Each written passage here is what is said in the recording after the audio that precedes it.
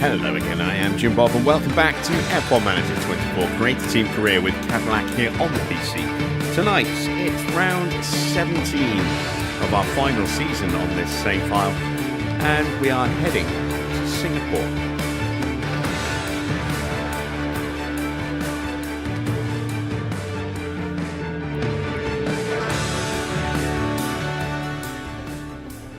Hello! So, just not, 8 races to go, including tonight's 17, 18, 19, 20, 21, 22, 23, 24. Yes, 8 rounds to go.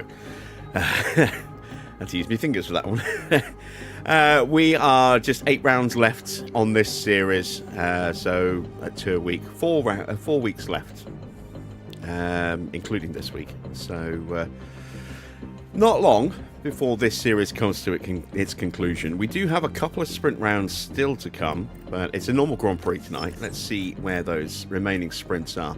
After Singapore, we will go to Austria, and then we'll have a sprint weekend in Canada, and then a sprint weekend in China, and I think that is it for the rest of the season. It is. Just those 2 remaining sprints.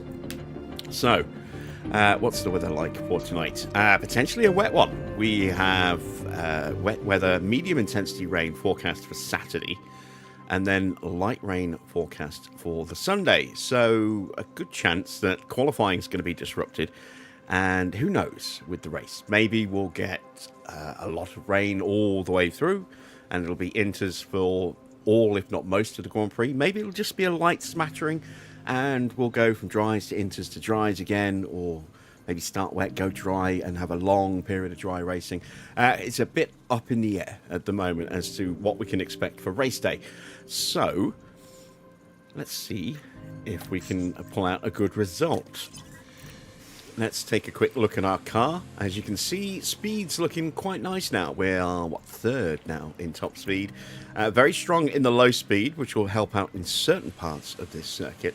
But medium and high speed is still pretty bad. We've got our brand new chassis on the car. Looking forward to giving those a run out tonight. And then we do have other parts that are in development at the moment. You can see we have 1 of our new suspensions and 1 of our new underfloors. As always, we're not favouring either driver, so we will hold off putting those on the car until we have 2 of each.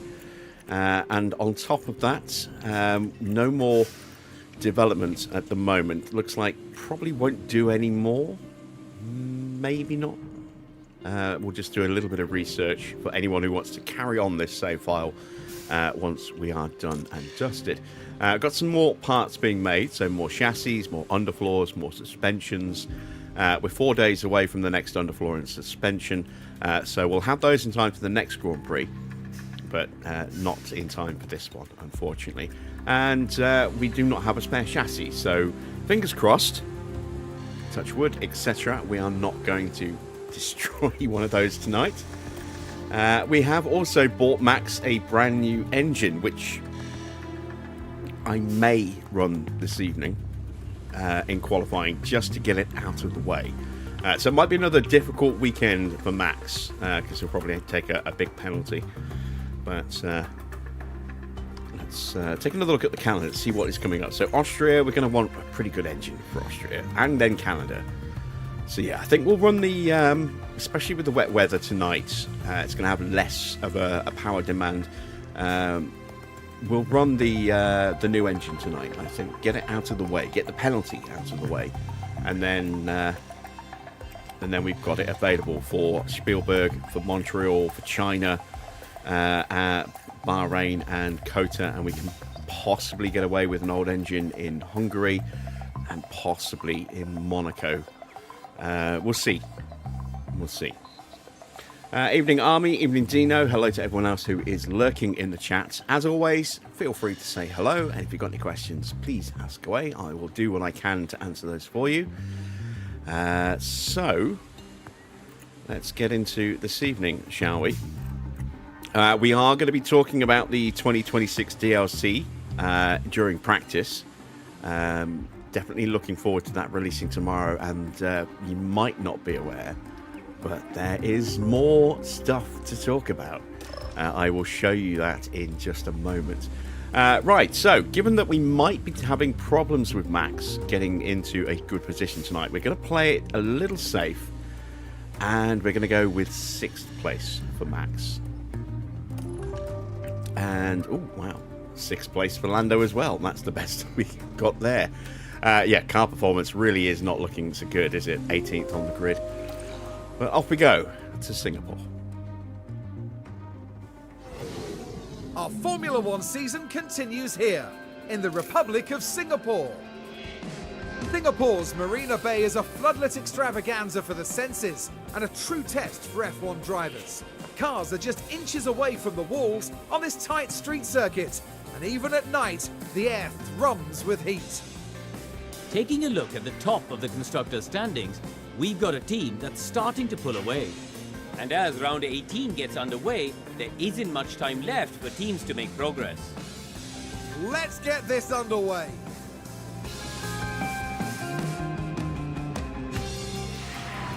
Round 18? Are you sure? No, it is. It is round 17 tonight, so I'm right, and Karun is wrong. When has that ever happened before? Right, so here we are then at Singapore. Let's get our cars prepped and ready for practice, and then we can talk about some really cool stuff. Let's start with car parts. We will go with the 15% engine and hope that it survives practice. We will also go with the 27% ERS and 20% gearbox.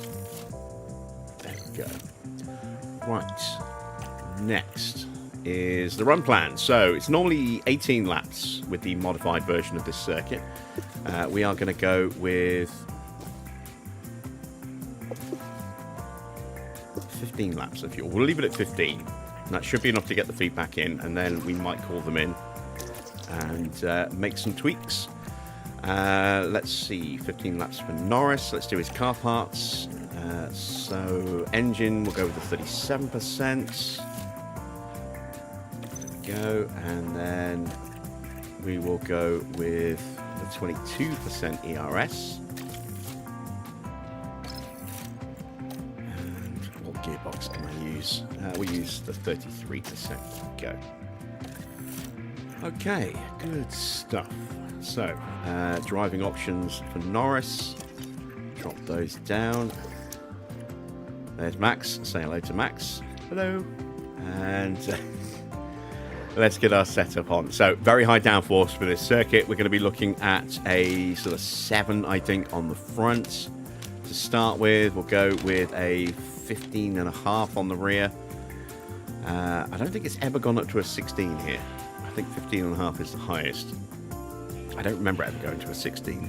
We're going to go quite extreme with the roll bar on this one. It could be more likely to be in the middle somewhere, but we'll try this.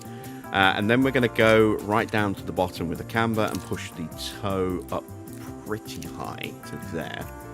And then for Max's car, we will go with something a little less extreme. We'll go with a 7.5 on the front. We'll go again with a 15.5 on the rear. Let's go with an 8.2. There we go. Again, I'm going to take that all the way down, and I'm going to shove that all the way up. And I can see straight away that is not going to work. So, have to dial that back to a 15. I'm going to bring this in as a result.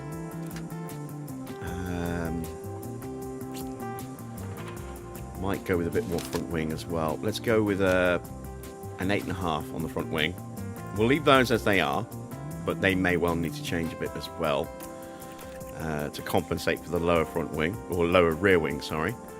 And with that, we are good to go. So let's hit the track. So now we have green light.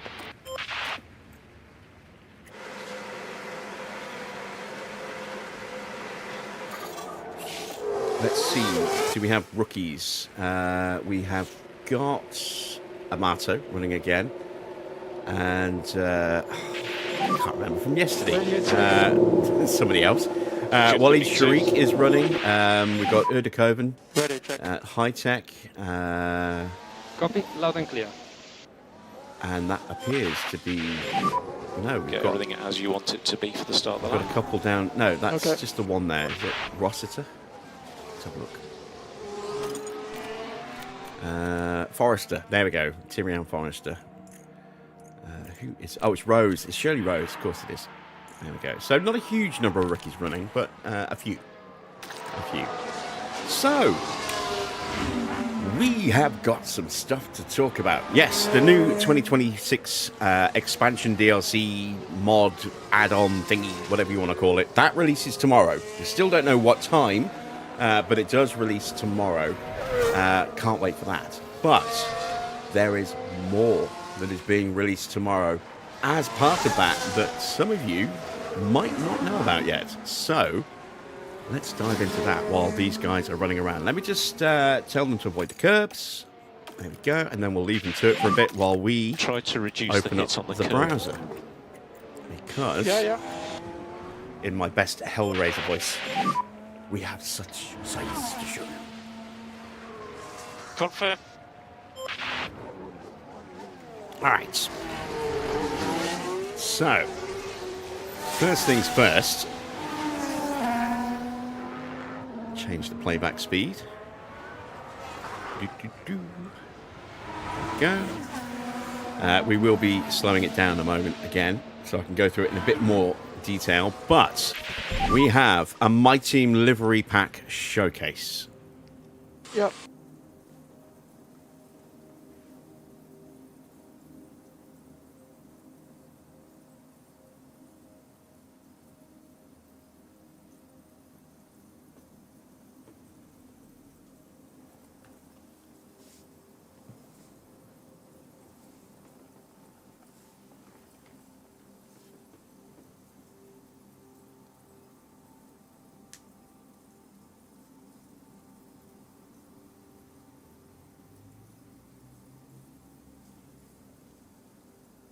There we go. Very, very brief video as it clicks through all of them very quickly. We're going to play it back much, much slower. So you can see that. And we'll pause on each one as well.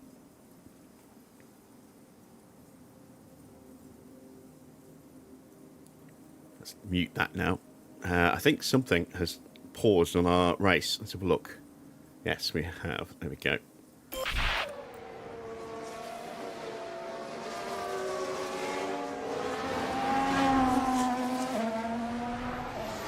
So, I don't know all of these liveries. A lot of them are based on historicals. Some of them I do recognise, some of them I don't. But I feel there's a couple I should know. I don't know if that's based on anything specific. I think it might just be a generic livery, but please do, if you know, correct me on that one.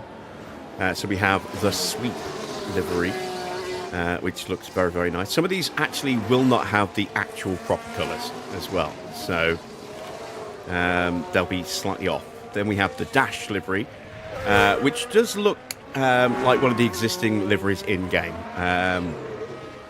but modelled on the new 2026 car. So I don't think that was changed too much. We have the Leia again. I don't think this has changed too much. It looks very reminiscent to one that already exists. But instead of just being a straight line all the way across the side pod, it now kind of sweeps around a bit as well. So I don't know if that one's a new one or not. It also kind of does look a little Porsche-like as well. So maybe it's a Porsche livery. Then we have the Curve, which is very clearly a nod to the classic HSBC Jaguar from the early 2000s.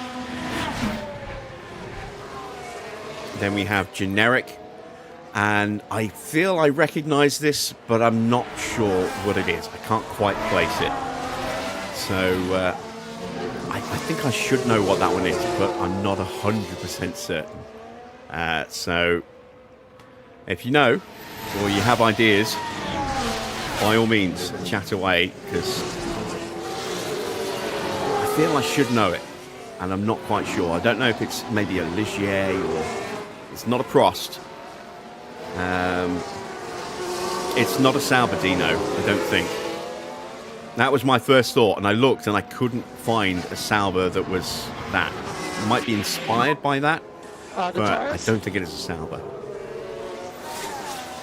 Then we have Speedway, which again, I feel looks very familiar, but I don't know if it is actually something. Okay. Let's ignore that. There we go. Still no faults. That's good.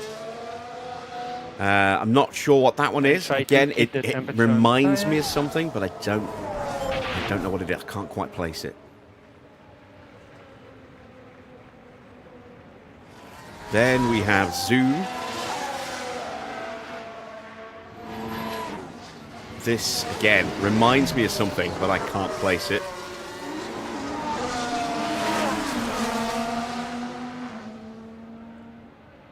After Zoom, we have Stripe. And again, this one screams something to me, but I'm not sure. Again, the colours might be the wrong colours. No, it's not Prema. We do actually have Prema, a Prema livery coming up. So it's definitely not them. Again, I love the look of this livery, and it looks so familiar, but something just looks a bit off as well, and I can't quite place it. We have Union, which is maybe not necessarily definitely the Williams that they ran for the 24 season at Silverstone, but it's certainly very heavily inspired by that, with the half Union jack on the back.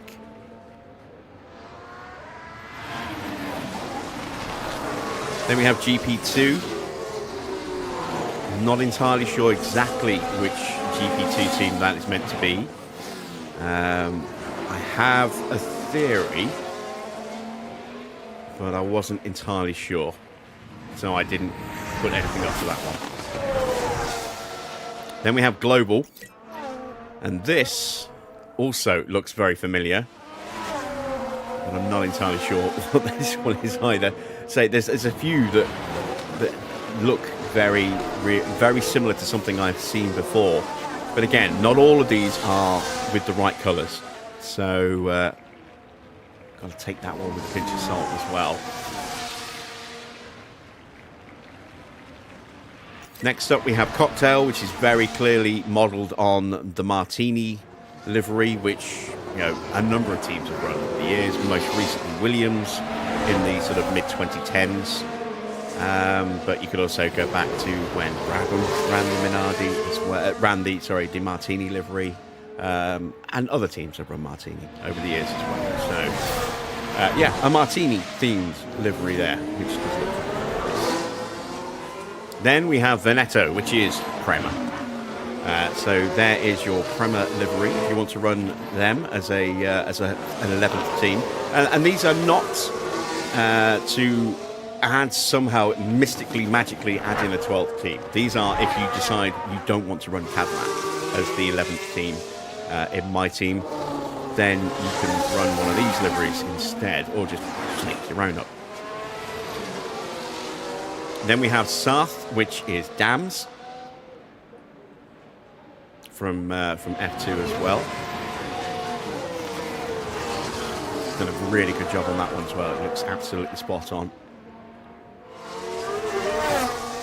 Then we have a Cadillac livery, which looks really nice. So it's got this really weird pattern on the front wing, which I think is just their badge turned on its side. We've got the badge, or part of the badge, sort of ghosted on the side there as well. We've even got Cadillac written into the side of the side pod there. So this would be if you want to create your own Cadillac variant liveries as well, I would imagine. Instead of just sticking to that weird half and half black and white one that they're running this season. Then after States, we have Alsace, and this one, again, I couldn't place this one. It looks familiar again. I don't know if it's just the colours reminding me of something, but I could not place this one, so I'm not sure exactly what this one's based on.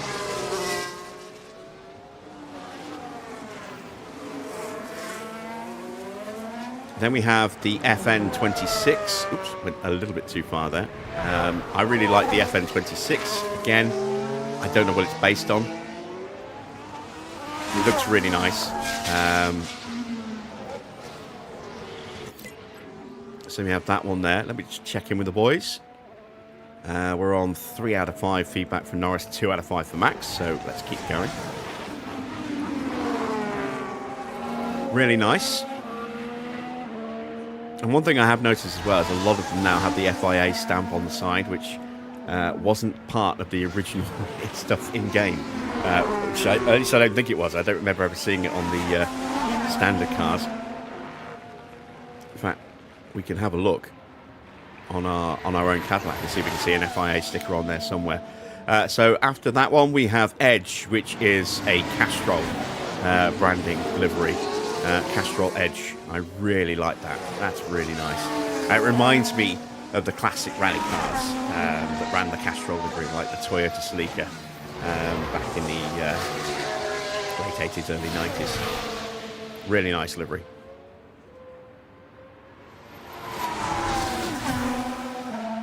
After that, we have one for Overtake.gg. They've actually got 2 liveries. This is the first one. And then the last one is also an Overtake. So I don't know if they're going to be labelled separately. I'm guessing some of these are going to replace the defaults, like where you get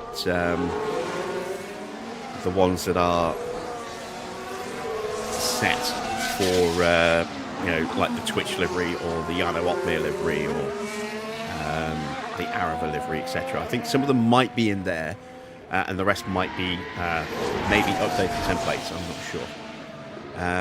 We shall see. And then we have Westergate 89, and this one I could place. And this is the Onyx Cosworth. There we go. That's what it's based on.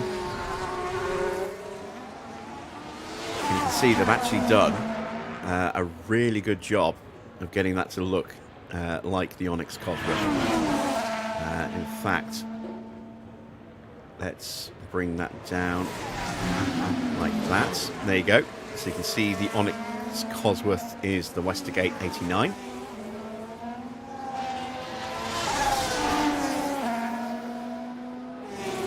And I just closed the wrong thing. Oops. Let's bring that back up.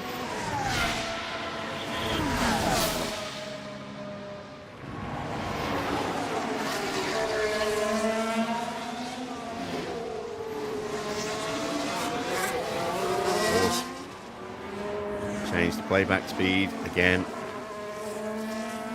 You can tell I'm a technical genius, can't you?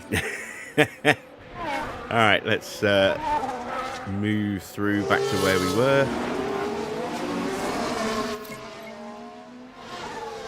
Castrol Edge, Overtake. Evening, Daniel. So there we go. That's the Onyx. Then we have a Woking 89. So this is obviously the McLaren. The yellow threw me a little bit at first because I was trying to think why they labelled it 89, because they only ran yellow once, which was, I think, Portugal in 1986. Keke Rosberg drove that car, and it was white and yellow as opposed to half and half or white and red like this, and that was to promote Marlboro Lights. So they actually ran a white and yellow car for that one-off race. So I don't know if that was a nod to that or why they decided to do that. But yeah, this is basically the 89 McLaren. It's very nice. And this one I think is just a reworking of one of the liveries that you got with the Digital Deluxe Edition. After that, we have the Silverstone 91. This is the classic 7-Up Jordan.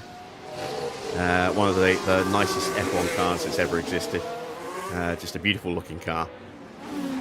And so we now have that template there. And again, this is what I mean about the colours being slightly off. That should be a different shade of green rather than that sort of yellowish colour. And of course, that should be white, but we're limited to just the 3 colours. And I would say that probably needs to be a little bit darker as well. But it's clear to see which car that's supposed to be.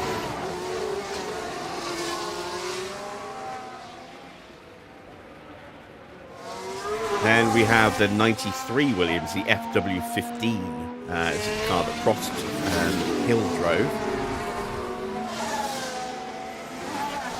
Let's get rid of that. And that at the moment. So yeah, just the next year basically of the Williams after Mansell left the team. After that, we have the Grove 05, and this one is a Williams back in their BMW days, but the colours are flipped. So instead of being white on blue, it should be blue on white. There is what it actually looked like. So you can see the colours are flipped, and the blue is a little bit too light. But that is the BMW Williams livery. And this is when we started to get into an era of cars that I thought started to look really bad, because it was just aero bits blocked on the car everywhere. They get worse than this. They get a lot worse than this. But that is the 2005 Williams Grove 05. Then we have the 2005 Ferrari. Any feedback on the car? Pretty straightforward. Yeah. And then we also have Yes, the confirmed. 2006 Renault. We've got our feedback, so we'll come back to these in a second. Let's sort that out. Let's have a look. We are at 89 with Norris. Not bad. We're going to call him in.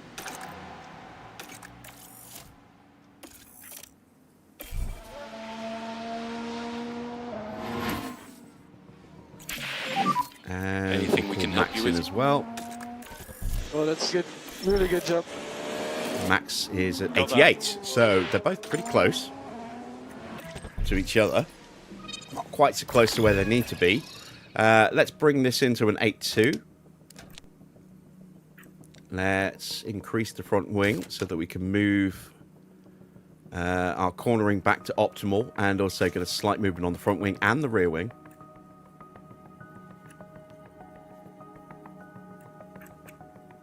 And let's push that up a little bit.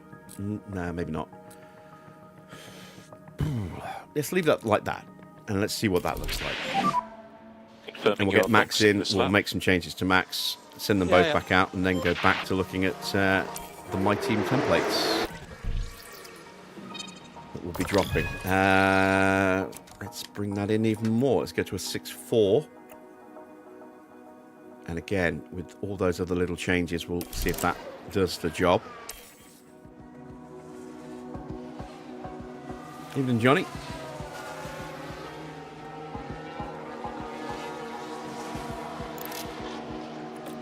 So out goes Norris.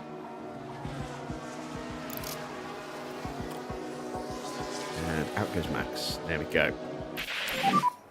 Can you check the temperature? Right. Back to these.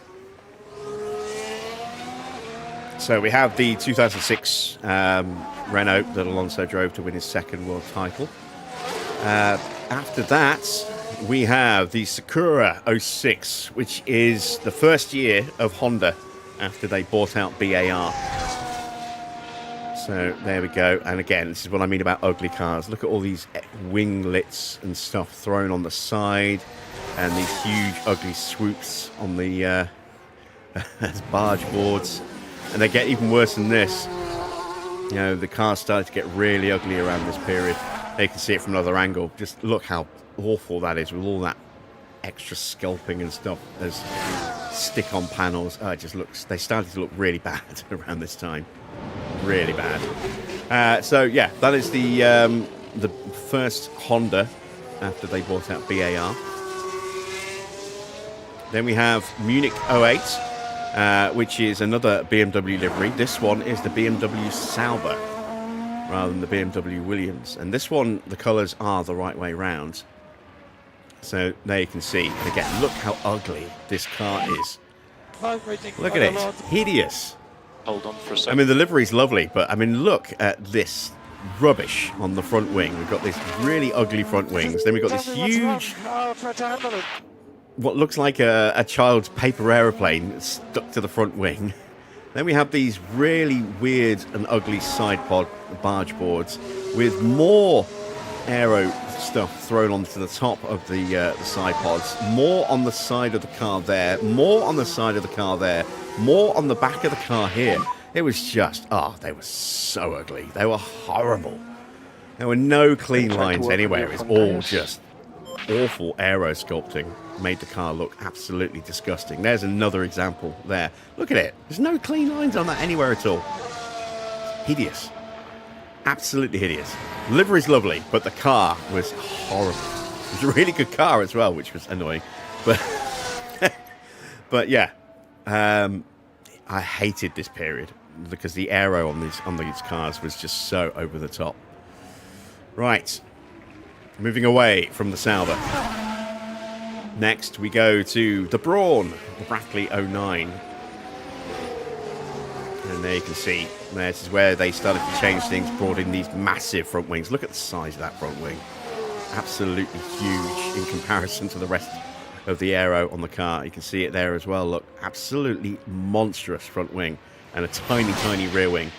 There was a big rules reset on the aero around this time. Of course, this is the one and only season of Brawn. They had that double diffuser trick at the rear that was deemed legal, and everyone else then had to scramble to copy. Toyota and who was the other team? There were two other teams that also had a double diffuser. There was Toyota and somebody else. I can't remember who the other team was. But they also went with a double diffuser. But because Brawn was winning, everyone focused on Brawn. Williams. Was it Williams? I didn't realise it was Williams. Right. After the Brawn livery, we have Madrid 11. This is the first Hispania livery. We have a couple of these. So there we go. There is the 2011 Hispania. Lots and lots of different angles of it. And you can see that the checkered flag design carried on to the rear wing as well. And it does that on here too. Look, there you can see. There's the checkered flag on the inside of the rear wing and on the outside of the rear wing as well. So really nice attention to detail on that. They've nailed that livery. But you could easily adapt that for something if you didn't necessarily want to run HRT. Then we have Madrid 12, which was the 2012 Hispania with the red and gold. And there it is. This is the car that Lorraine Carticayan drove, amongst others. Pedro de la Rosa was the other driver there. But yeah, so a couple of different HRTs in the mix there. And then after that, we have Woking 2013, which you should recognise because that's what we're running with on in this save file, and also on our 2013 series. That is obviously the Chrome McLaren. We also have Enstone 13, which is the Lotus. And then we have Leafield 13, which was the Caterham. They were originally Lotus before Team Lotus came in. And they had to rebrand to Caterham. And then we have Banbury 14, and this is the first one with really obvious not the right colour. This was the 2014 Marussia, and there you can see what it's supposed to look like. Complete with that kind of swoop on the side pods that we see here as well. And then we also have the 2016, and this was after the team had been sold to Manor, or rebranded as Manor. And again, there is the real world example that it's based on. So yeah, those are all the little extras that are coming our way. We also have a few more. We have the Golf McLaren. We have the Ferrari from last season. And we have the second Overtake livery, but this one actually has the Overtake branding on the side as well, with the AMO modding community logo. And then we have the name of some modders as well. So CM Designs, can't see Project something, Little Onion, Kevin Tardo, who is the guy who is the author of the 2013 mod that we're using, and also did the Facepack for the 2026 DLC. I'm not sure who this is.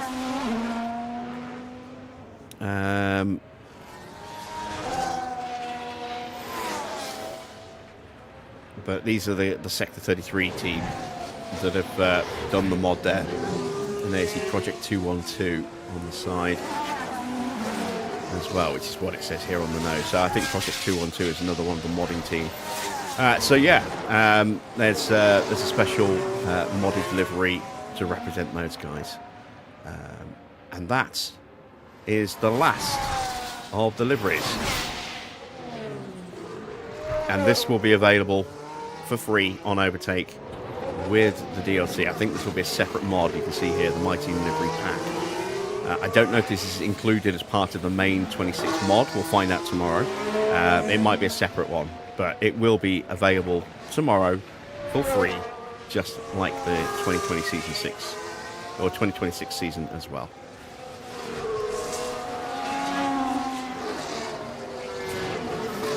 So they've done an amazing job, haven't they? They've done a fantastic job. They've given us loads and loads of historical liveries to choose from, and they've also brought a couple of the other ones a bit more up to date as well. Not quite sure how they're all going to fit in, whether they're going to, as I say, some of them are going to be fixed in the pre-existing created ones, like Twitch livery, like Yarno's, like Araba's, and all the other sort of created permanent liveries that can't be edited. I think the Overtake one is definitely going to be there. Not sure about the other ones, whether they're going to be fixed or whether they are going to be something that will be brought in. But yeah, we'll be replacing these sort of original templates that you can edit. I would imagine they will be, at least some of them, maybe not all of them, but a whole extra list of templates that will be available. So that could be fun to see whether or not those are editable. And we'll get those tomorrow for free. Right, let's go back to our team. We can see we've got a fault here on the powertrain for Max. It's the gearbox. It will be a little bit worse at the end of the session.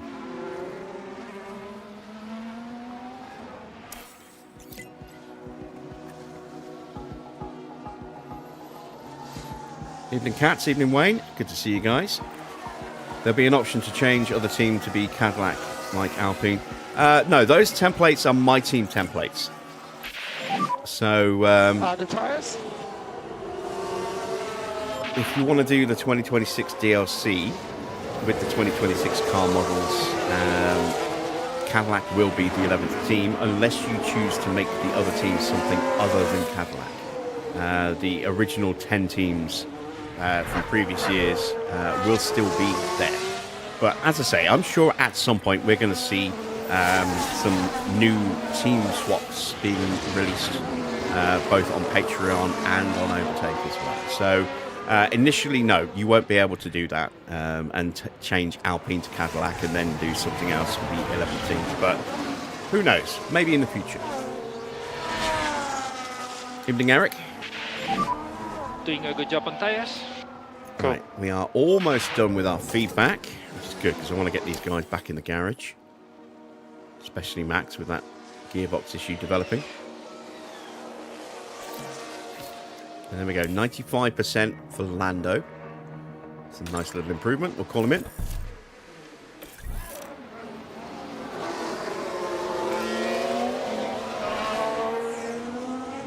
And like I say, I wanted to check, didn't I? See if we've got that FIA sticker on our car. I don't think we do. Yeah, that's nice. No, we Copy don't. that. There is no FIA sticker on that. So that's really nice to see that on those templates as well. Very exciting times. It's like Christmas again. Yes, it is. We're getting a huge, well, I suppose you could call it maybe a slightly delayed Easter present. Not just the DLC to bring, you know, the new cars with the new updated liveries and the new staff, etc., but also all those extra Myteam templates that will be available for us as well. So yeah, fantastic job, guys. Really, really appreciate it, and I can't wait to get my hands on that tomorrow.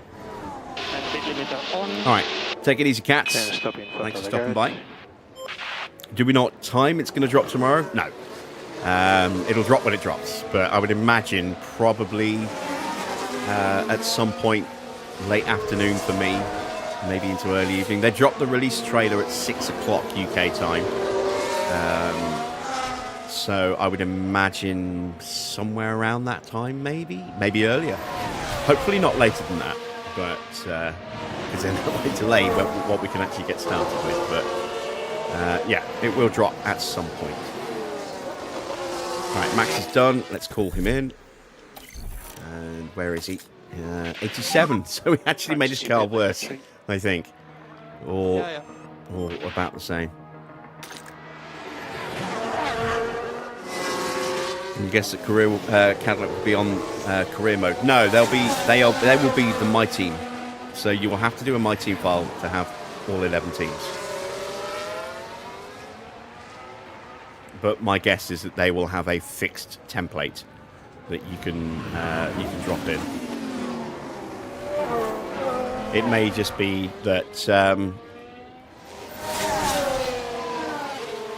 you know, you choose Cadillac as your Myteam, and then it will just automatically apply all the right branding and stuff once you apply the mod inside the data editor.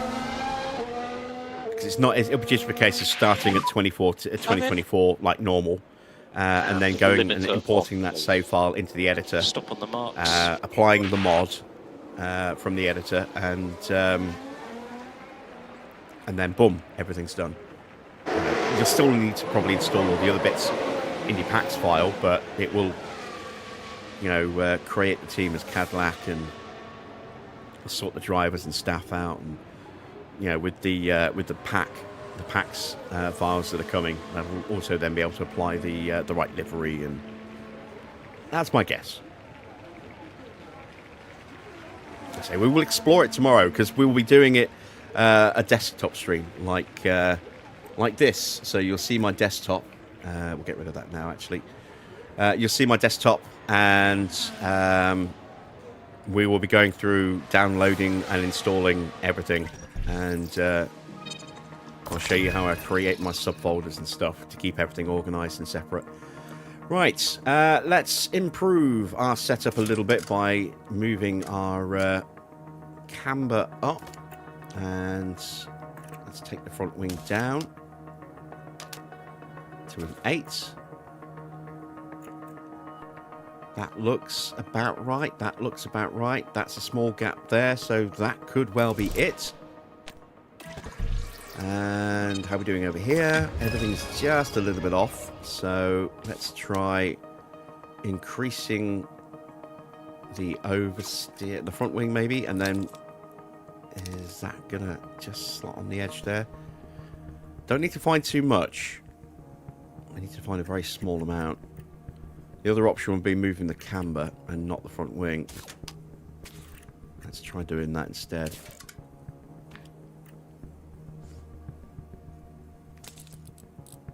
Yeah, I don't think that's actually going to fit, is it?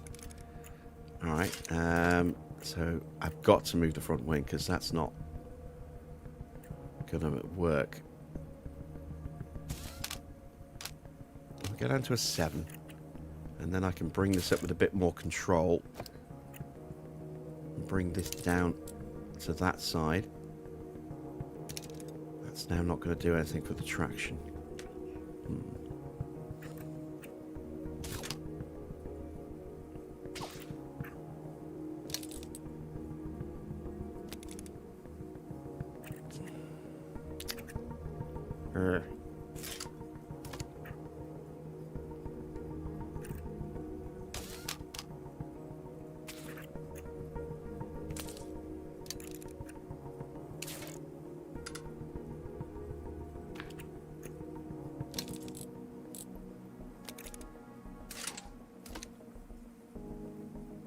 In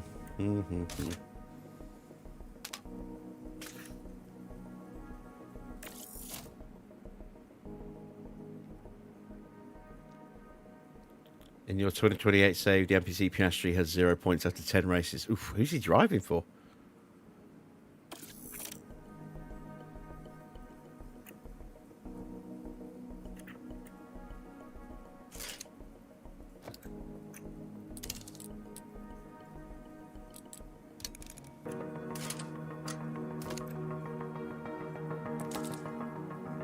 I'm not convinced by that, but we're going to try it. Still driving for McLaren, but they're not doing papaya rules. Evening, Ibuk. Yes, I know. We've literally just gone through it for the last like 20 minutes or so.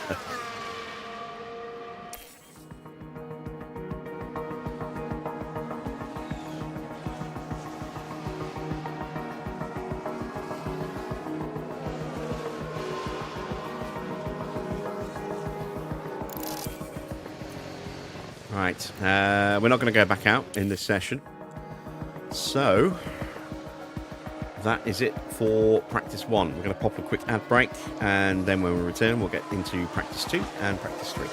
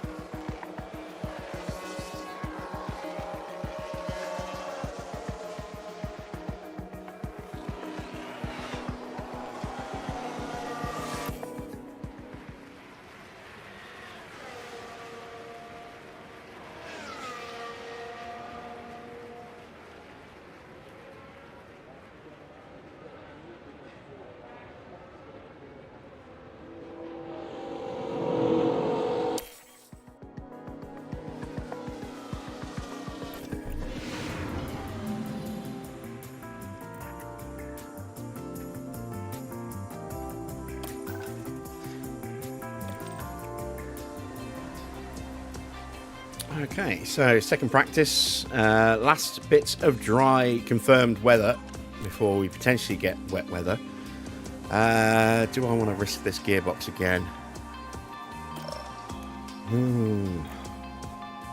What other options do I have? We'll go with that one. Play it safe. Okay, so we've made our setup changes as well. Let's do our driving options. We'll stick to just 15 laps of fuel. Hopefully will be enough. And again, we can call them in early if we need to.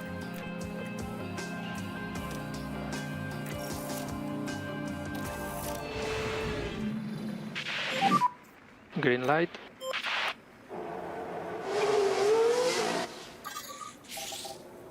And out they go.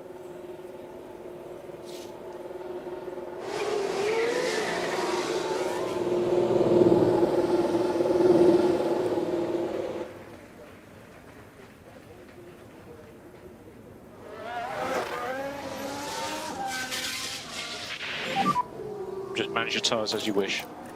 Yeah. Try to reduce curb use and it's unsettling the car. Okay.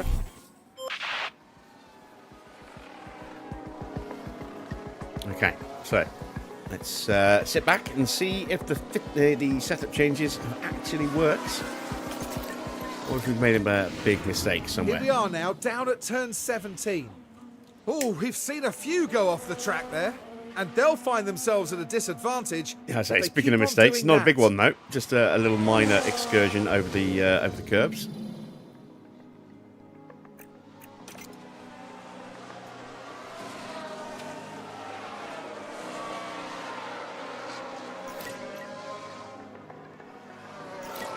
For those curious, I'm wearing my Fifth Element t-shirt today. Give you a better view.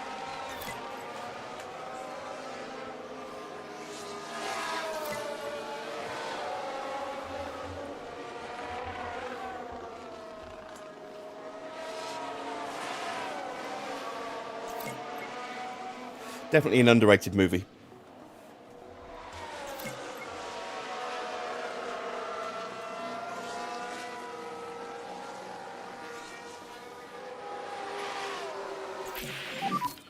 Any comments though?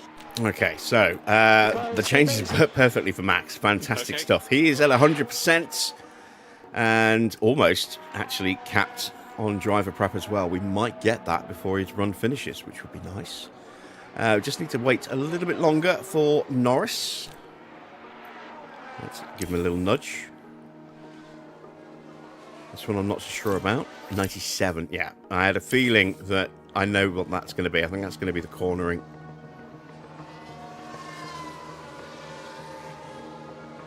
And there we go. We're heading back to the garage. Both drivers are at 50% prep. That will be enough for Max, and hopefully will be enough for Norris, despite not quite maxing out the setup there.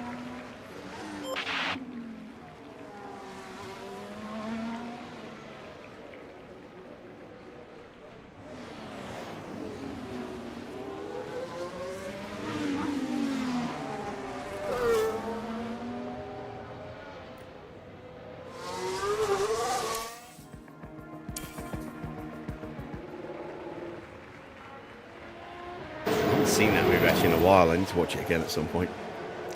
Right, let's just confirm everything's done there. So Max doesn't need to go back out again. I could have got away with using the other gearbox, couldn't I? We only did 15 laps. It's just not worth the risk at this point, I don't think. And oh, it's the wing, it's not the cornering. Okay. Let's bump that up then to an 8. Take that back down. Am I going to be too far on the braking stability now? I don't know. I am going to send Norris back out. Again, just so we can get a little bit more car park knowledge learnt. And we'll call him in as soon as we get that feedback.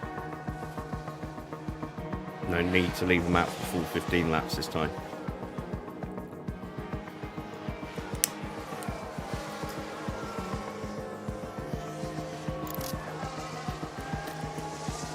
Out he goes. Williams are looking strong again. And because we're not really going to be going out in practice 3, we'll use that to dive into the editor a little bit and just take a look at what teams have been up to with upgrades and what they've got fitted.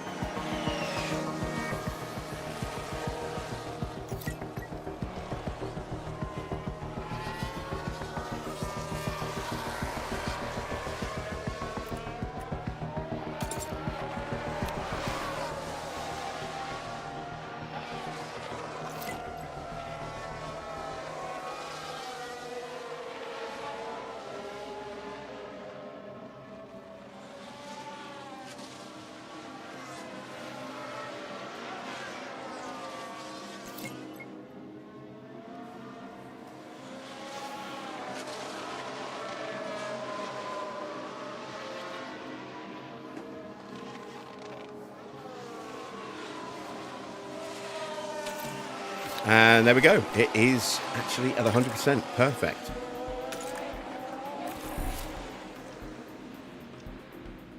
Crumb catcher getting a little damp there. Right. That's us done completely with practice. So let's just take a quick look at the track. Wrong section. There we go. Reports. Circuit info. Sections by speed. So we're really good in the low speed.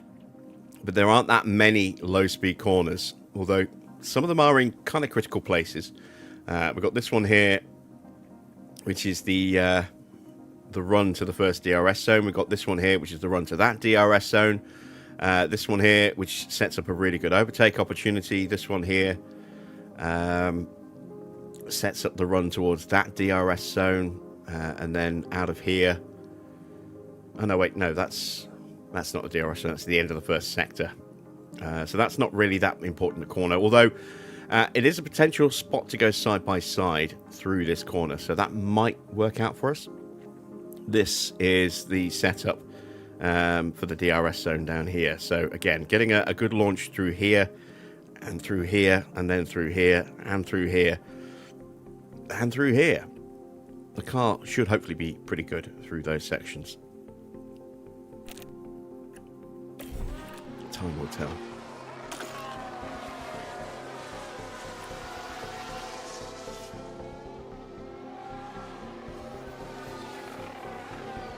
Piastri's time not looking so great. I wonder if he's got another issue with his car again that still hasn't been fully resolved. He's running a damaged part.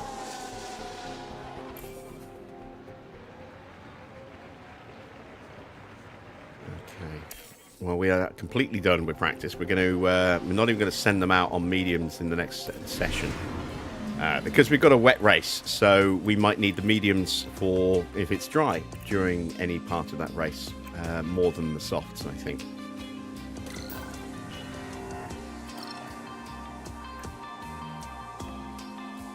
So, into practice 3.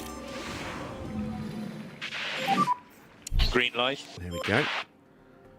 Let's bring back our editor.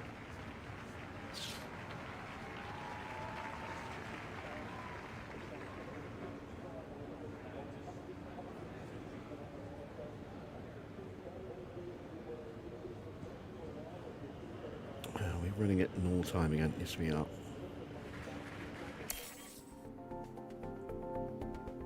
Okay, so performance.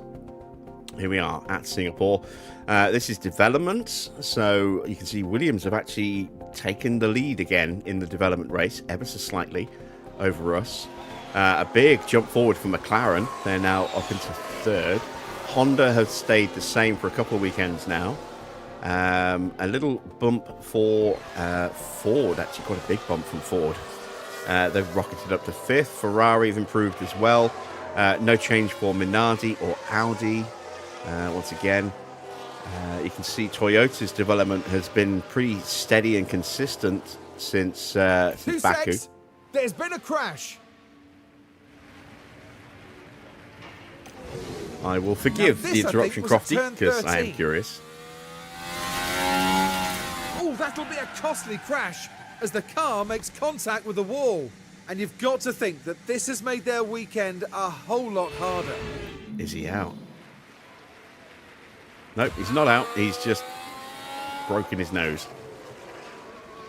Clumsy. Right, back to this. And then again, no development here from HiTech at the bottom. They really have stagnated this year, haven't they? Their development has not been good. In Mercedes, have actually gone down a bit as well. So they've developed something that's improved one area, but looks to have hurt performance overall. Again, this is only what's been developed, not what's been fitted. For that, we need to take a look at this. So Albon has got the best car overall. Then us. Then Colapinto. Tsunoda, Russell, Hadjar, Leclerc, Mini and Fornaroli. The two Toyotas of Lawson and Drugovich. The Audis of Doohan and Bortoletto. There is Antonelli. Then Sainz, Porsche.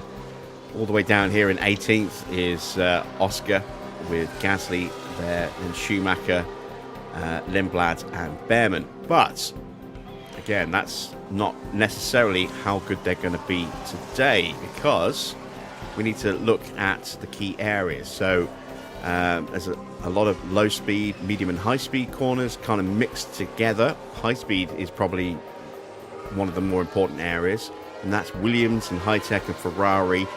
We're 5th down there. We're 5th in the medium speed. Again, that's Williams, McLaren, Ferrari. Aston are up there again, or Honda as they are. In the low speed, Williams is actually slightly better than us in the low speed. Then McLaren, and Honda, Audi. DRS, we're only 6th in DRS. Dirty air tolerance, we are still the best car, as Crofty's telling us of something else. A crash for Yuki Tsunoda, and we couldn't quite click it in time, but we can see where he retired at the end of the first sector. That's where Max had that massive lockup a couple of years back. Tyre wear, we still got the best tyre wear by about 3.5%. So yeah, this is not a straightforward key to who's going to perform the best, because it's all about how the car handles in certain areas. And we're pretty decent across the board. Not the best, but not the worst. As you can see, mid-pack in both medium and high speed. And then, pretty good in the low speed as well. But not amazing acceleration. That stands with McLaren, Ford, Minardi, Ferrari. They're all above us. So it'll be interesting to see how the car copes. I think we should do quite well. But it's not going to be a straightforward, walk in the park for us. And of course, we are going to be running that engine penalty for Max today, which will drop him down at least 10 places.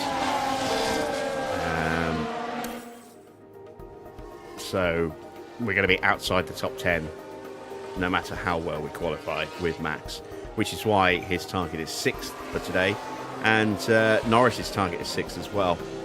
Interestingly enough, based on what we saw there in the editor, our car looks a lot better than it does in the in-game trackers, where it said that we've got like the 18th and 19th worst cars, or 17th and 18th worst cars. So yeah, not 100% certain exactly how everything's calculated. I do need to get in touch with the database editor guys and just try and figure that one out a little bit. Evening, Arctic.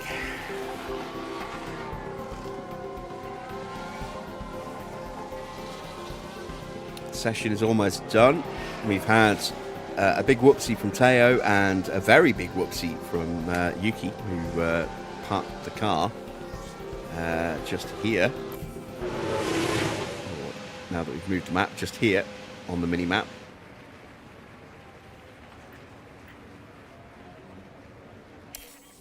But we have got our car exactly where we need it to be in terms of setup and our driver prep. And you can see 100% prep, which is very nice indeed. So, when we come back, qualifying for the Singapore Grand Prix.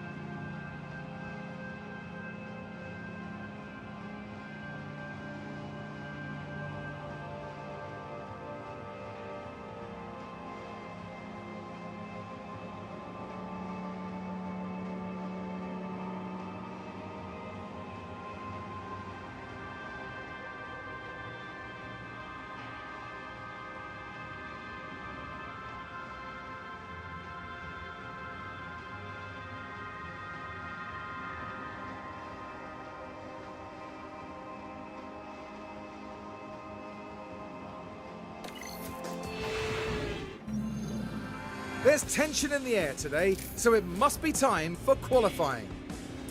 Executing the perfect qualifying lap around Singapore comes down to absolute precision. The circuit needs high downforce and a good suspension to maximize grip on the bumpy street surface.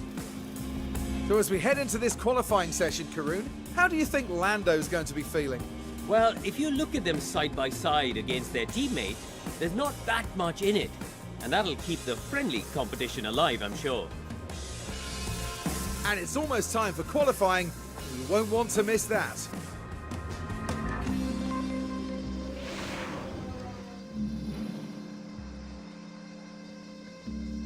So, it is time for qualifying, and we've got over 3 mil of water on the track. So, it's going to be very wet to start this session, at the very least. Let's get some better bits on the car. Let's get rid of that engine. Let's go with... yeah, we've got to use it for qualifying, haven't we? So let's go with this. we'll be using the 59% engine in the Grand Prix itself. Go with that ERS. Very tempted to... Yeah, let's put ourselves in debt. And we'll take a new ERS as well, because I don't think that will really be viable for the remainder of the season. So we'll, again, take that penalty tonight. So Max is going to be starting from the back of the grid now. We should be okay gearbox-wise. And we'll go with that gearbox. There we go. As for Norris, we're going to go with the 62 engine. And we'll go with the 95 ERS. And 70 gearbox. There we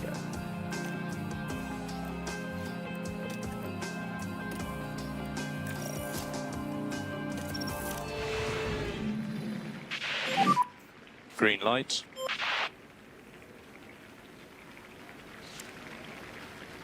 Right, weather is going to improve, so let's get out and do an early lap. Let's get a little bit of extra confidence before the track starts to dry up.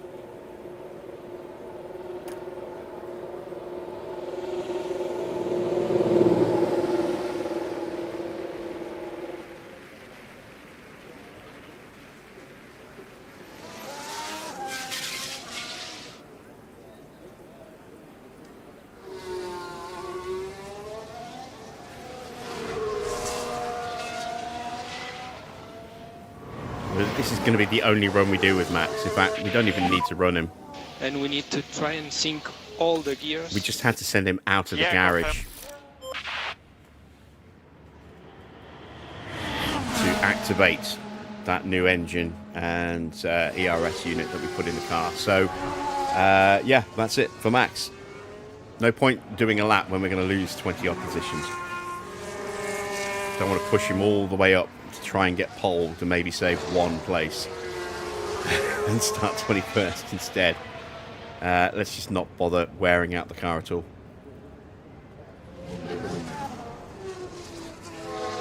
And then we'll swap that engine out and that ERS out. It'll brake park Fairmay, and we'll put the older bits in and we'll start from the pit lane.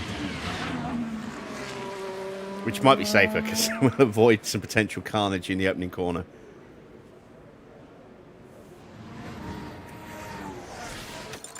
So, let's turn our attention to Norris then, seeing as Max isn't actually going to be competing.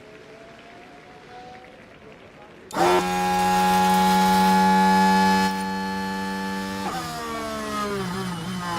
should have a clear track as well. The AI is not going to come out until the track starts to dry up. And that's not going to happen not properly for a little while. There is very slippery. Yeah. Tight and good. Track is clear. Track is clear. Pit lane to podium. And charge button No, off. we didn't do it with Charge Max button last off night. for last We corner. got 8th with Max last night. We're trying to target 6th tonight.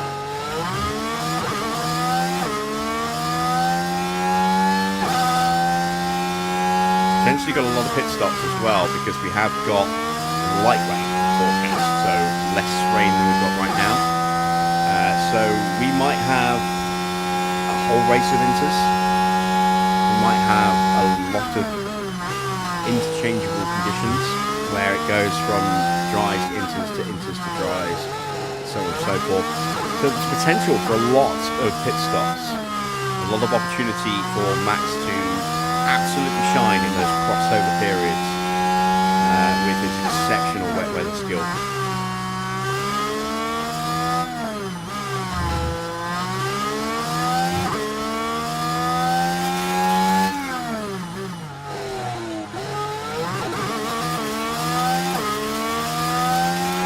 No real reference point, and this time is going to be very slow once everyone else starts coming out because the track is going to be much quicker.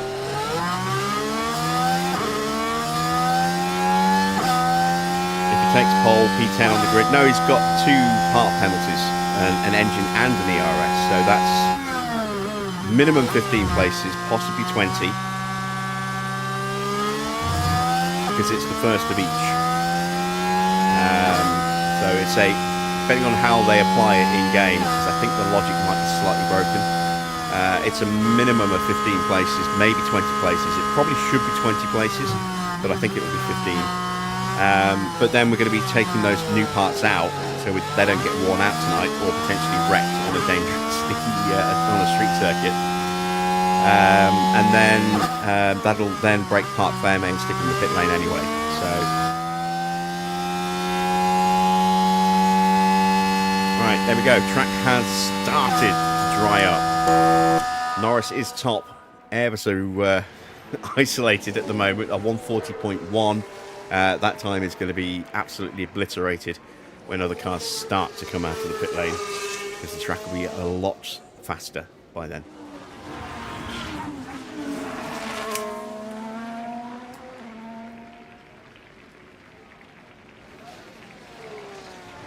And if he took pole on the grid and it was only a 10-place penalty, the best he would start would be P11, not P10.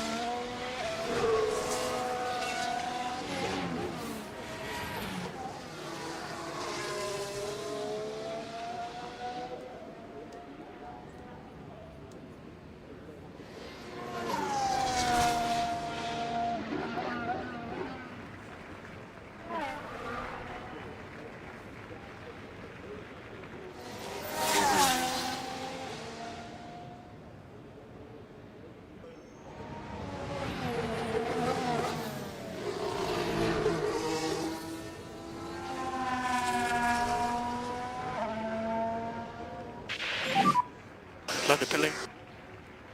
Slippery track, pit exit. Yeah, confirmed. Still no movement from anyone else. We'll prep for another run. Oh, there we go. They're starting to go out. That's Schumacher and Fornaroli. Porsche, Gasly, Piastri, they're all going out, aren't they? So we'll let them all go out. And then we'll go out after them and hopefully go even quicker. And then that will still leave us enough time for another run after that, when the track's at its absolute best.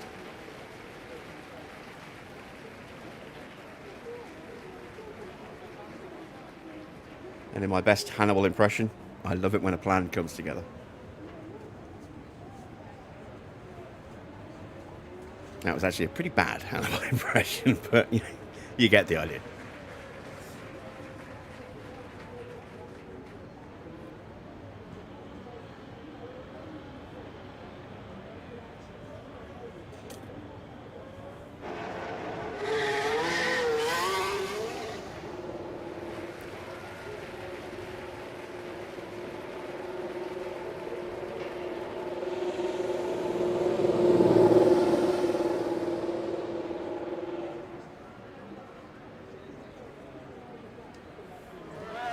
There's a huge clump of traffic that's going to get in its own way. You take a look, there's Porsche in some pretty open space. Here we've got Sainz, got the 2 Fords in front of him. He's got a Williams right behind him, and behind the Williams, which one is it? It's Colpinto. Behind him is then the 2 McLarens, and then the 2 HiTechs. And then we've got a Ferrari. It's just a huge, long queue of traffic. And then we've got a little gap. And then we've got another huge queue of traffic with the 2 Hondas and the other BMW Williams. And I think the Audis are in there as well. Possibly also one of the Toyotas, or both of the Toyotas are in there. Yes, both the Toyotas and a Minardi. They are all nose to tail. Let's ride on the back of this train with Gabriele Mini.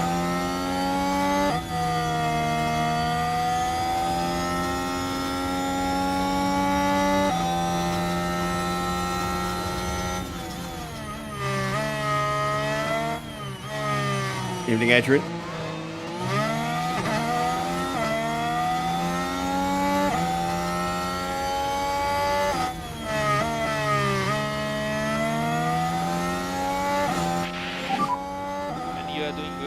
Good job on tires. And track is clear, track clear. Start the lap. So Sainz is benefiting from having a little bit of clean air, as is Yuki Tsunoda.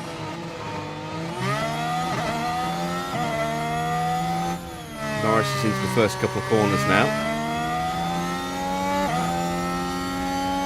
Track is still drying up. We're at 2.50 and now 2.49, so it's still falling.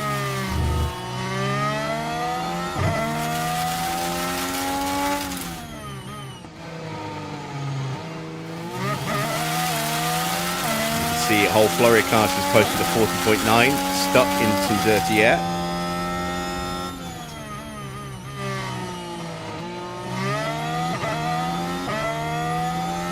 No, this is an R livery. We're riding on board with Mini in one of the Minardis.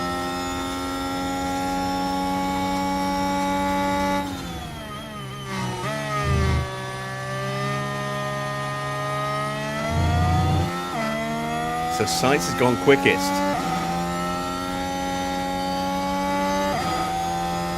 Norris now, purple in the first sector. Let's turn our attention to Lando.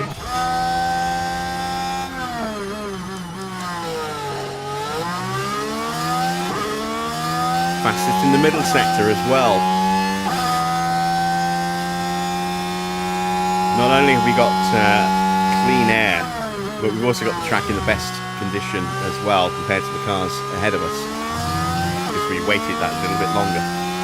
Track is still drying up, so it will get even better than this. This time we'll get beaten. And there we go, 4/10 clear. Sainz and Russell actually set identical times. Okay.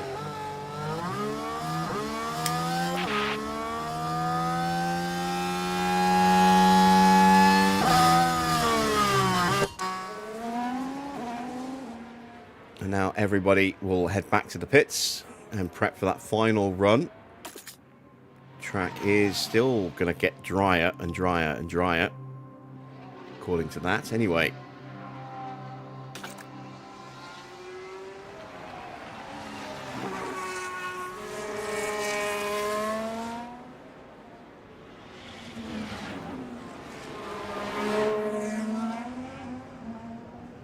And I think I know why the tyres might be the wrong way round on the right side of the car.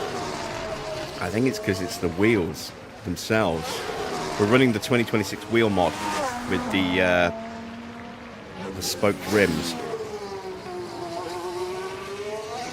And I think they've just been reversed for the opposite side of the car, which is what's affecting the tyre tread. Because we weren't running those on the 2013 mod. So the tyres both had tread in the right direction on the front and the rear. Whereas it's like that on our car at the moment. Left side going the right way, right side going the wrong way.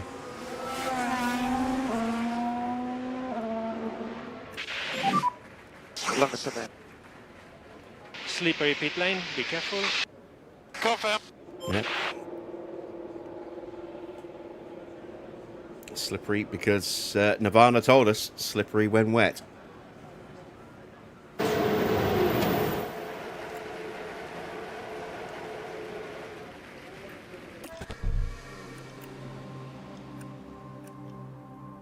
Those tyres will be fine for another run.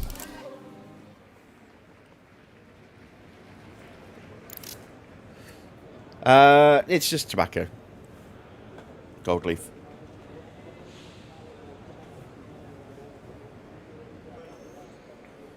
I have a little tin of roll-ups. I sit and roll every few days just to fill the tin back up, and then I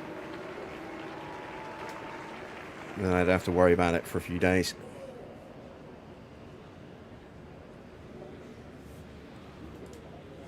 I get my tobacco in a tub.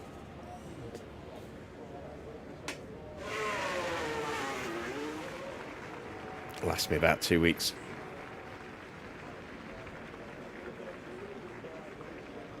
Right, we've got a few cars out. Piastri has gone out very early. Probably a little too early, maybe. Tsunoda's gone out as well as Fornaroli and Lawson. There goes Drugovich. There goes Gasly.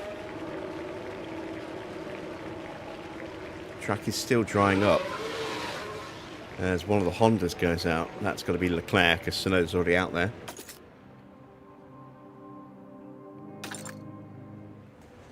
The longer we leave it though, the more likely we are going to hit a little bit of traffic, so I don't want to leave it too long.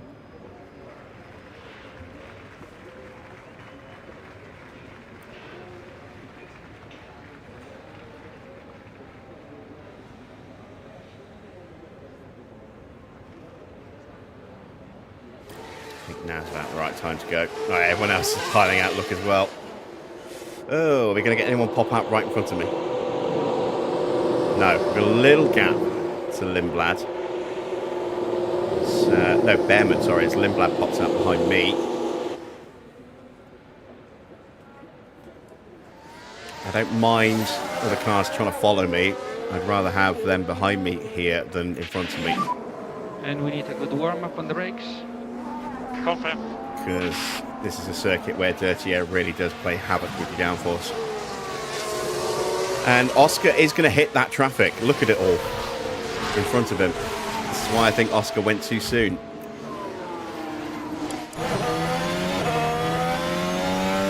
He's using a brand new set of inters as well.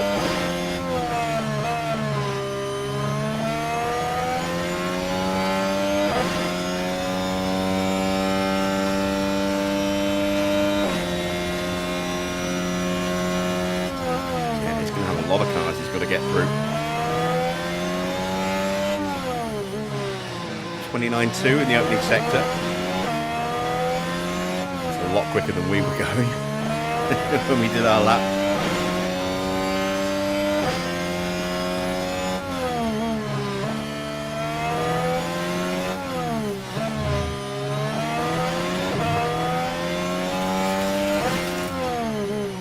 Norris in the traffic. Sort of. There's a little gap between us and Bearman, and then we've got 4 cars behind us. 3 cars behind us. We've got Lindblad, one of the McLarens, which I think is Hadjar, Tires are good. and Track is clear, track one of clear. the Williams as well, which is Colapinto. And it will be charge button off. For Look at that. Oscar's just got away with it. He's not going to hit that traffic. Right. Norris.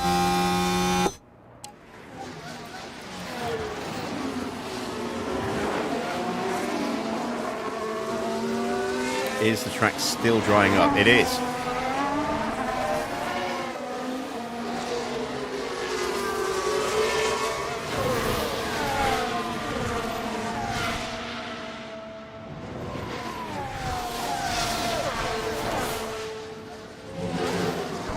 Okay, 29.2 in the first sector. Not the quickest, but didn't expect us to be.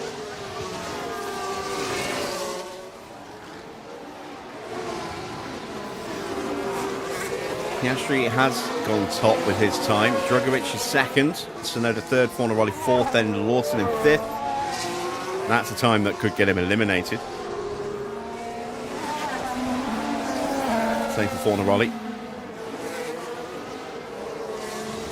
Into the middle sector split time coming up at the end of this straight. 39.3 Porsches had a really good middle sector. Stuck behind Sainz. Might be.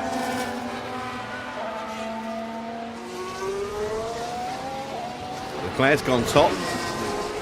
Now Russell in second. Schumacher up to 6th place.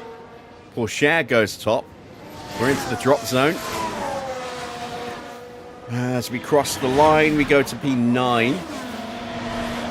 Colapinto is out, Albon is out, Fornaroli's out, Lawson's out, Bearman's out, and we know Max is out because we weren't going to push with him because of his penalties. So, both Williams are out in the first session, along with Fornaroli's Minardi, Lawson's Toyota, Bearman in the HiTech, there he is, just in front of us, and our teammate Max, who is effectively sitting out qualifying. And congratulations, Mike.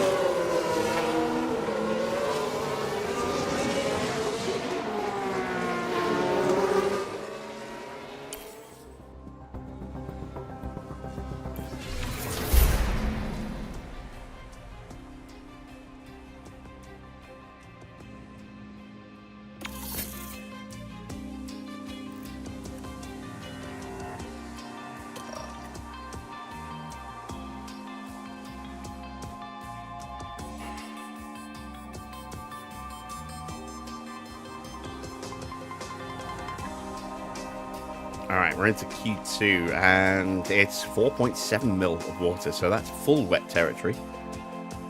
Let's see if that's going to change.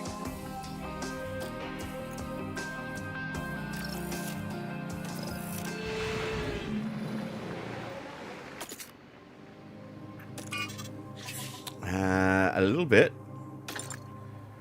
Let's get out and do an early lap. Now we have green light.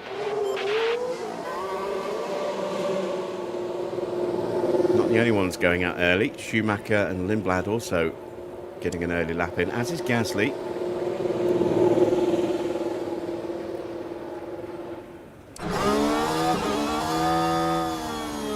Let's go out behind Schumacher so we can see the spray. And we need a good warm-up on the brakes. Confirm.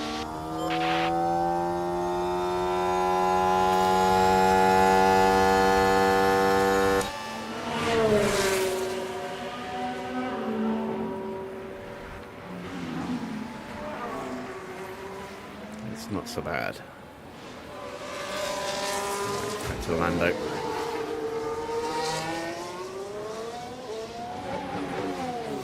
Started using the webcam on Tuesday, but it's not the first time I've done that. I used back when I was using just the PS4 and I bought my PlayStation VR set. I was using the VR cam to put my face on for the Alien Isolation live stream series I did. So it's not like the first face reveal I've ever done on the channel.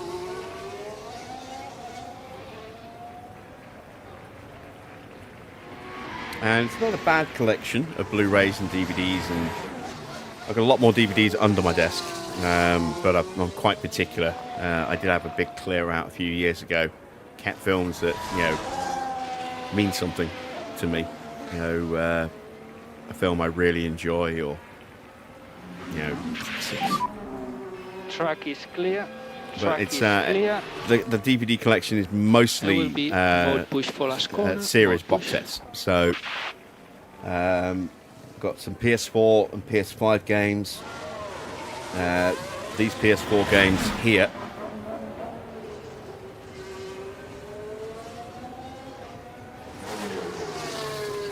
Trying to get the the camera to come with me a little bit.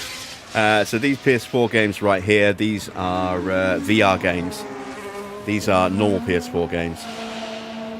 And then I've got The Fall, Lost, Sons of Anarchy,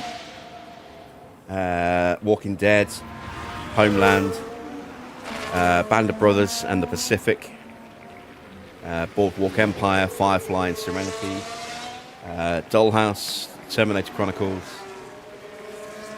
and then I've got some Star Wars stuff, so Robot Chicken and the animated movie from the Clone Wars.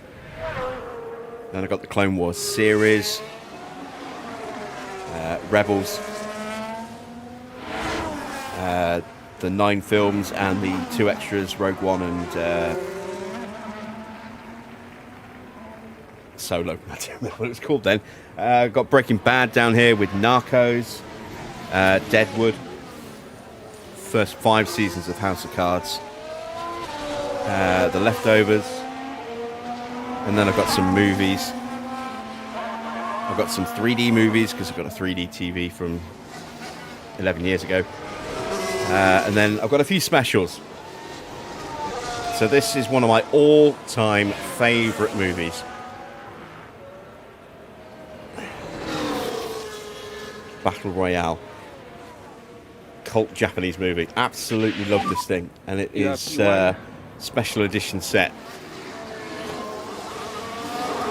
So I've got some comics and postcards, booklets, special features, a director's cut, and the theatrical cut, all in one box set.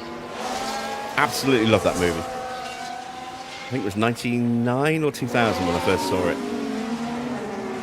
That was on Channel 4, I think. Let's see what does it say on the back.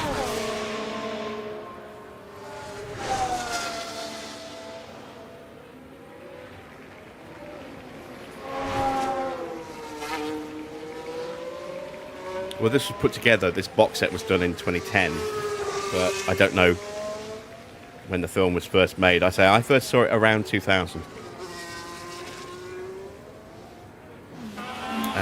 Other box sets up there, I've got Game of Thrones, The Sopranos, The Wire, Fringe, absolutely love Fringe, fantastic series.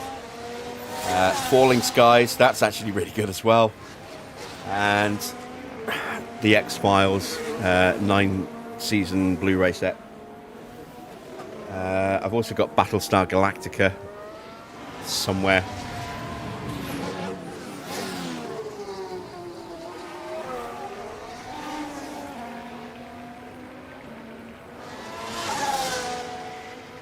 Down here. I've got Battlestar Galactica and Heroes. I've got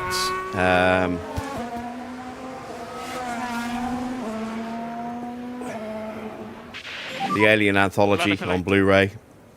Be careful. Thinking about slippery upgrading to pitfall. 4K at some point. Confirm. A few other random films.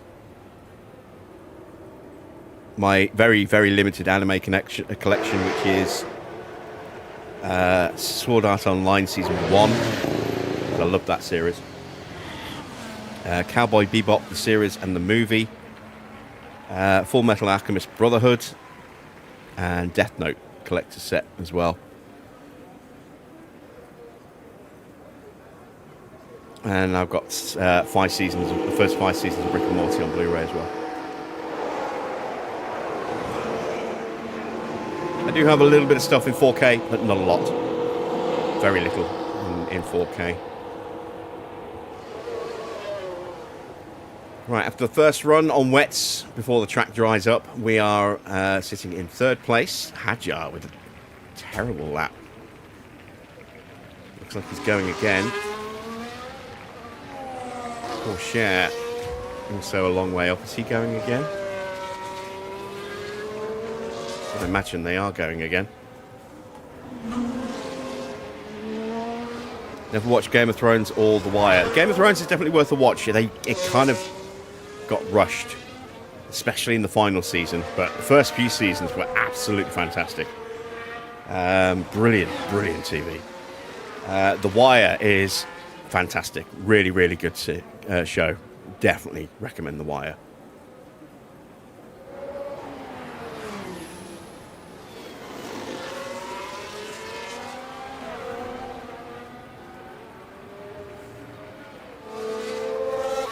Somewhere under my desk is the DVD collector's set of Dexter. All the original 8 series. I might be able to dig that one out.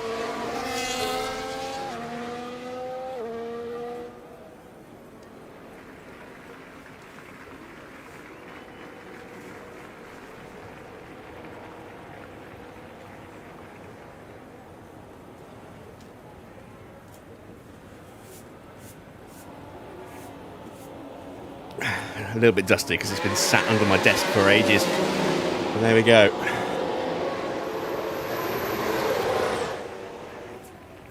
The complete Dexter set.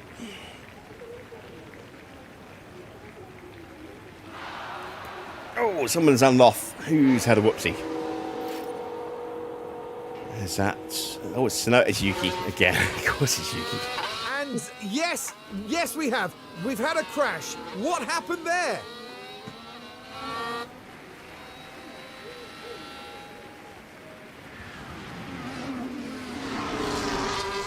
There we go.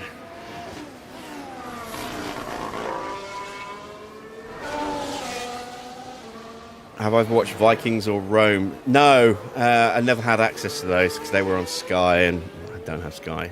Never had Sky. I did think about getting them, but if I remember rightly, they were cancelled, so they were never completed.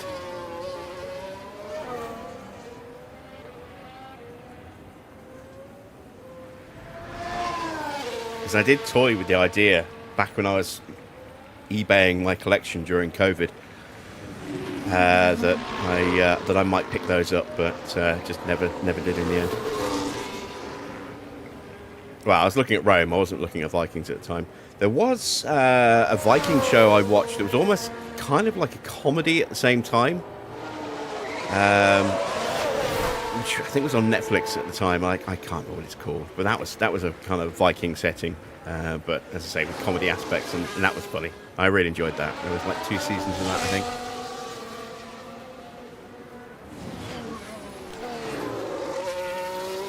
Schumacher's gone again on the wets. We're about to cross over to Inters. There we go. The wets will still be good for the rest of this lap. They'll be fine. But we definitely want to prep a set of Inters now.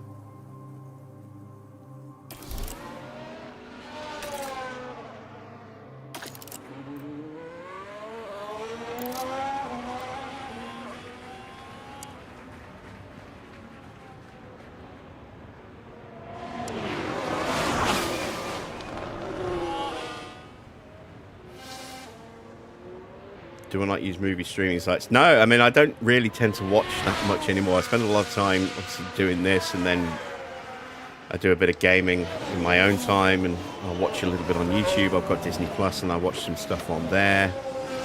Or I might, you know, if I want to watch something specific, I'll see where I can watch that. Yeah, I don't tend to actually watch a lot of TV all that often.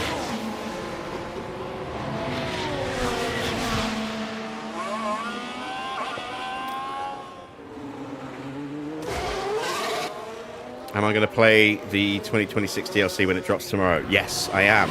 We're also going to be checking out in a bit more detail all of those extra lovely Myteam liveries that they've announced today as well, because they'll be dropping at the same time tomorrow. I don't know if they're part of the 2026 DLC or if they're going to be a separate mod. I think probably, just from the way they labelled it, it'll be a separate mod, but we'll see. And yeah, I'll be looking at both of those tomorrow.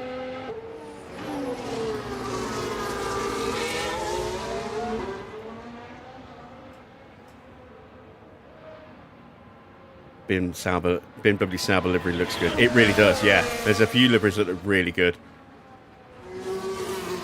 We actually went through them all in detail for about 25-30 minutes. Oh yeah, I heard nothing but good things about Rome. Just the fact that they cancelled it after the second season was what stopped me from going for it, because it was still quite expensive at the time, even second-hand. And I didn't want to necessarily drop a lot of money on something that was incomplete, because it would just frustrate the crap out of me.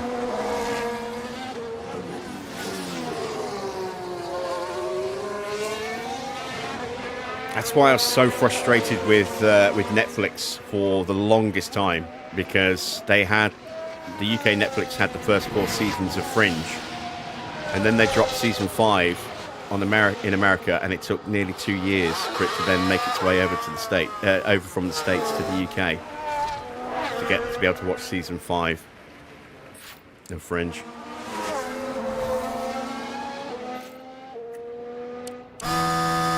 Which is one of my all-time favourite shows. I love Fringe.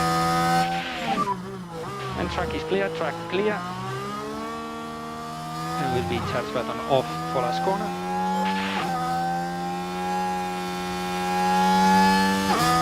Alright, we are currently through with our time, but there are other cars out there improving. Porsche is out, Hadjar is out, Borsaletto, Drogovic, Lindblad all looking to improve, Sonoda is out, so there's a few cars that are done already. Takes a little bit of the pressure off.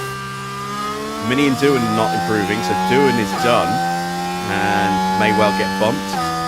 Gasly improves to P6. S06.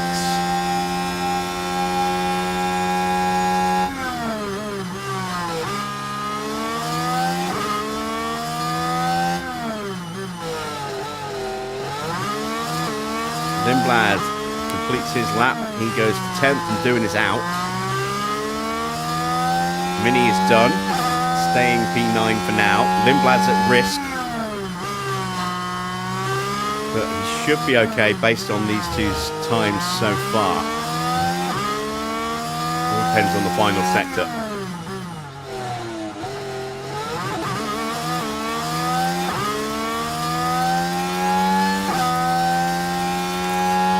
He improves the P13, does Felipe Drugovich, but he is out. Bortoleto coming up to the line. And he is out as well, and he will stay P16. So we are through. We don't even need to complete the lap, but we will do.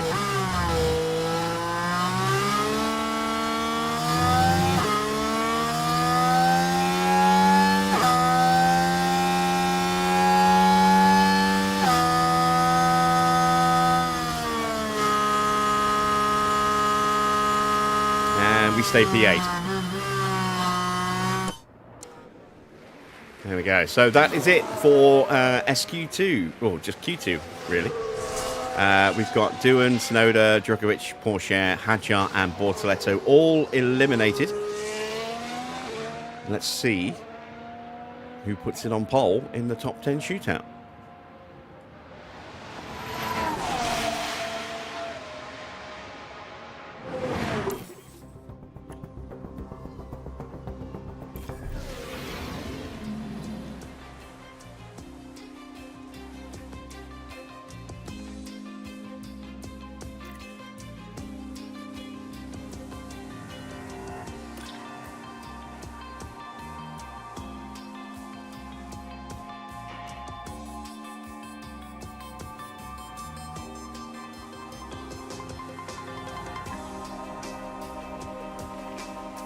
Okay, into Q3, and it's dry, at least to start. It might not stay dry. So, soft tyres absolutely going on the car. Let's see if the weather's going to change. It is in 4 minutes, and it's going to get very wet, so we need to get a good lap in. Green light. And hope that everyone follows us out almost immediately, so we don't have the risk of traffic. Right, there's Lindblad. This is a one and done situation. This one lap will determine who qualifies where.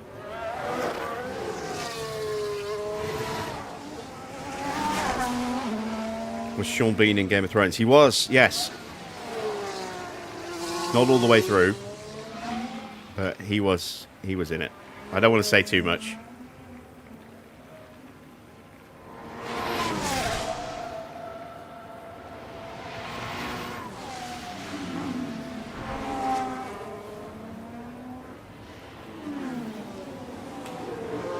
Lost was a strange one. It started so well, and then, from what I understand, it was never meant to go more than 3 or 4 seasons. And it kept getting stretched and stretched and ended up being 6 seasons. And I think it just lost its way a little bit, if you pardon the pun. And the ending felt very weird and anticlimactic. I think originally it was intended that the ending would be discovered on the island itself. Have I watched the 100 series? No, I haven't.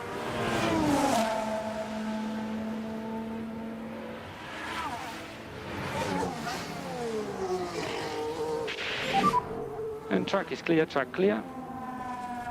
Charge button off for last corner.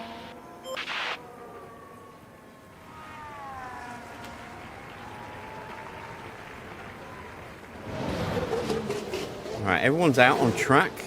We've got clean air in front and behind, because Lindblad's not close enough to get any benefit from us.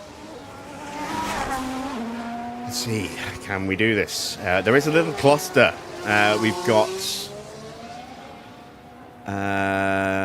Piastri leading with a little gap ahead of Leclerc, and then Leclerc has got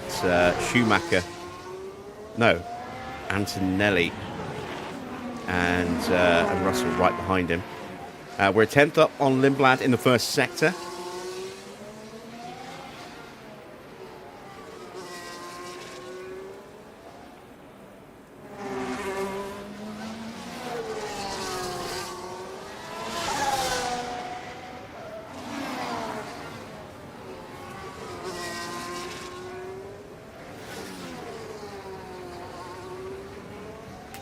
Piastri looking very quick. 2/10 clear. 37.0. So we're about half a second clear now of Lindblad. There he is, just appearing in the back of the shot.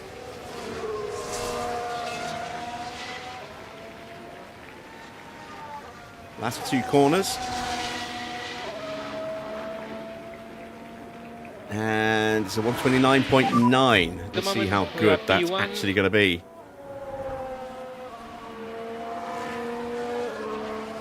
Confirmed.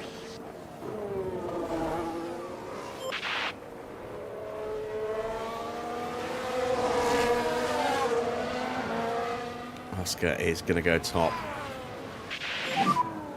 So By how much? reporting a lot of rain. Oh, Leclerc's gone top. Couple of spits of rain where I am now. And the rain is out. And that is it. No one else is going to be able to improve now after they finish their lap. In fact, Gasly is potentially going to lose a little bit of time in the last couple of corners here. Mini gets third. We've been out-qualified by Mini in the Minardi. Wow. Gasly is only good enough for P9. Ooh.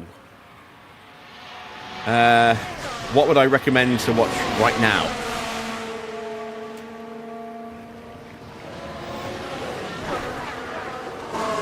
That.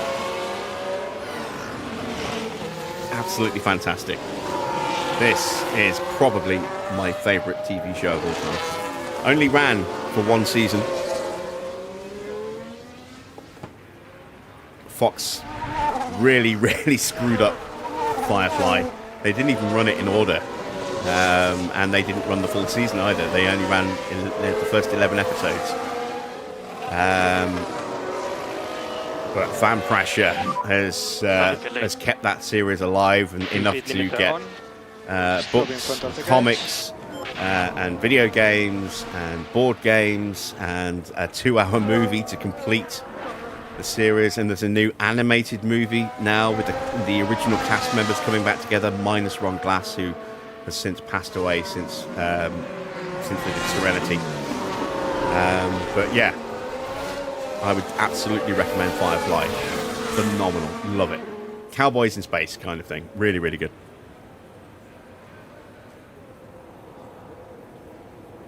And an excellent cast.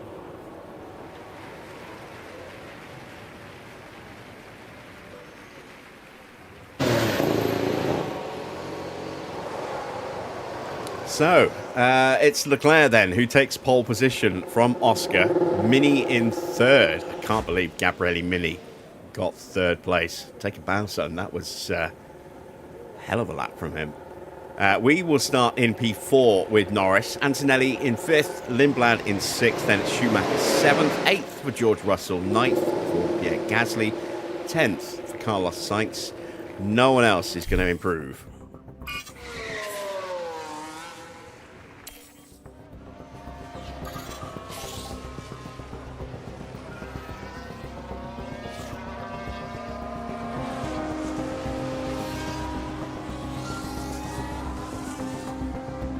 Here we've got a yellow flag. Oh, Mini's crashed. Oh. How bad is it? Just a little clip on the rear. Yeah, that was my reaction when I heard he crashed. Oh dear. I hope that hasn't ruined his car. Today. That is for sure. His car's powertrain for the race. It'd be amazing to see a Minardi get on the podium today, as long as it's not at our expense. But yeah, that will not be good. That may potentially, if they don't have enough of the right parts, that may force him to start from the pit lane for breaking Parc Fermé, which would be a crying shame.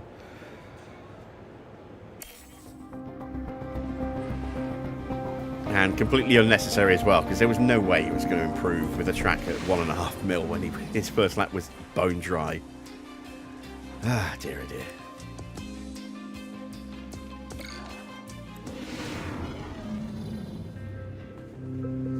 Final checks are being carried out by the teams, and it won't be long until we get this race underway. The walls around Singapore force the cars close together, and even the best can waver in the tight spaces. Back in 2011, we saw Lewis Hamilton clip Felipe Massa as the two battled it out. There were certainly some words exchanged after that one, as I'm sure you recall. The bumpy street surfaces here make this a challenging circuit for the drivers, and the humidity causes them to lose as much as 3 kilos over the course of a race. But it's also tough on the cars, with 23 corners to tackle each and every lap. Good low-speed downforce will make all the difference here. The time has almost come for our drivers to fight it out wheel to wheel. Race day has arrived.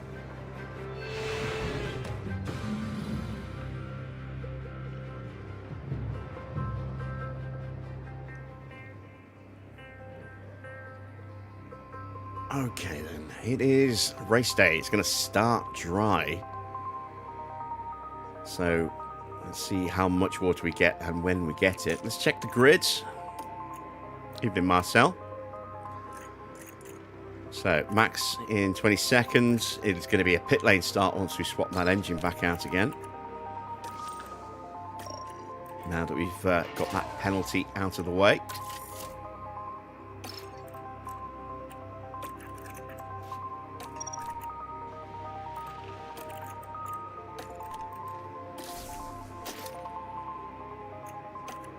There we go. Fuel. Well, let's check the strategy first of all. So, we are looking at rain quite early, and then it's going to be wet pretty much all the way through. Tyre wear.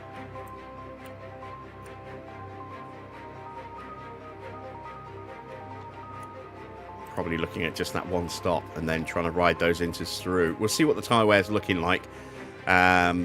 We may end up pushing the inters and then making another stop. But again, there's a high probability of some safety cars around this circuit, so we'll judge based off of that. We want to amend the push level on those. There we go. Complete. Let's take some fuel out of the car. 1, 2, 3...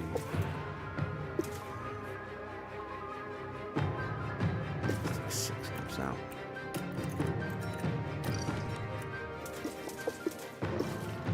There we go. Image down.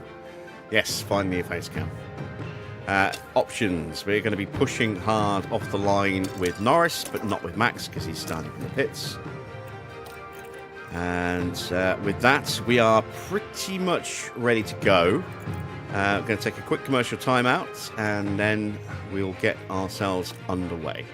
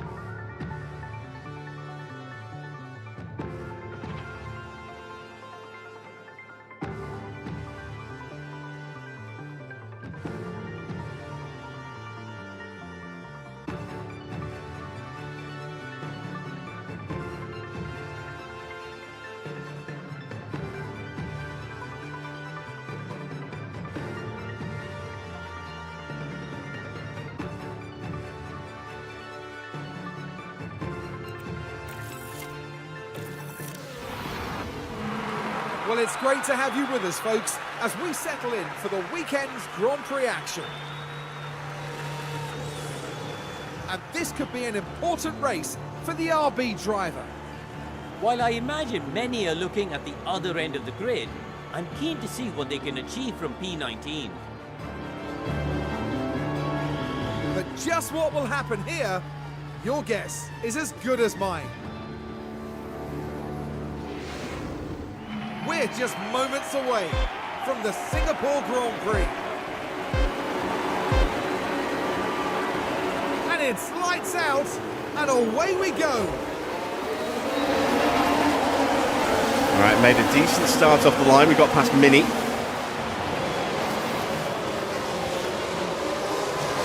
See if we can get past Oscar as well. Max now out of the pits.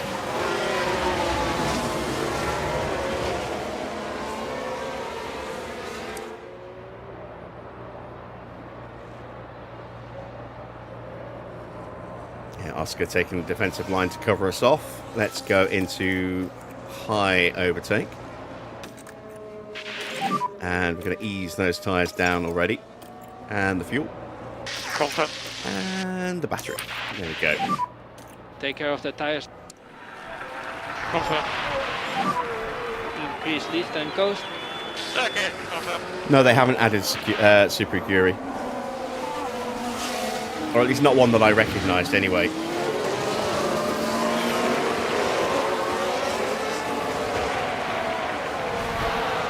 Oh, there's our first yellow flag. It's one of the Hondas. Is it Yuki? There's a yellow flag now. Of course it was Yuki. Let's take a closer look. So let's Yuki follow the Spinoda. action going into turn 12. There, that's the moment of impact. And the Lock car up and then leaving just a bit of clattered paint the on that inside barrier ever so slightly there. Hasn't broken his wing. I think he's got away without any damage actually. So very, very lucky boy. Would have just, hurt his tyres a little bit, but no damage to the car. Lucky boy. DRS is enabled for reference. Right, we've been left behind. Let's up the pace. And Let's get more Max into energy available. high overtake. Yeah, confirm. Keep battling away. Yeah, okay.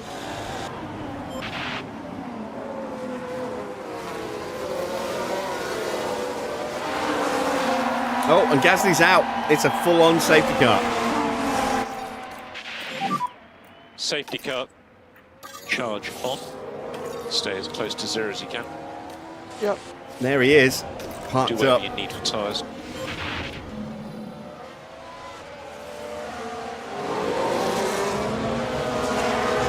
Oh, ooh, big hit, big I hit. got some. Oh my. Not The team a glued great to the start monitors for and watching their Gasly. hopes crumble away. So we can harvest the battery again. We can get some fuel saving done. Charge on. I can't believe it. I can. Not had a great season this year, Gasly.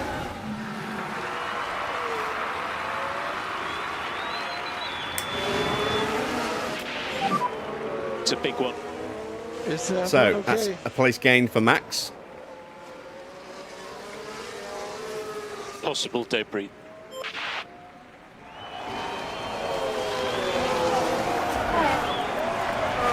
As we switch to Lando. I wonder how many laps of safety car we'll have. Could be a short one. Might only be the one lap. So at the moment, P3. So next car in front is Piastri.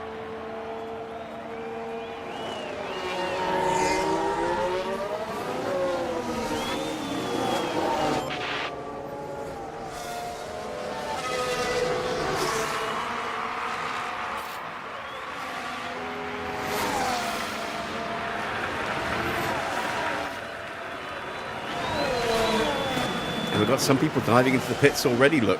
As we mouse, there it is. Mini's in. Same for Schumacher and Tsunoda.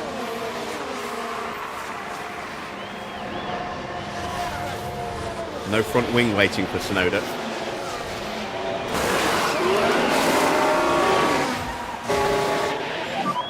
Fresh soft Energies tyres are good. Well planned.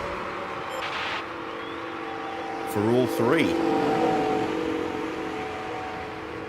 Seems a little excessive. I mean, it's more understandable for Yuki because we don't know how much he damaged his tyres with that lockup and scuffing the barrier.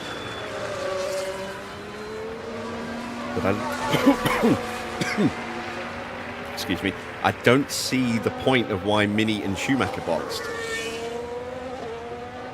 Unless their tyre wear was a little bit marginal to make it to the rain. But then, that's what the safety car is going to help with. So, yeah, that's a very odd decision. A very odd decision.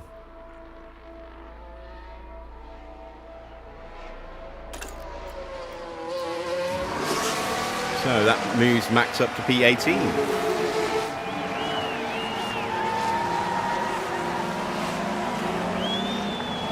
And still third place for Norris because we'd already got past Mini.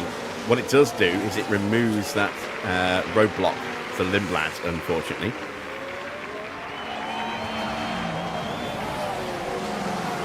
Yeah, they're going to push for higher places. Yeah, I get that, but I just don't understand why. I mean, look, the tyres have barely worn out. They've only done 2 laps. You know, they were on their second lap when the safety car came out. So they did 2 laps on those tyres and then boxed. And I say it's more understandable for Yuki because of his lockup and hitting that barrier, but Mini and Schumacher didn't make mistakes, so it makes no sense to give up all that track position to save 2 laps on their tyres.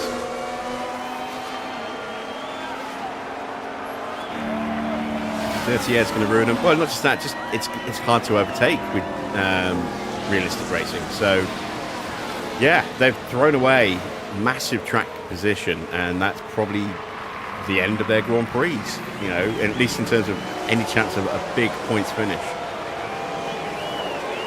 Does the massive underfueling help? It can help your car be very light off the line. Plus, if you do get safety cars, it means that you're just saving fuel to bring the car closer to fuel neutral rather than ending up massively overfueled. It means I won't have to push the engines to try and burn that extra fuel and extra weight off the car.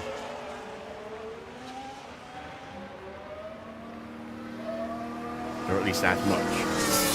It still may have to do that anyway.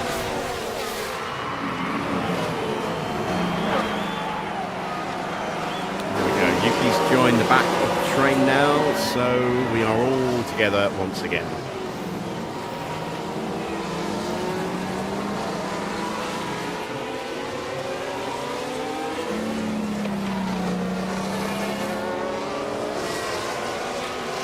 Lighter is faster. It is.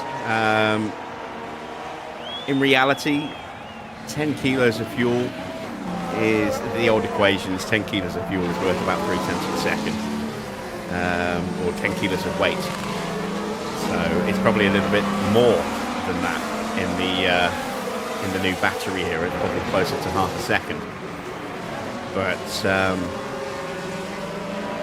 yeah, underfueling your car means that you are quicker and lighter off the line. Gives you a better chance of maybe jumping somebody.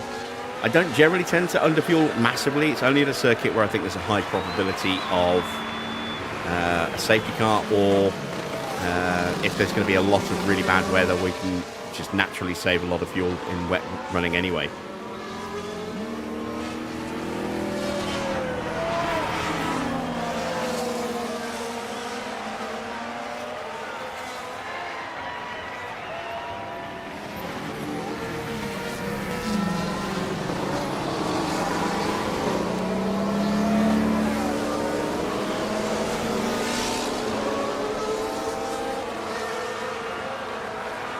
We are having another lap behind the safety car.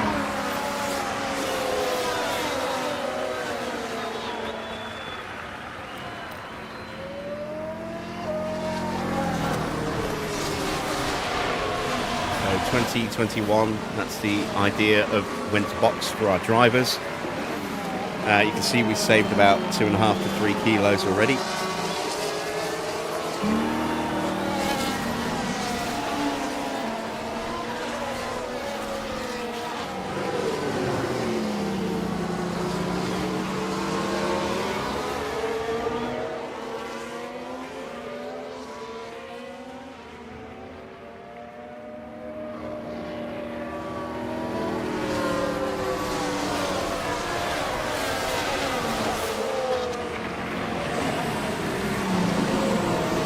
Risk with underfueling is while your car will be quick and you'll be very quick out in acceleration in particular, the downside is that you need to save that fuel somewhere, and if you don't get safety cars, you're basically having to commit, especially if you take lots of fuel out, you're committing to having to run a good chunk of the race in the lowest fuel setting like this. That basically lengthens the braking distance, so there's a lot more lift and coast into a corner than just attacking the corner, hitting the brakes hard and taking it quite quickly. You're easing off that throttle, so you become much more vulnerable in the braking zones to being overtaken if there's a car right behind you or trying to get alongside you.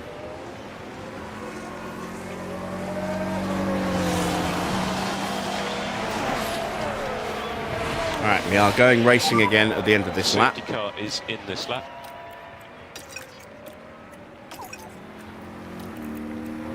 Okay.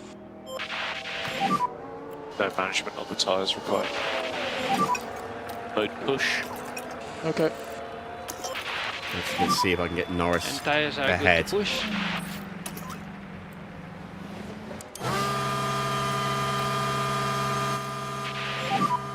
No lift off needed.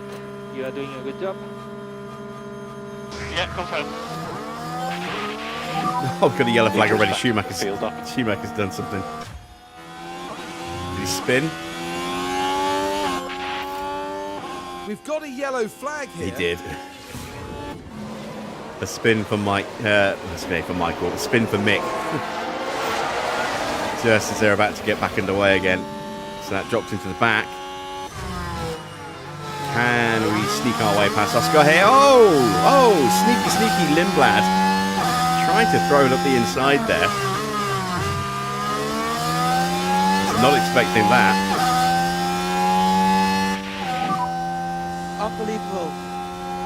Max failed to get past Ollie Bearman. And we're not getting through. So ease on Take down out the again. tires. Make sure that we do not get dropped when Oscar eventually decides to bolt. Still a chance for Max.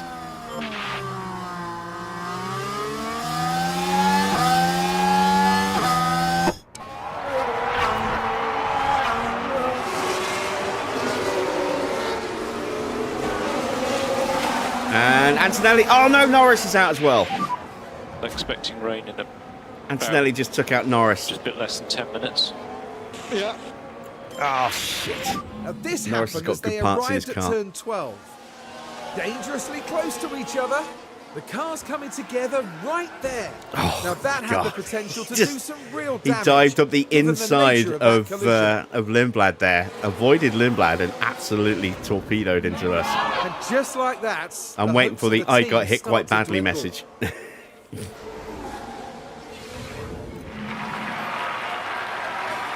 Oh, damn it.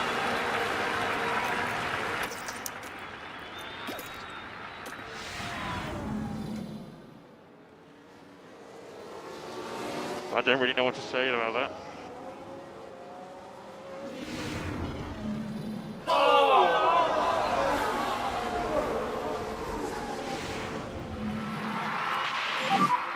Charge on. Okay. Ah, what a We need to do the disaster. full management on this set. 2 more places Okay. gained for Max. He's up to P16 now, but at the cost of Norris. Oh, and Lindblad's into the pits, and so's Doohan and Drugovic. Why? It's too. Oh no, because of the rain. Rain is coming. They're going to absolutely cook those tyres. Yeah, we're going to stay out. Gain track position. It's way too early and hope that the track isn't too wet. Oh no, they're going softs. Softs. Oh my god, the rain is so close. I mean, it's not going to be wet enough for Rinses for a little while, but the rain is going to start falling very, very soon. Everyone's putting on a fresh set of soft tyres. And meanwhile, Max is up to 5th.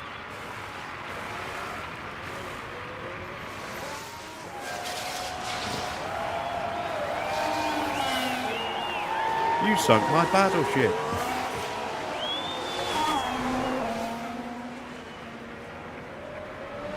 Is everyone putting on Brenda softs? Yes, this is mad. Again, you can kind of understand it with Schumacher. He was at the back of the grid. He spun. May as well put the fresh tyres on and stay at the back of the grid, but with more grip. But why did everybody decide to do that? It's worked out nicely for Mini and Tsunoda. They're back up in the front again, 5th and 6th.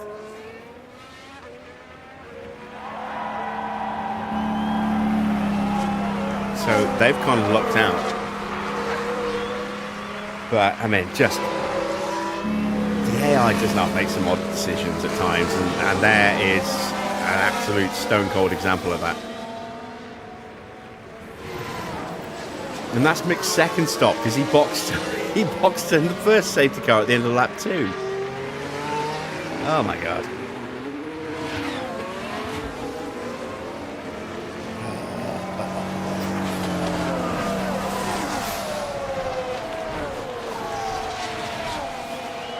Madness. Utter madness.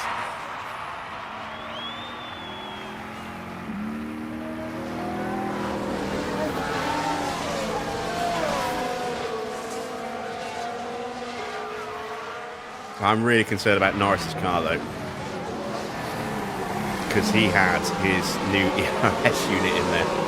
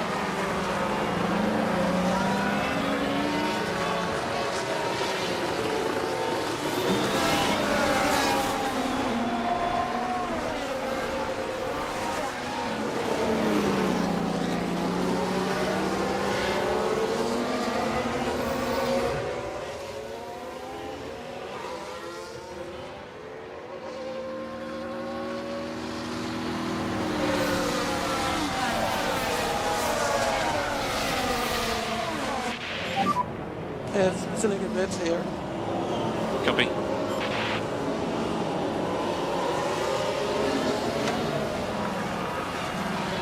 Alright, the rain is starting to fall, but it's going to be a while yet until it's wet enough to make the switch.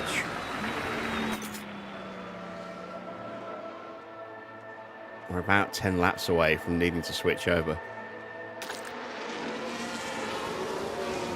Give or take.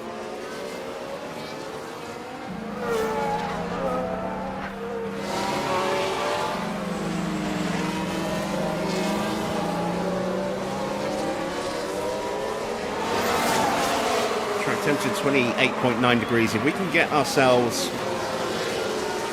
ahead during the round of pit stops and then control the pace, we can absolutely ruin everyone else's inters and keep ours alive to actually just go to the flag while they have to stop again. That's the theory. Whether or not that actually translates depends on whether or not A, we can get ahead, and B, whether we can stay ahead. If we do get Max towards the front, we will stick him in full defence and hope.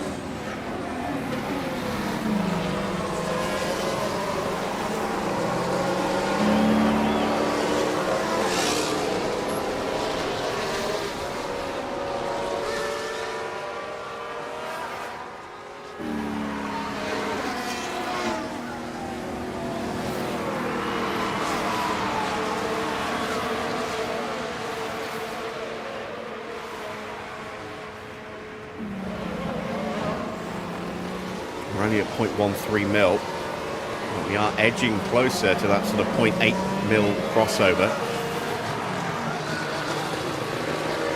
Need the safety car to come in soon.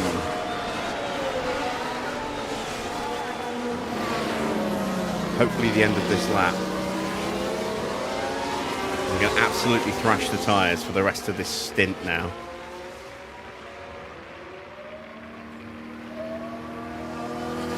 So yeah, we've had a little clip on a barrier. We've had 2 spins, 3 retirements and 2 safety cars.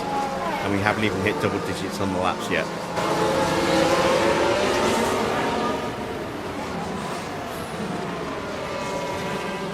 It's been a frenetic start.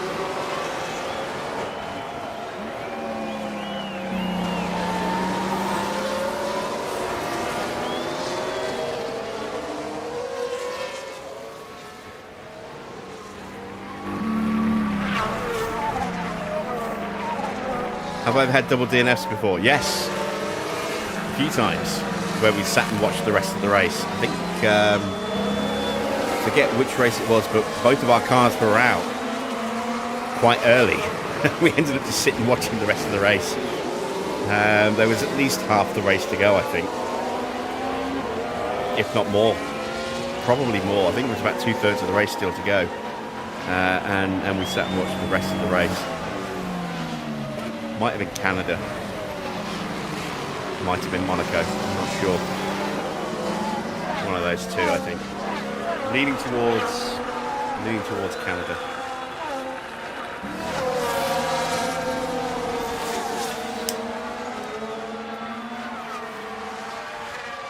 There we go.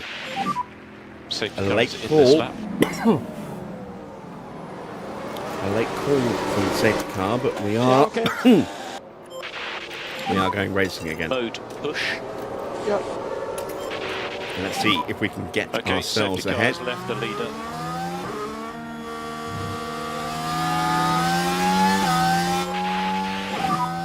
Let's get after these cars in front. Yeah, not a great restart.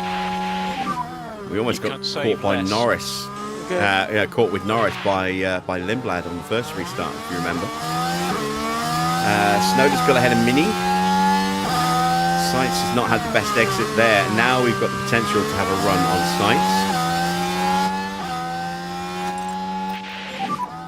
We're happy with time management. Staying clean air to try and throw it up the insides. Yeah. Yeah, there we go. That's P4. Sainz will try and come back at us, but we've got the inside line for the next corner. Well, the next couple of corners. And there we go. Move is done. Might even be able to get George at his favourite wall. Quite issue for Charles. Well, yeah, right. It certainly looks like they've developed a fault. Doesn't want to tell us what it is.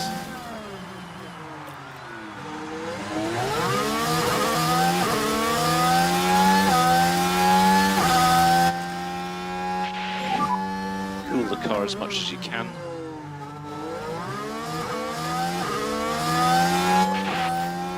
Might get a run on him here into the chicane. Go around the outside then if he wants to give us that line. Thank you very much. Good man, George. And that's Max into peak confidence. Almost completely maxed out. And in DRS of Charles Leclerc. That's the When way. that kicks in. You are currently P3.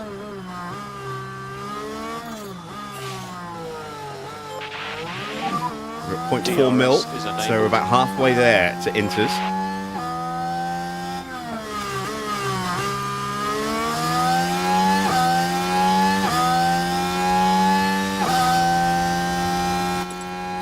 See, we've got a Dutch contingent in the audience. P3 at the moment.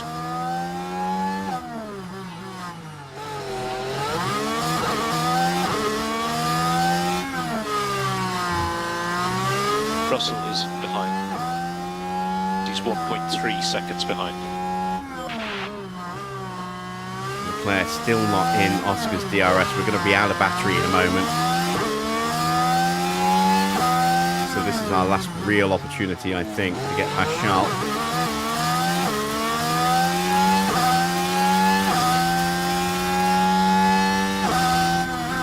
In fact, he's starting to close in on Oscar. He's starting to push. You need to keep your K1 usage There we down. go, right, a otherwise battery. you'll just run out of battery, and then you'll just be taken by everybody.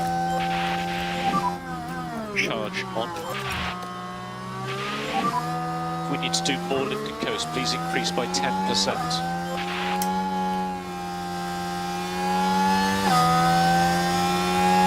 So, nearly 0.5 mil. And we've got a little breakaway on George. Not much, but he's just out of range at the moment. Lindblad gets past Mini. Mini's starting to slip down the order again. Alpine does not have DRS. You lied to me. He does. He does have DRS.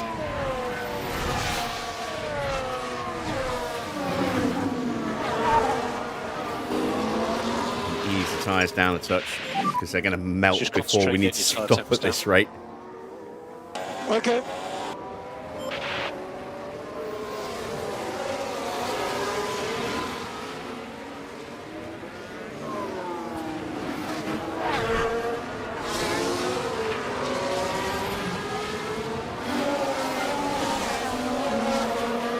It's just like Javi saying race is long when we've got 3 laps to go.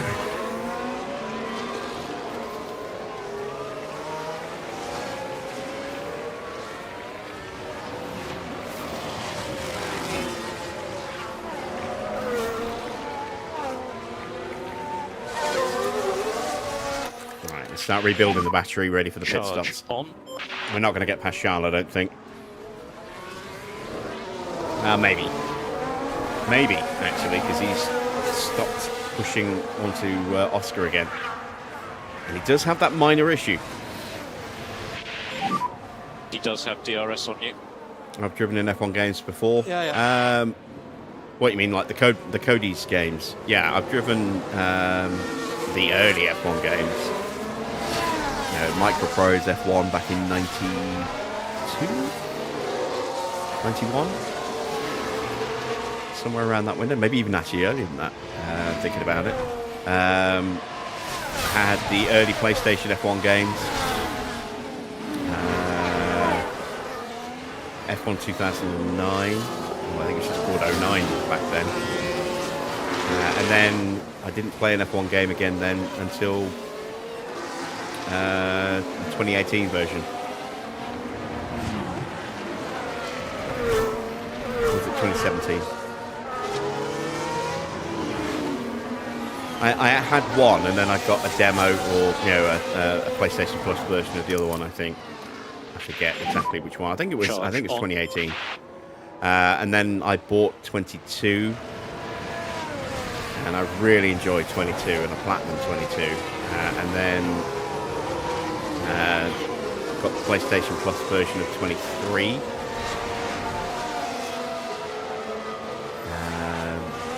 Didn't really like 23, so I didn't really play it that much. 24, I initially played the demo and wasn't all that fussed with it, and then eventually I think that got released on PlayStation Plus, but I never went to it. He has And that was the last one, effectively. 22 was the last one I really properly played. And then, F1 Manager 22 came out, and that was it. I kind of stopped playing the F1 games completely to play this.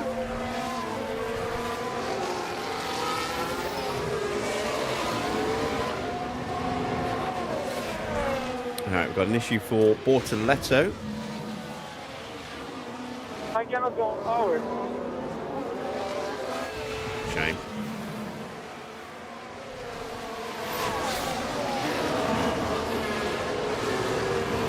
We've got an issue for Mick as well, back of the grid.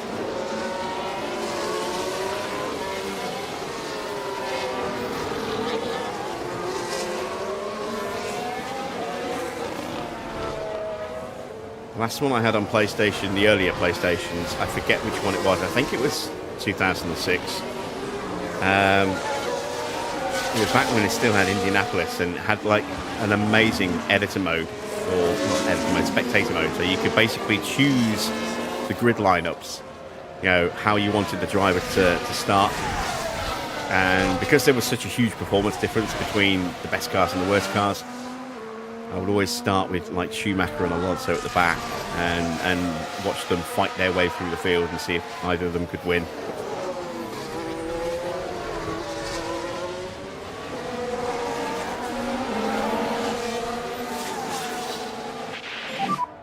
Okay, Right, Russell's in the pits. That's too early. Let's turn the tyres back up.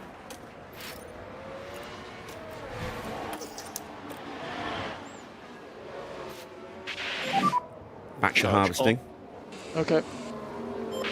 Yeah, PS2. Yeah. Yeah, I loved that game. And I spent so much time just sitting in spectator mode watching full-length races with all the teams controlled by the AI and just watching Schumacher and Alonso try and fight their way through the grid.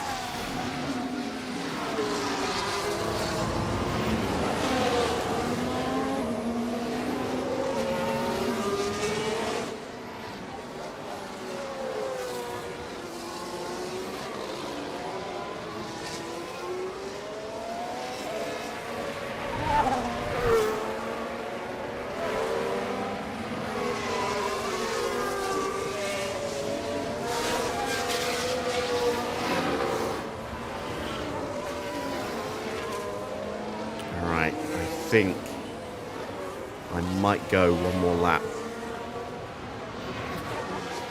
This is that period where Max is at his absolute best. What about tyres? Compared to most of the rest of the grid. No, it's starting to struggle a bit with the rear. Yeah, we're going to go one more lap. I'm going to take that gamble.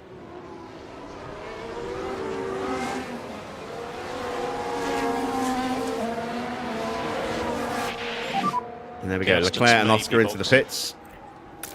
And we're going to sprint. Sonoda boxed. And we're going to box at the end of this From tyre lap. point of view, we don't think lift and coast is necessary. Yeah. So Oscar Boxing this out lap, of the please. pits. Yeah, that's not. We're going to box sprinters.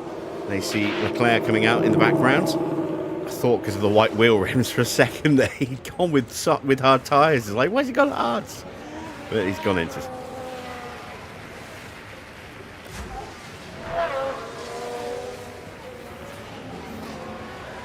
So yeah, we're trying for the overcut because until it hits 0.8, the inters are not quite as quick as slicks. Not quite. It's nip and tuck. And Max, in these conditions, is an absolute beast. He really is. So we could potentially squeeze out an overcut and get past, at the very least, Leclerc, and if we're extremely lucky, maybe even Oscar, but I doubt Oscar. Now, inters are the better tyre choice.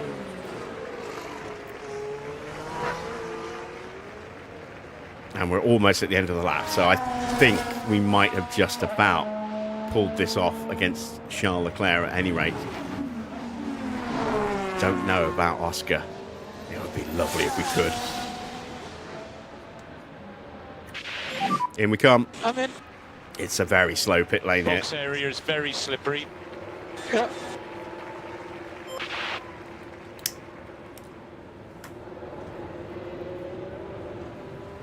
Lindblad and Colapinto, Fornaroli and Bearman and Lawson all into the pits. Oh, we got an excellent stop as well, 1.89 seconds. Piastri is just coming up to the last couple of corners now.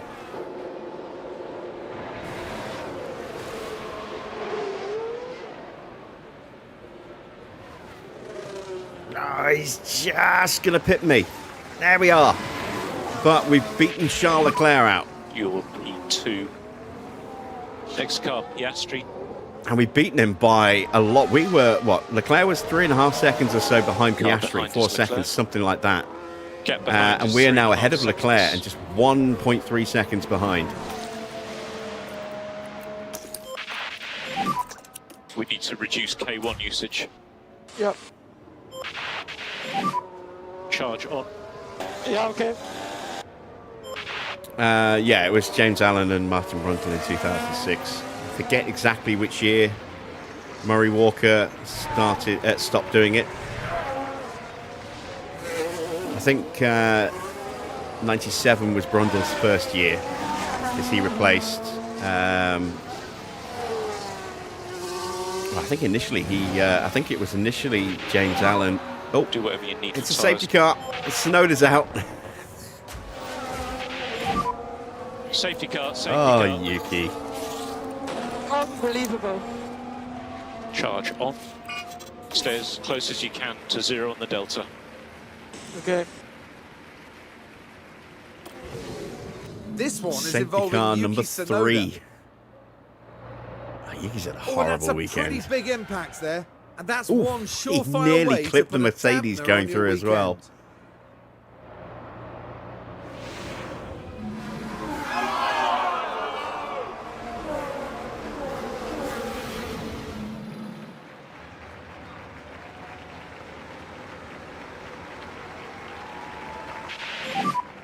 So Yeah, no, James hit the wall. Hunt passed away Is in the everyone okay? mid-90s. I can't remember who partnered up with Murray Just initially. debris on the track. I think it might have been maybe Tony Jardine or James Allen. Briefly, Brundle took over as the permanent colour commentator, or co-commentator in And clearly '97 not what everyone in the garage when he would have retired from wanted to Formula One see. at the end of '96. And then Murray retired, I think, around 2000-ish. 2001, 2002, something big like that. And James Allen took over from Murray as the lead commentator. Caution for debris. What's my favourite Star Wars movie / TV series? Please say Revenge of the Sith, and please say Obi-Wan TV shows sucked ass. I've only seen the Obi-Wan You're series currently once, and not for a P2. while. So I mean, it Okay, wasn't next bad. car is It wasn't Gasly. amazing, but it wasn't bad. Leclerc close behind you. I think in terms of TV series, Andor is fantastic. Tire temps are good. Okay. In terms of movie, it's Empire. Hands down, Empire Strikes Back.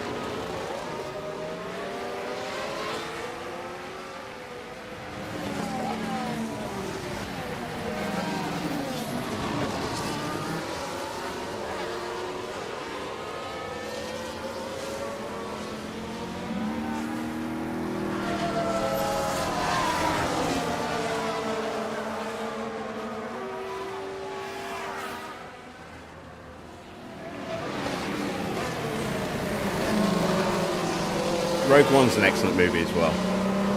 Big fan of Rogue One.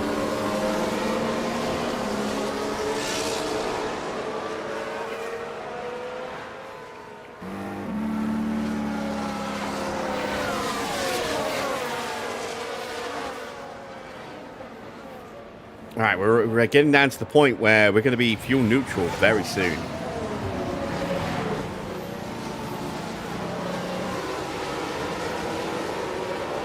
That will give us more options in terms of being able to control the pace a bit better if we can get ahead of Oscar, which is going to be tough.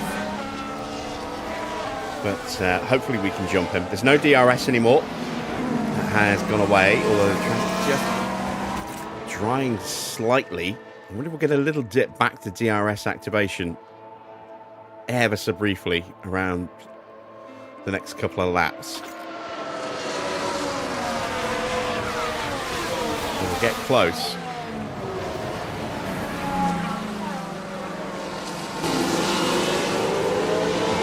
1.07. 1.06. We might get DRS back briefly. It depends how quickly the safety car comes in. It may reactivate and then deactivate again before the safety car comes in if it goes more than this lap. It might deactivate and reactivate, or reactivate and then deactivate again before the safety car even finishes this lap. There we go. DRS is active. Can you tell us how the track is? Trying. But it's the safety car, so we'll have to do a complete lap on the restart before it'll then switch on for the second lap.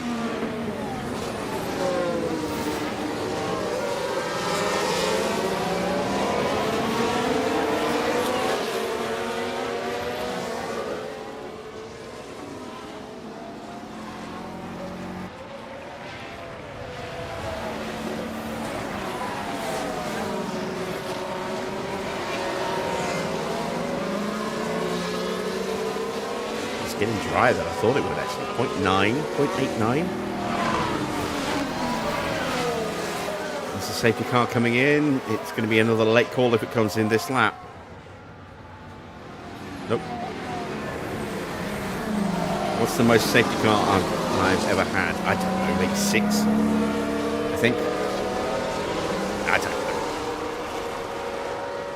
Because it's not just safety cars, it's red flags as well, so... The most retirements we've had was 15.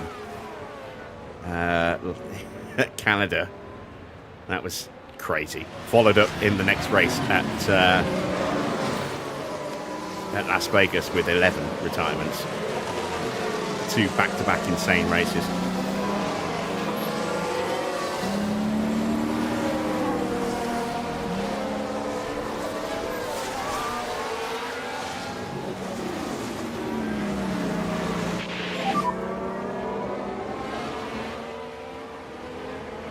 Okay.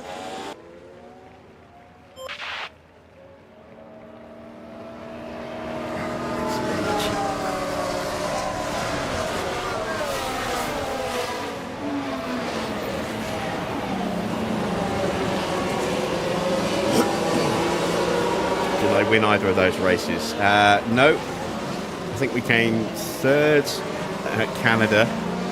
And one of our cars was taken out, and then both of our cars were taken out in Vegas.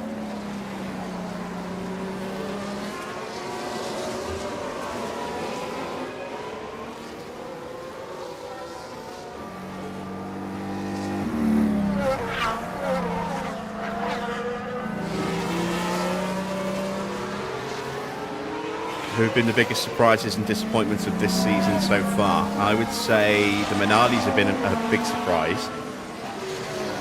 Been a lot more competitive at times than I thought they would be.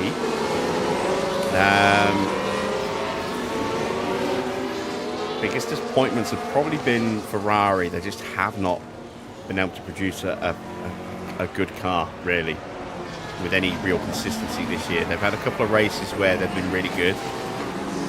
Schumacher's been a bit of a disappointment. Bearman's been a bit of a disappointment, as have HiTech. They haven't really kicked on this year like I was expecting them to after a really strong season last year.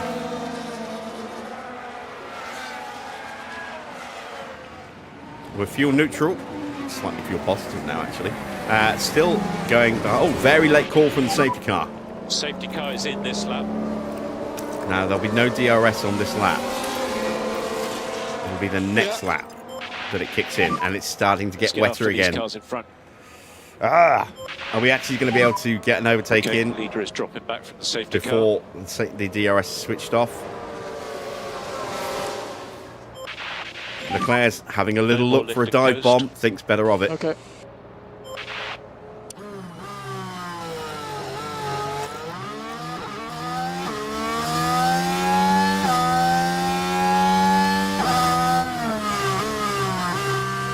Mistake for Felipe cutting the corner. Now look, here we head into turn 2.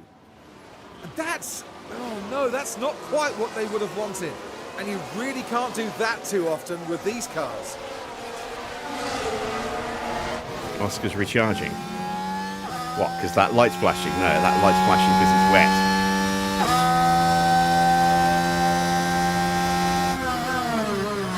There's It's not full into conditions, but it's wet. We're on into tyres. That's why it's light splashing.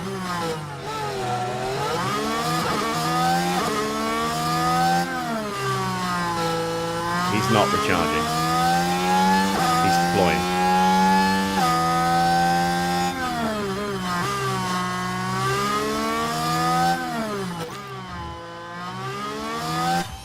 See, look, we're deploying.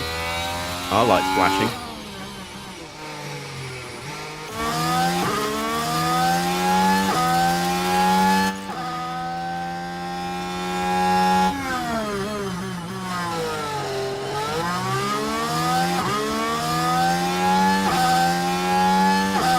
We're going to get a lap, maybe, not even a lap.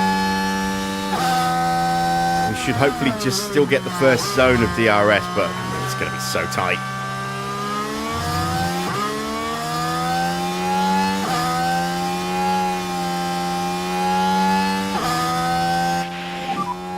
DRS is enabled. It's enabled, but is it going to stay active enough, long enough for us to actually use it?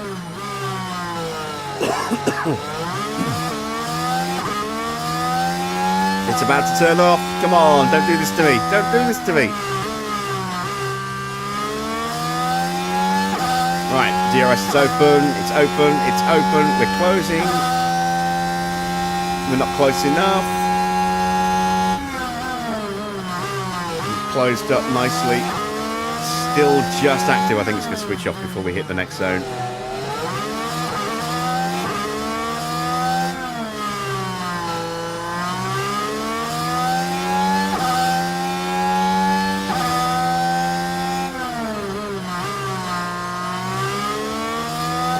Toying with me, it's toying with me. Right, we've got the DRS. Can we use it? Wings open. We're too far back and DRS is gone. Cool the car. There we go, that's it. No more DRS. But we are close enough to maybe have a lunge here. Come on, get the move, get the move, get the move. Get it. K1 usage down a bit, otherwise you'll just run Come out on. of battery and then you'll just be taken by everybody. Ah, he held on. Cool the car as much as you can. We're out of battery. Okay. Damn it. Oh, so close. Right, we need to cool these tyres right down. A long way to go in this race. So we have to bide our time and be patient now and hope that we can get there again. Okay, remember mode push.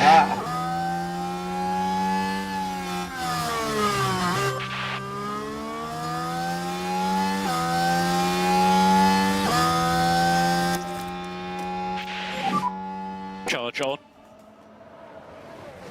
We gave it a good go. We just couldn't quite pull it off.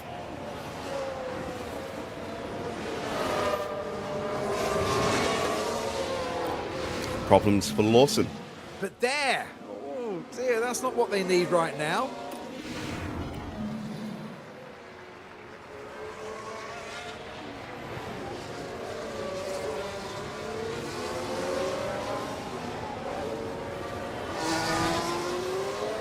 So, lap 23, just past the 1/3 distance. Oscar leads by just over a second from Max. Deliberately went into harvest just to open that gap just up a touch for two reasons. One, to give us a little bit of battery to actually do the rest of the lap without dropping any more battery, and two, to help cool the tyres down a little bit quicker. If we were like within half a second, it would be a lot harder to cool these tyres down. And we're not planning on stopping again. Unless there's a safety car again. So we need to make sure that these tyres don't wear out too quickly.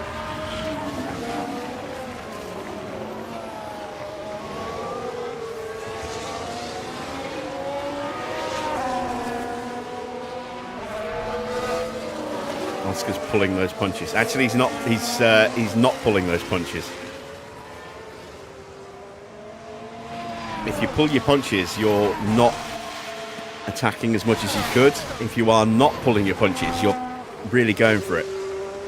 So, yeah. Right idea, just the wrong way round, R6.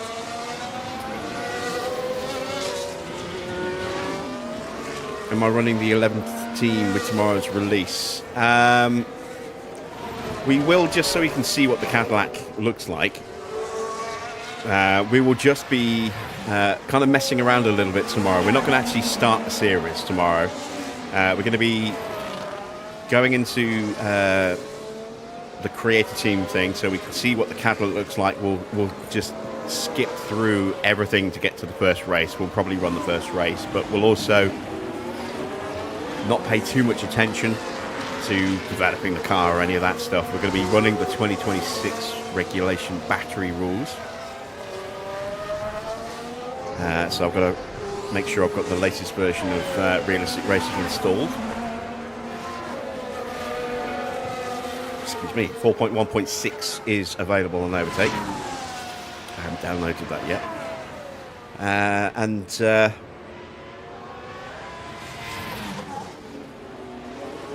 We'll also be exploring those additional liveries that are dropping as well.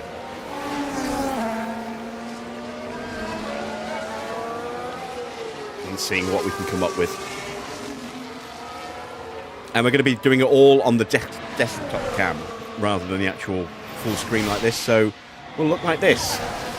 You'll see the chat window on the side. You'll see my desktop with the game when the game's running, and then you'll see me pulling up, my Explorer, my desktop Explorer, to go through my mod files and the downloads and the web page and all that stuff. So you'll see everything. It won't just be like a normal kind of stream like this. It'll be sort of a looking through, getting everything up and running kind of thing, going behind the scenes almost as part of it. Right, so the tyres are cooling down nicely. You can start to push the pace a little bit again. Leclerc has been a little bit quicker than us the last lap or two, I think. Let's have a look. Actually, yeah, 10th quicker than us. We've obviously been losing time to Oscar because we've been running on a low tyre pace. That gap's now 2.5 seconds.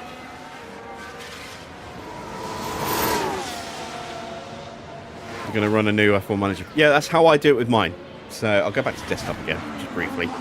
I open up, go to my desktop here, and go to my F1 Manager mods.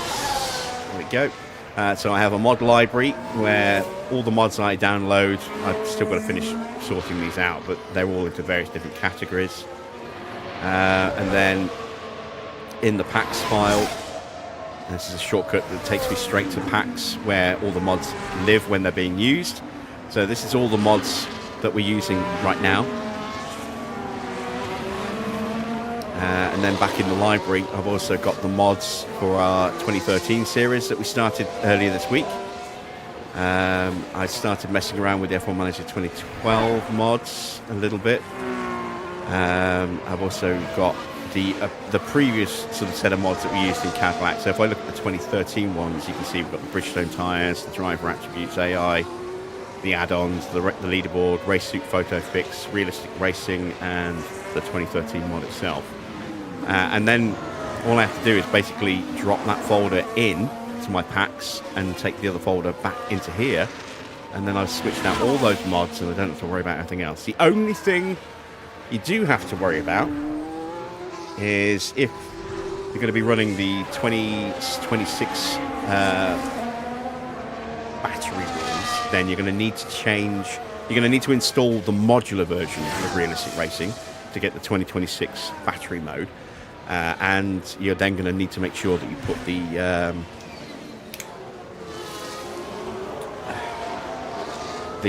launcher, the F1 Manager launcher in, the binary file. That's going to have to go in into the game folders in the right spot. And then if you then switch off those mods and start playing like the normal version and not the battery regs, you need to switch that binary back, otherwise your game is not going to work properly.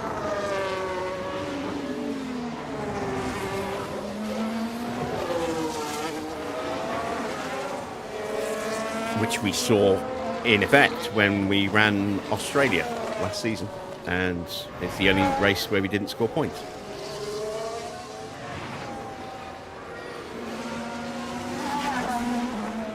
Because the battery was discharging in a, in the wrong way.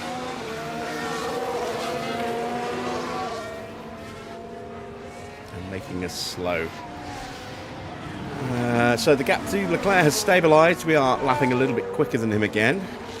Not by much, about a tenth. We are a couple of tenths slower than Oscar, which I'm not overly surprised about. Don't need to do much in the way of pushing at the moment. Weather update, it's going to continually get a little bit worse, and then it's going to start getting drier. And because we've had safety cars, we are now going to end up going back onto slicks, by the look of it, at the end. So opportunities will present themselves. And you can see this time we're actually quicker than Oscar, and 8 tenths quicker than Charles Leclerc.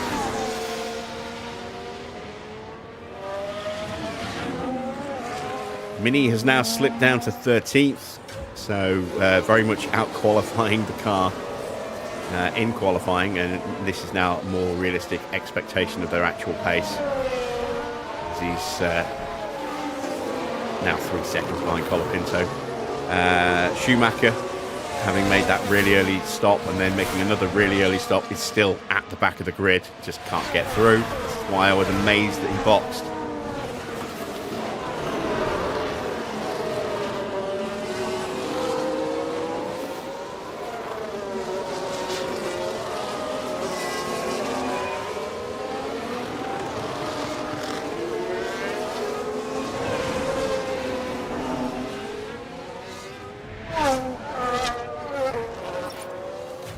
The only real fight of significance at the moment. It's not even technically a fight yet. A lot of clipping. Sounds like some engine issues developing there for Sainz. As Hadjar tries to close up to the back of Jack Doohan.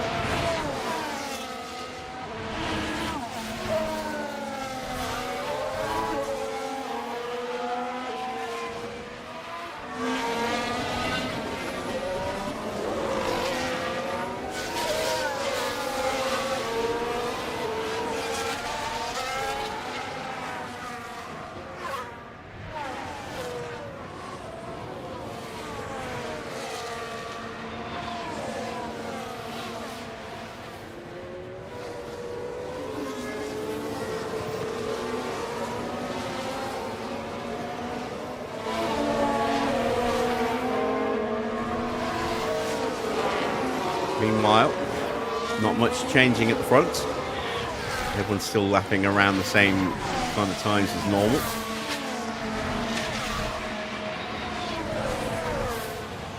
Mini falling a little bit further behind. Albon's still stuck behind him. Fornaroli stuck there as well, as is Bearman, Lawson, Schumacher, all not moving forward. In fact, no one's really in a position to close up and make a move now, and it's going to stay like this for a while, I think. Porsche is the closest we've got to someone actually shaping for a move right now.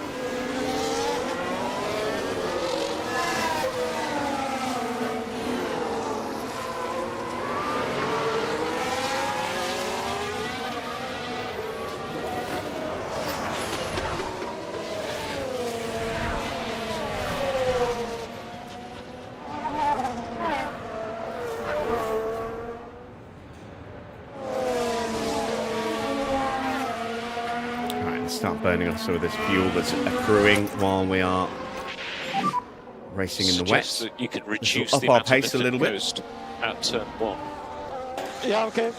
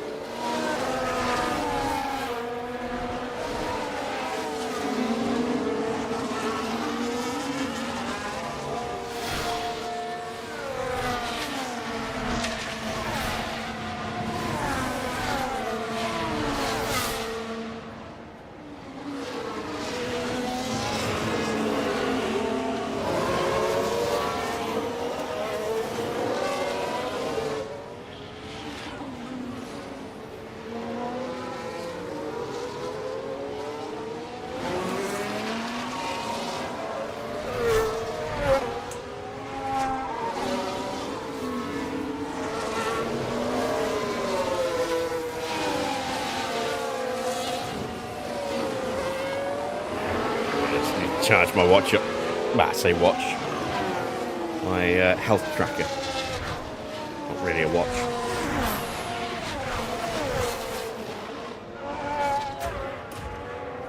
Right, lap 30, almost halfway through. About to start lap 31. We're still 3 seconds or so behind Oscar, about 3.5-ish seconds ahead of Charles Leclerc. Street is now the next car. What's my tyre wear looking like? Car behind is Leclerc. Still looking pretty good. Let's up the tyre pace a little bit. And the battery, and let's start to close the gap if we can. The tyre guys believe that we can increase pace in turn 12 a little bit. Can you go mode push now? Okay.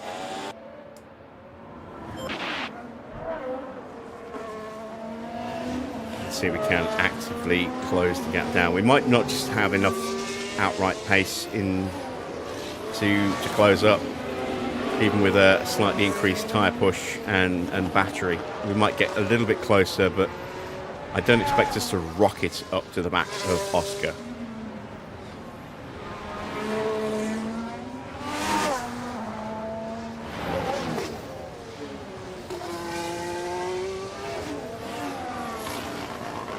Should be a comfortable P2. Yeah, I mean, it should be a pretty comfortable P2, and we're still very much in the hunt for the win. You can see we're taking about a second out of Oscar now, almost. And someone's got an issue. Mini. I don't know why I clicked But that. the car's definitely not happy. Just going to hit Crofty. But Mini with an issue. P13. Still holding up Alonso. Albon. Now 4 seconds behind Colapinto.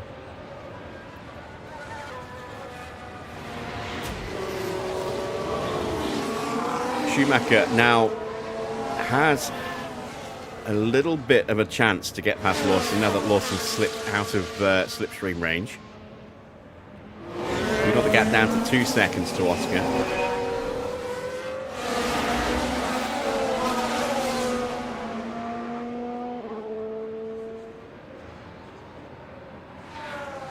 And that has pretty much killed our battery. Charge on. Okay. I've got a crazy feeling Oscar might pit. I don't think he will. Not unless we get a safety car or a VSC maybe to, make it a cheap stop. I think he's more than capable of taking those tyres all the way.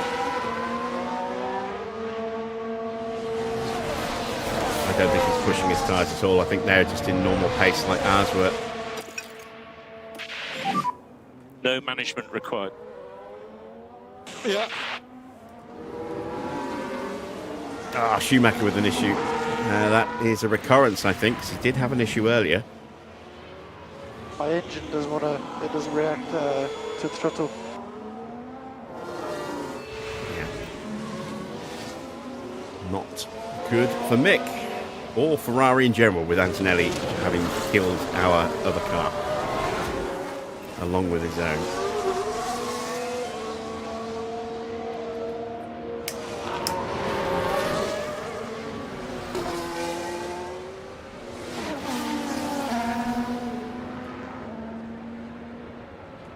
Grid's decision makes you think so. What? You mean the fact that they all boxed really, really pointlessly under the safety car and maybe a little early for the wets? Oscar didn't box into the safety cars. He boxed maybe a lap early. But, I mean, that was only because... Reduce K1 usage. I mean, if we were with Norris, we'd have boxed on that lap as well. But, because it's Max and he's exceptional in those close wet weather conditions, that's why we went the extra lap with Max.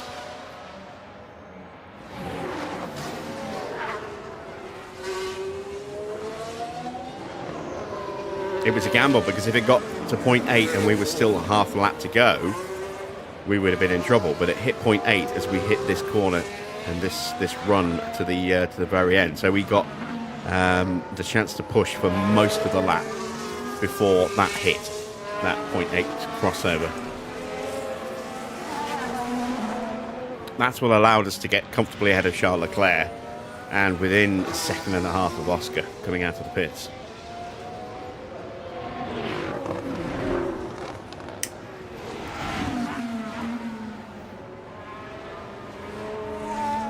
gap's holding steady at about 2 seconds at the moment. 5 seconds clear of Leclerc now.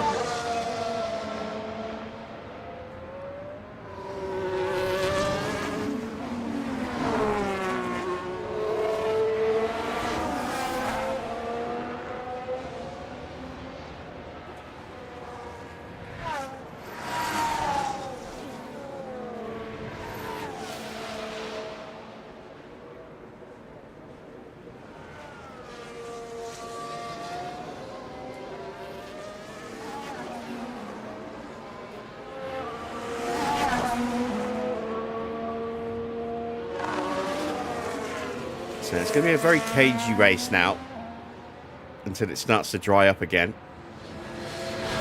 Even if we can get close enough to Oscar, I don't know if we can actually get past him in these conditions. Because that exceptionalism of Max only counts in those periods where the tyres are not necessarily the right tyres. That kind of little switchover point. So softs between 0.7 and 0.8, you're entering that kind of switchover point, and by the time it hits 0.8, you now really want to be on the inters. But in those little windows, that's when Max's adaptability rating absolutely shines. That point where it's neck and neck between the two tyres, it allows him to get the absolute most out of the tyres. Okay, next car is Piastri. Compared to somebody who doesn't have a rating that high. I've seen him pull out, Just do your best. a really big gap really quickly in that little window before. Pulling away from someone who stayed out, or closing up to someone in front who stayed out. And even getting past them and off into the distance. It's a little, very, very small window, but it's where the magic really happens. In conditions like this, his adaptability rating really doesn't mean that much in the grand scheme of things. It's still good to have it, but it's not where it's the most effective of the stats.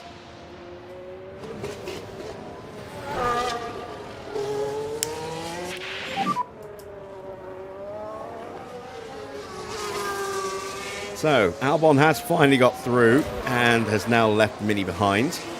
Do your best. Fornaroli's going to be trying to get past his teammates soon. Now Lawson's got an issue. And as far as we can tell, And we're they've not going got to a hear from fault. Liam. That's the first car to go orange that we know of. We don't know how bad Leclerc's issue is.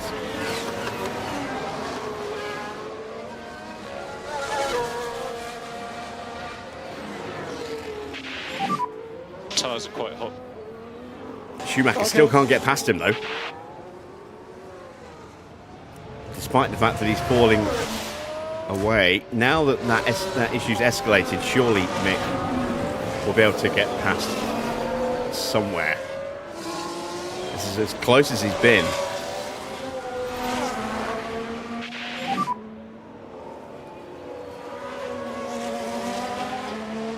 A long way to go.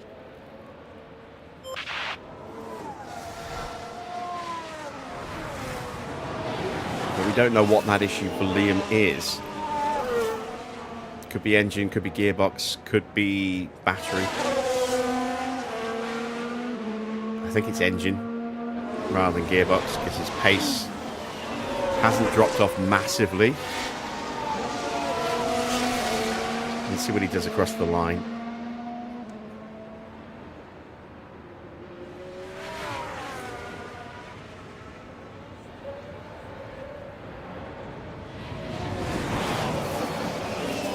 Do I remember the bill? Yeah, I remember the bill. And London's Burning, which was another really popular TV show in the 90s.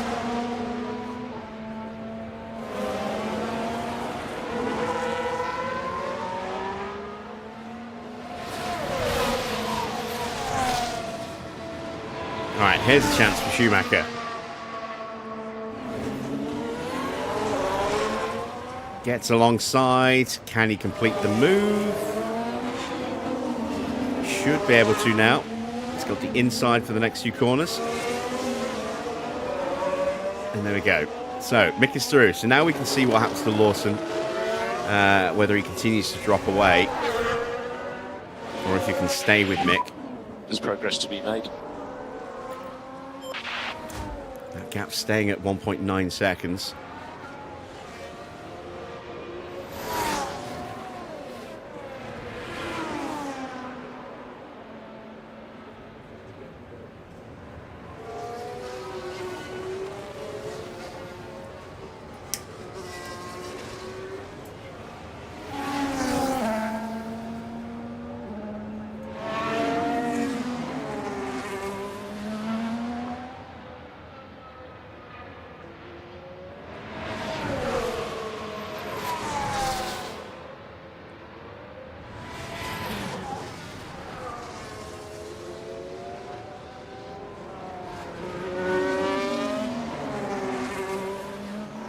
Taking about a tenth out of Oscar so far on this lap.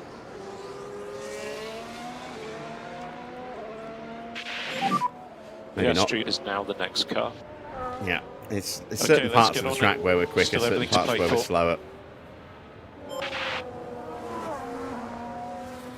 And Mini's now 4.5 seconds behind Albon. Now that he's having to drive defensively against Fornaroli.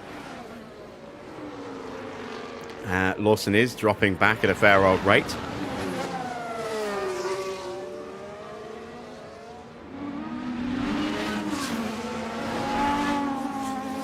I think it might be gearbox.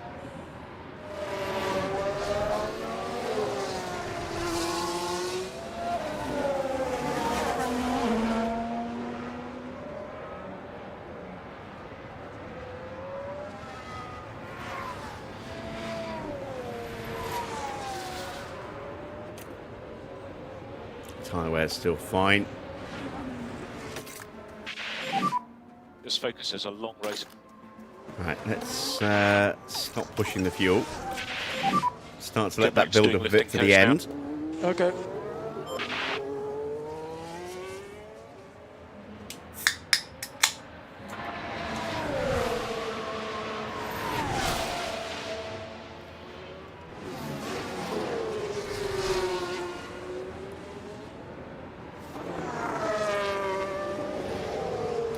Yes, it is going to dry up towards the end. Last 10 laps or so are going to be on slick tyres. Maybe even more than that. We've had, what, 3 safety cars now. So that has stretched the length of the race a little bit. Plus the weather will fluctuate from what it's initially forecast. It doesn't always stay close to that. Mini with an escalator. Again, why did I click that? But it looks like they're carrying some kind of fault.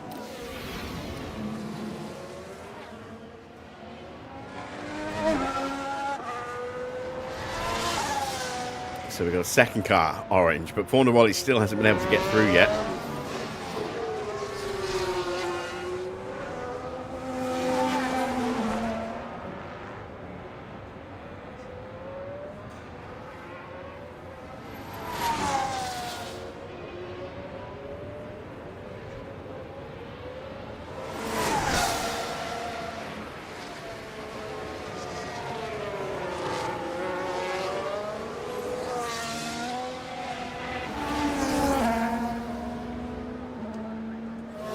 Do I think Max can win?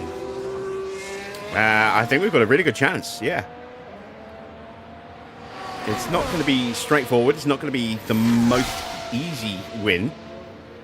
We do have to try and get ahead of Oscar at some point. And that's going to be very tricky. He's starting to edge ahead of us again. Give our tyres a little bit more pump again. If you are able to increase pace, it would be a good time to do it. We might have to use the battery to close up, but I need the battery to overtake him, so I don't really want to do that. If we can get ahead of him, we can control the race, and yeah, we can absolutely win. If we stay behind him, as long as we don't slip more than a couple of seconds behind like we are now, then we should still be in with a chance. Whether it's hard to overtake in, it is if you're running realistic racing, not so much if you're just running, you know, the default logics.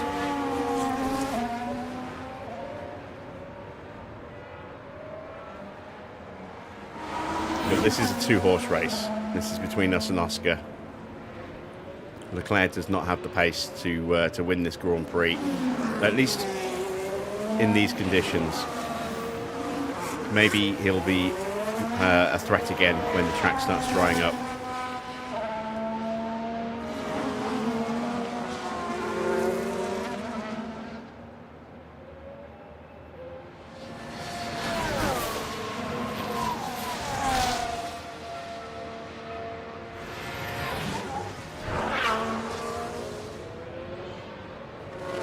Antonelli now looking to finally get past his teammate. And Mini chops his nose. Not letting him through. He's now 9.5 seconds behind the two Williams drivers. See, in a situation like this, the AI should use team orders, but the AI never uses team orders, you know, between their drivers. So Mini moving over is an instruction that should be given to not fight teammate. Let Fornaroli go and try and close back up, or at least pull away from these guys behind. But the AI doesn't do that.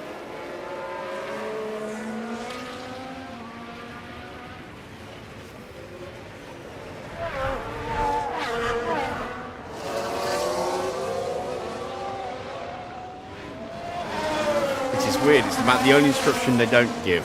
They do give instructions on. I say give. I think it's just individual driver logic rather than team logic. So drivers will go into all-out defense mode. They will go into driving clean air. I don't know if I've ever seen them avoiding curves. I'm not sure on that one.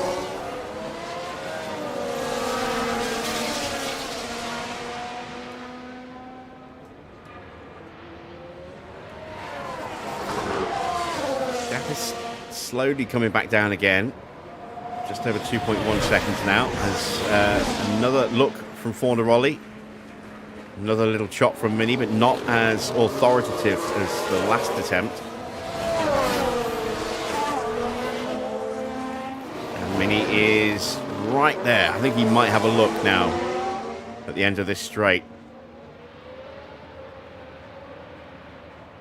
And he's got alongside. He should get this move done now. And look at Bearman also trying to squeeze through. Oh, that could have been bad. But Fornaroli's through. Mini will now be a stumbling block for Bearman to overcome. And there's a chance for Fornaroli now to scamper off a little bit into the distance. See how quickly that gap opens up.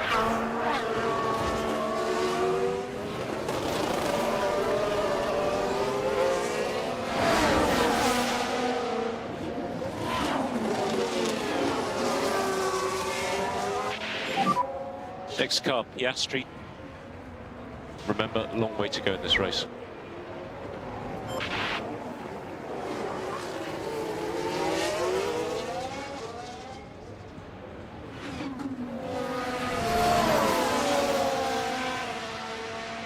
Bearman might even get him here. He does. Ooh, or does he? Does Mini squeeze him? No, Bearman's got the drive. There we go. Next up, Mick.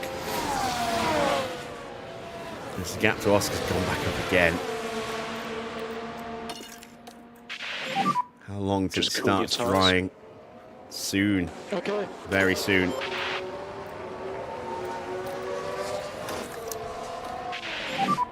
Charge on. Yeah. Let's just cool these tyres down very quickly. Have a lap of recovery. Yeah, okay. And then we'll start really attacking. with the tyres. Schumacher dives on through. Yeah, Mini's in serious trouble. Might not make it to the end of the Grand Prix. Right, let's go back to Max.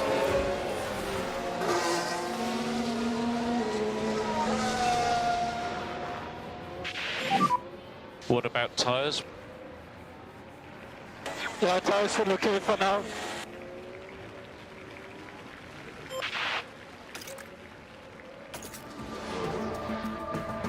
$11 minutes to go until it's under 1 mil.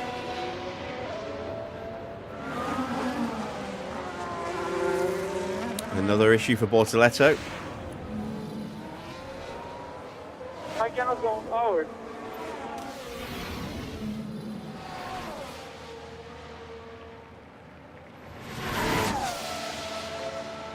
So it looks like, I think that fault had cleared up and it's now reoccurring.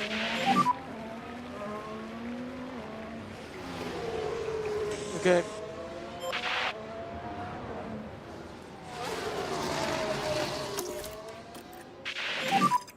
Charge on. Okay. All right, we've lost about 1.5 seconds to Oscar, but we've got the tyre temps down a little bit while we were getting the battery topped up.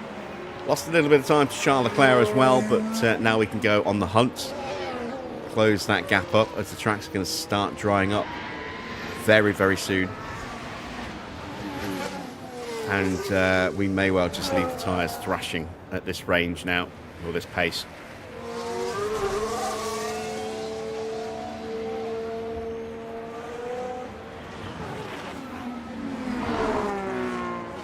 Oh, that is a safety car.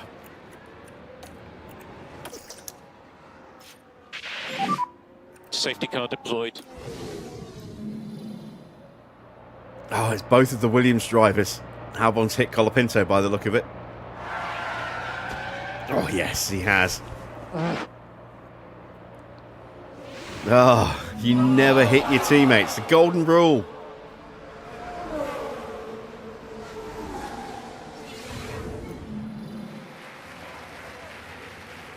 What a disaster for Williams. Russell's boxing. Is he boxing for dry tyres already? Or is he boxing for another set of inters? Sainz is boxing. This has to be for dries. Yep. Track temperature, track water level starting to drop. It is. He's putting on a set of softs now. It's too early for that. Opening PR. It's a big one. Well, actually, Is everyone okay? say that. He might have just pulled off a master stroke Watch for there. debris on the circuit.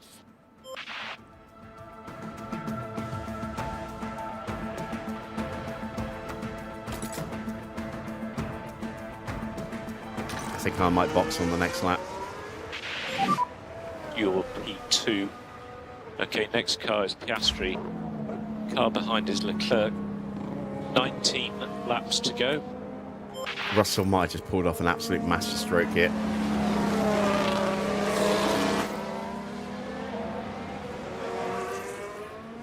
Kimikaze, yeah.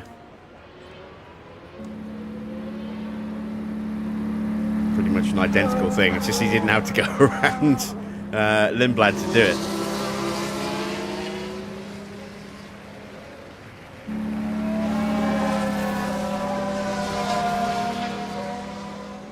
How long is the safety car going to be? Probably quite a long one. I don't know what to do. Do I box? Do I stay out?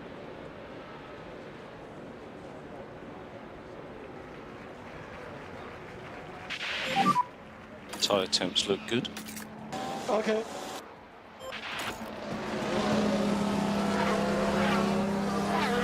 We took out Norris, Antonelli. In a a strikingly similar manner to the way Albon just took out his teammate.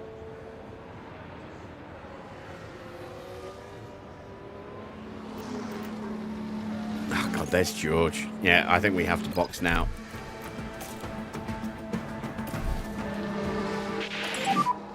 mode in, boxing this lap. Okay. We have to get past Sainz as We well. need to do the full management on this set. Leclerc and Lindblad have stayed out. Oscar's boxing as well. So this is going to be a battle of the pit crews. And I think we're going to lose that battle.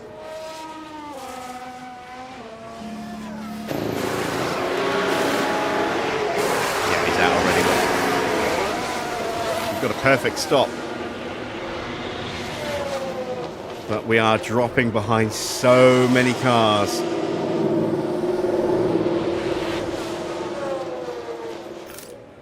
Oh my God, yeah, we should have boxed last lap. I should have jumped in the pits at the first opportunity, and I didn't. I thought, now we'll go another lap, and then I realised that we probably just made a horrible mistake. Piastri is now the next car. Now down in P13. We'll gain 4 places because Leclerc, Lindblad, Schumacher and Fornaroli need to stop. So that'll get us up to 9th. Laps to go, including the one you're on. But now, Slow down now Russell's favourite for the win. It's a lot of cars we've got to get through.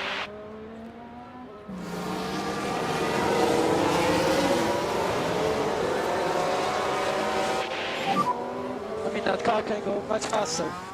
Copy that.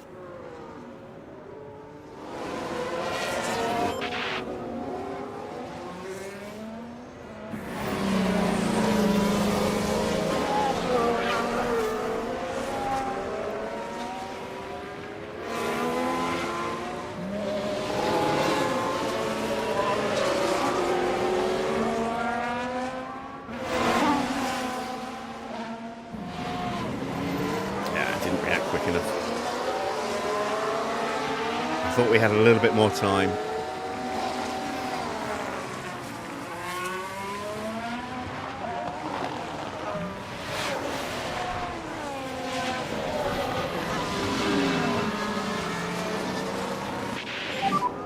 Tire temps are good. Okay.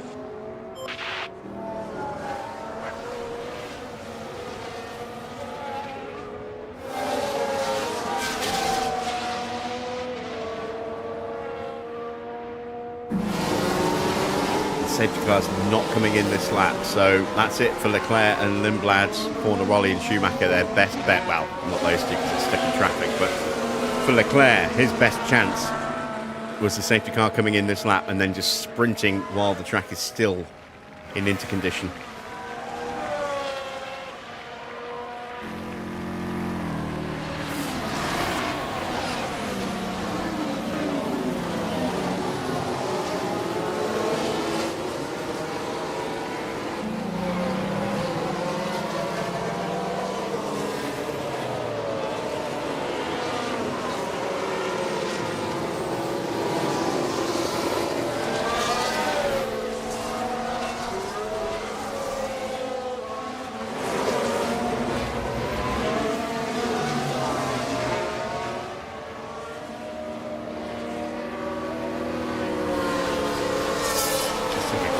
Timeout.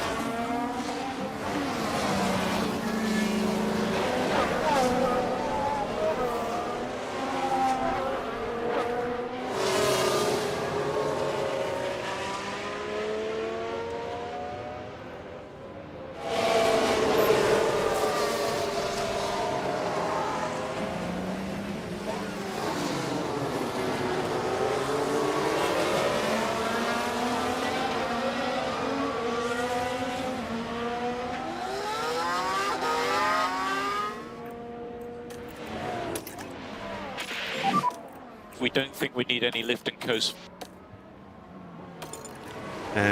Despite starting with all that under-fueling, we're still going to end up massively over-fueled.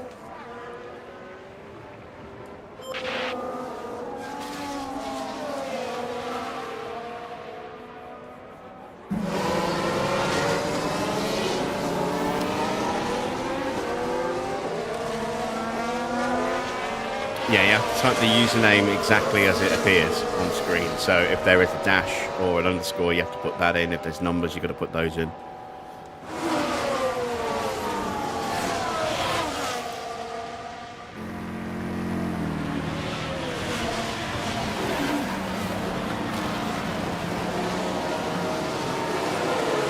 Still no DRS active yet. It's going to stay plateaued for a touch.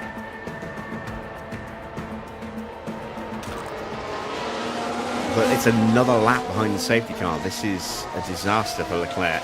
His very small window of opportunity to actually try and pull away and reduce the damage is getting smaller and smaller and smaller. And there we go, DRS is active.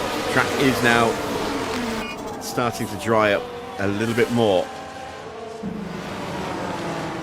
I would not be at all surprised now to see Leclerc and co box at the end of this lap.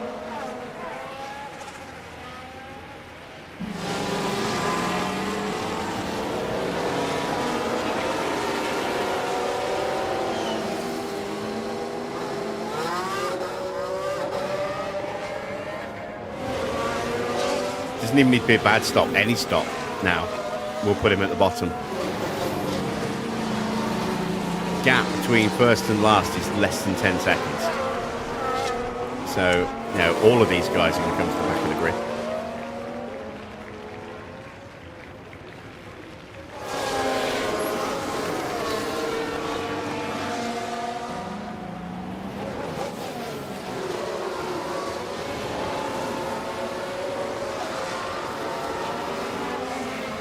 There'll be 15 laps to go at the end of this lap.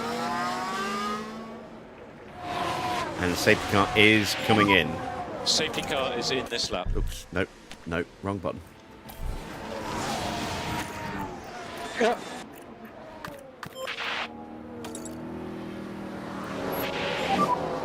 No more signs of rain. Okay.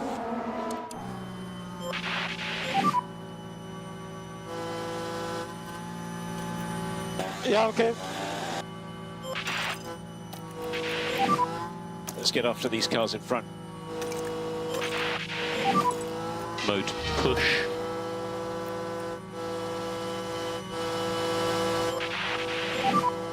So safety car is leaving the leader.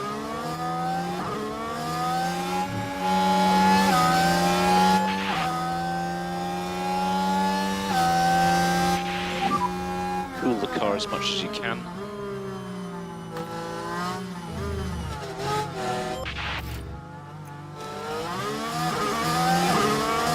Bearman trying again. The HiTech trying to sneak its way through. Oh, I thought we were going to get Oscar for a second then.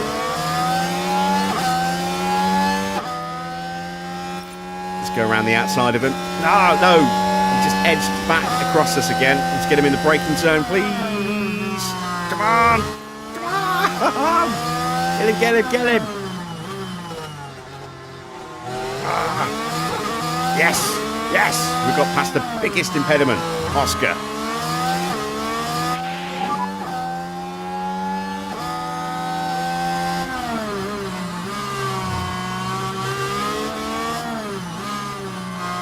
Do your best.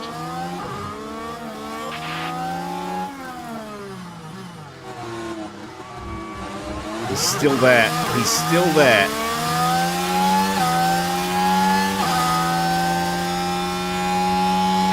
That's Schumacher.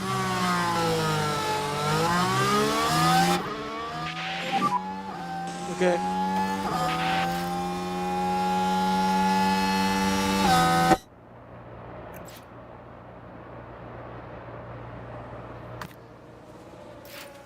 That's Porsche.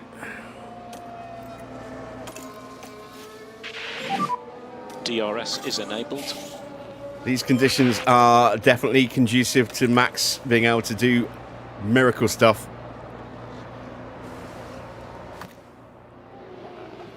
I just heard somebody in the pits. That's Charles Leclerc into the pits. He went longer than I thought he would.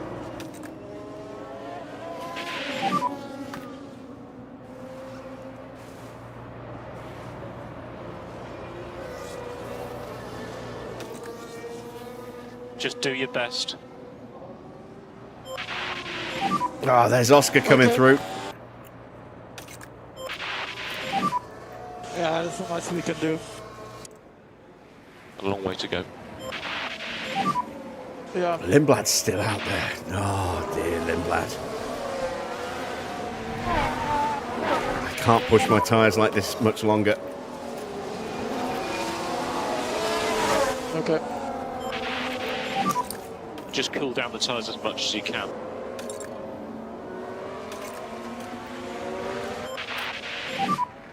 Charge on. Gotta let him cool down.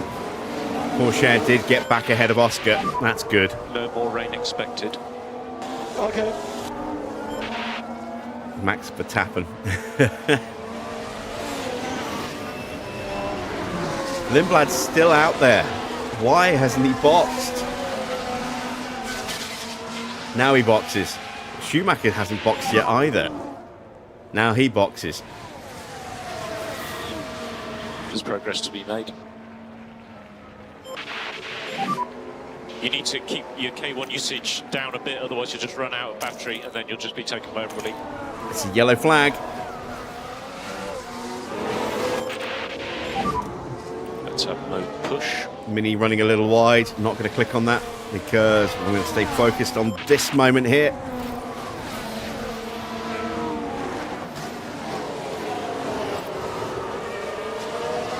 Yes!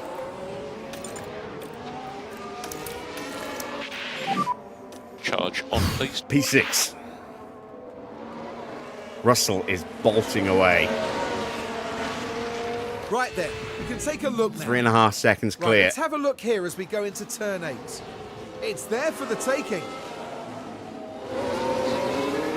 And we've got 2 cars between us and That Oscar puts now. them in 6th.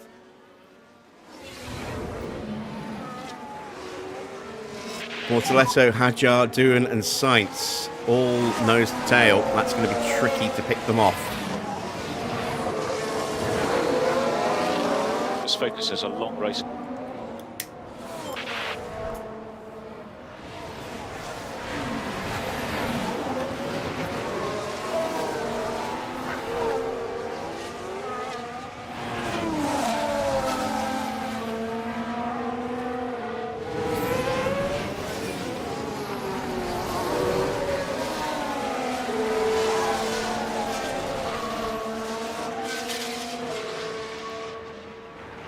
We can't push for spare fuel. We are pushing the fuel, look.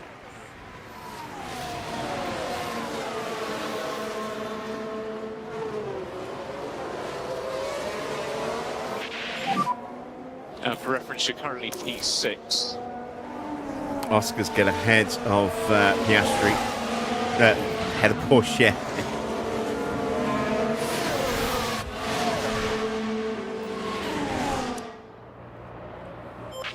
See if he can Charge on. get past Drugovich.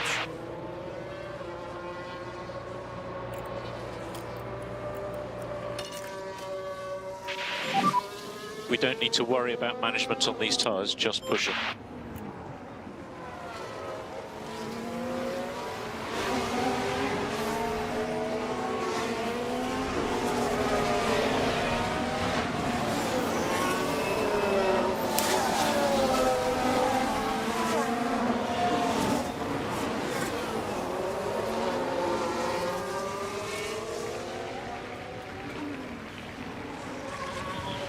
Thank you for trying to give me a way out there.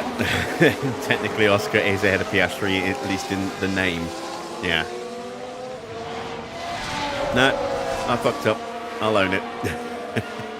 Here's an opportunity for Oscar, having a little look, tentative look at the back of Drugovich. Not quite close enough. I haven't wanted to bolt away from Drugovich because I want to try and keep him in the DRS while we close up to Bortoletto. Keep an extra car between us and our main rival.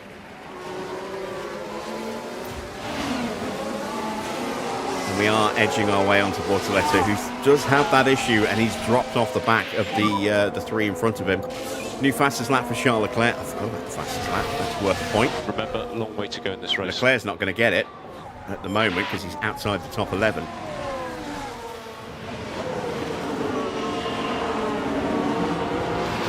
doesn't mean we can't have it. We'll go gung-ho. We'll go balls to the wall and push for all Very we're happy worth with tyre management. on the next lap. Yeah.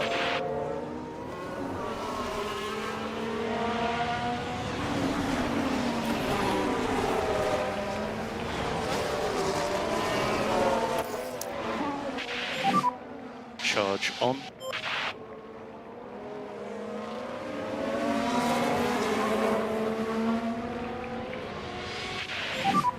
He does have DRS on you. Doing just slipping out of the back of Sainz.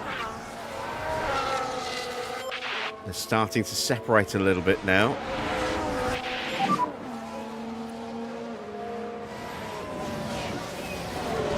Okay, let's get on it. Still everything to play for.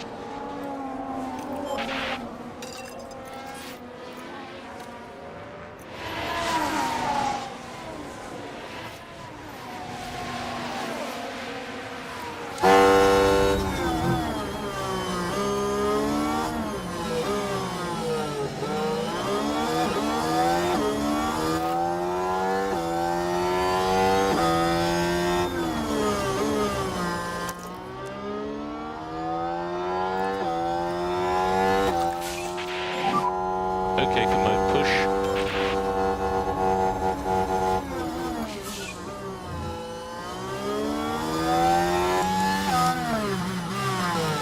Go away, Bortoletto.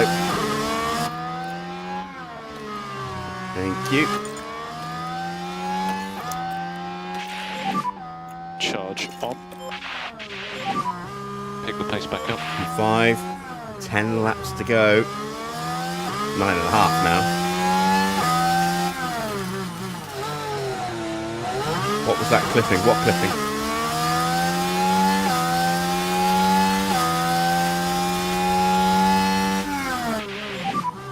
He has DRS.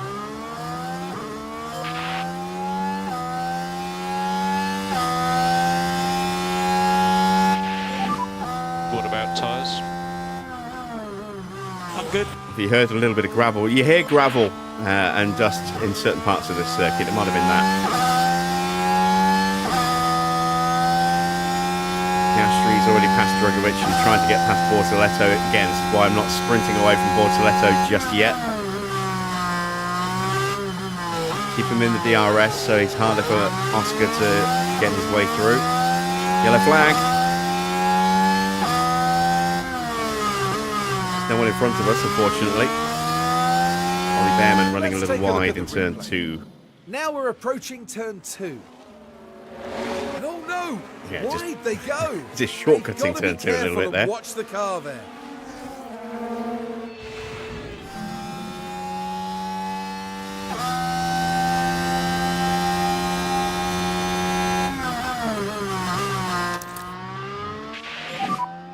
Charge on.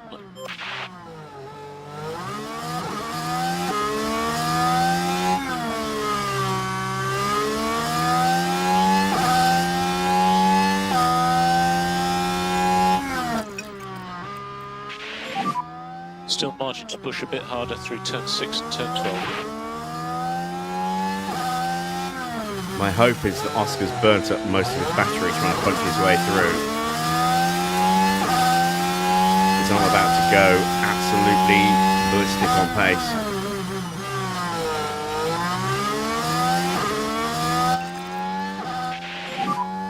Mode push.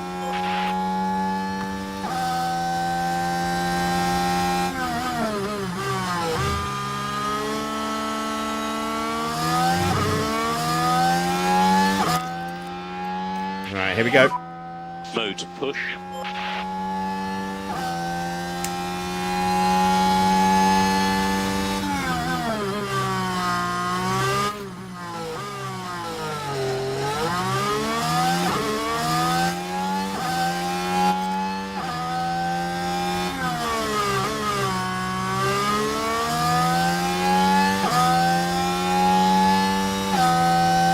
Leclerc gets past Lawson, he's up to 11th. That means he will now get a fastest lap point if he gets the fastest lap again. Mick currently has it.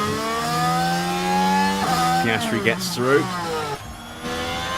comfortably. We've just gone purple in the first sector.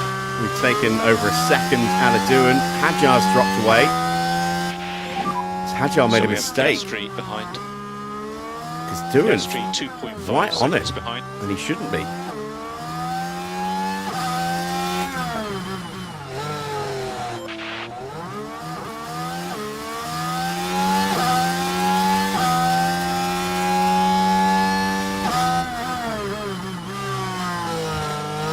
Purple in the middle.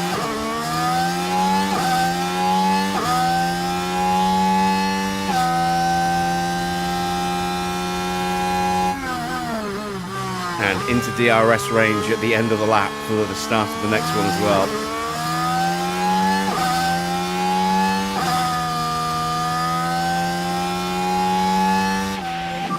Beautiful. You were the fastest car on track last lap. Okay. We need to reduce K1 usage. No management required. Yeah. Charge on, please. We're okay to push a bit harder if you can.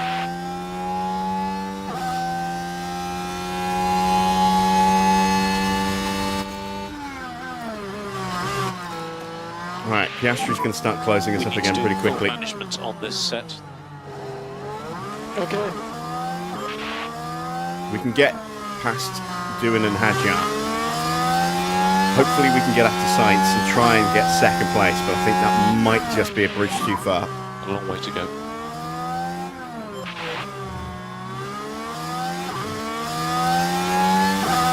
Doohan might have just lost the DRS under pressure from Max here. He did. He did.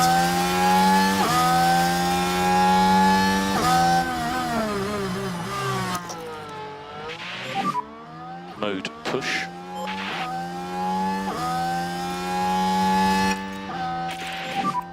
Let's pick up the pace. Cool the car. And he hasn't got it here either.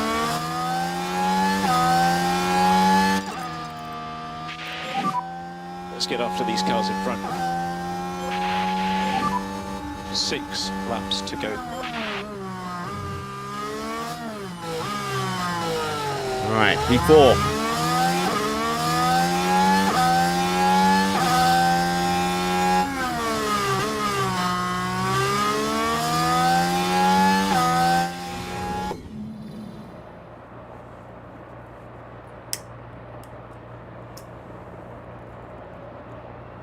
That's a great dive bomb. That was good racing. Max is enjoying himself.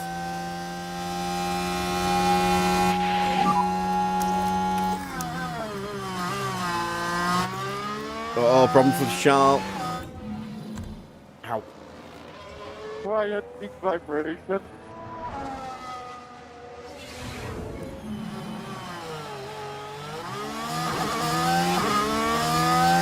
Once again, we've got a car between us and Oscar. Slow down now. Takes a little bit of pressure off.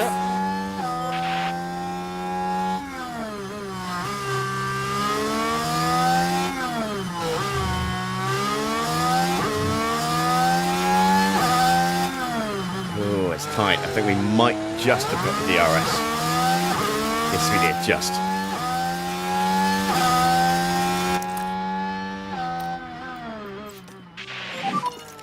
Charge on. Okay, Gabe, if there's anything left in the tank, let's go for it.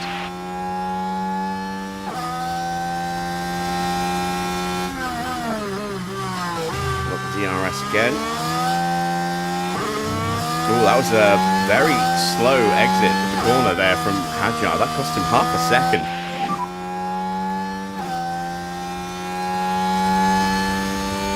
Do your best. There are 5 laps to go at the end of this one. Charge on.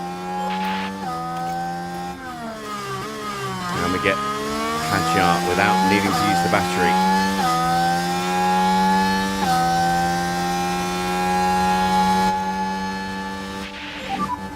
Cool the car as much as you Quite. can. Keep the pressure on a little bit, keep charging. Oscar still in P6. Okay.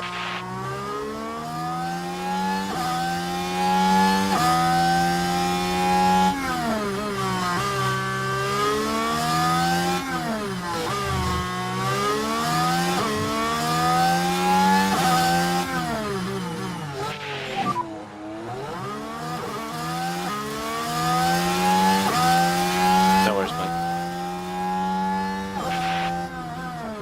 Can't see George, but we can see Sainz. There's Sainz.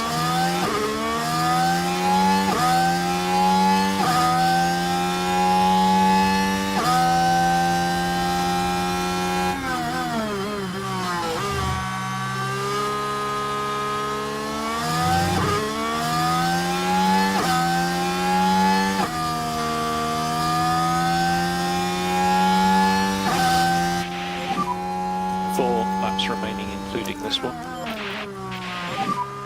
Mode push. Right, we have to get Hadjar this lap.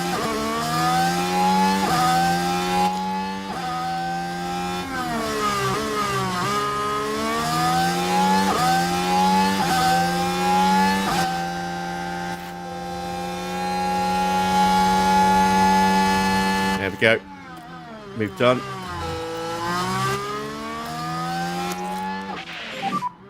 Charge on. Not That's too the bad, podium. Can we get Sainz? Super job.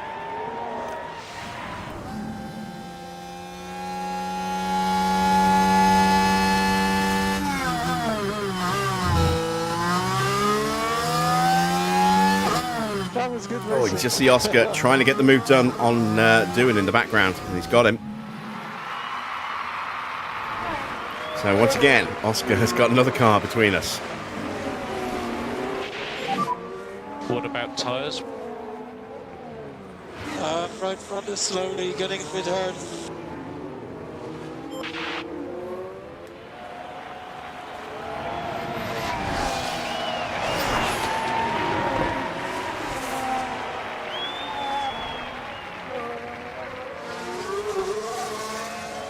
There we go.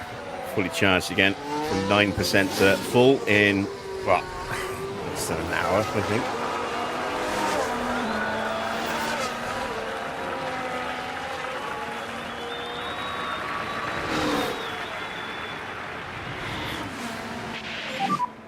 Two laps to go at the end of this one. And that was with a 20-watt charge as well, not like super fast charging. The battery will last me a couple of weeks before I need to do it again.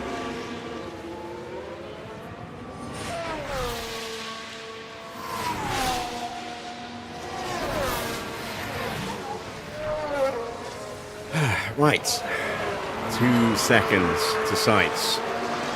Can't push the battery yet, because then I'll have no chance of actually getting past him. Oscar now into DRS range on Isaac. There is Oscar. This focuses a long race. George is going to win this because he boxed at the right time and we didn't. If we'd boxed on the same lap as George did, and I'm not actually 100% certain if we could have made it on that lap. Yeah, I'm not sure where we were as the safety car came out in relation to the pit lane. I think we would have had the opportunity, but I wasn't quick enough to react. Then we would be miles ahead by now. We would be at least 5 seconds clear of Russell. Maybe even 10 seconds clear. We're about to get the DRS of Sainz. P3 at the moment. 2 laps to go.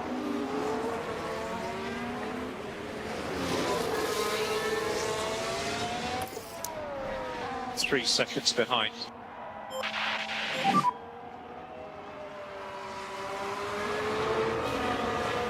Just do your best. I don't think we're going to be close Charge enough for a on. lunge here, but we'll have a look anyway, just in case. No, we're not. Oscar still out behind Hadjar. Excellent, excellent. I don't want to wait too long to try and get this move done, because if there's a last lap safety car, then we can't overtake him.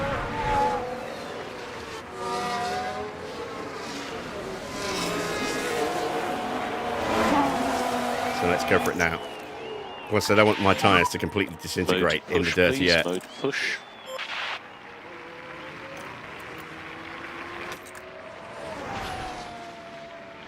Sainz covers the inside line.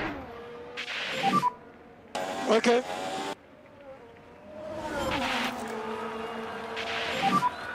Pushes us again, and this time we'll go around the outside of him. We'll give him the DRS. But I can live with that. Second place. Oscar still hasn't got past You're Hadjar. currently P2. Car ahead, he's Russell. 6 seconds. We weren't that far behind him when the safety car came in. We would have had the pace, I think, to beat him.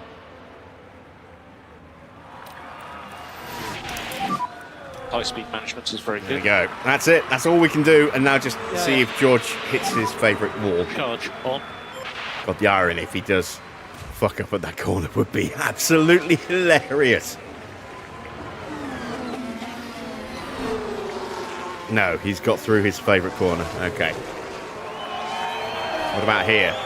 AI likes to mess up here. Nope. Damn.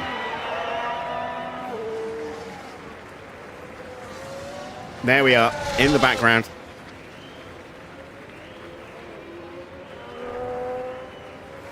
When is part 2 of the 2013 mod coming out? Well, we've already had part 2, that was on Tuesday.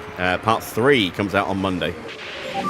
Or we're going to stream part 3 on Monday. Usage down a bit, otherwise you'll just run out of battery and then you'll just be taken by everybody. Russell's going to win. He used the last of his battery to just pull out a little bit further on this lap. Max is going to take second. Sainz will finish third and take the other step on the podium. The checkered flag. And coming in first, it's George Russell. And Oscar could not get past Isaac Hadjar at the end there. So a really good day for McLaren. They can be really proud of what they've achieved today. Getting a result like first that and doesn't just fall into your lap. fourth? Yeah, first and fourth.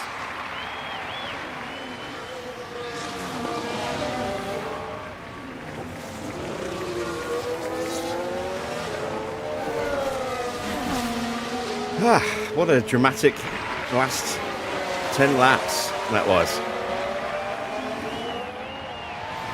Had to really work hard for that to get up to second place, but that was a hell of a result. A hell of a result. I'm just worried as to how much damage has been done to Norris's car. How did somebody crash out?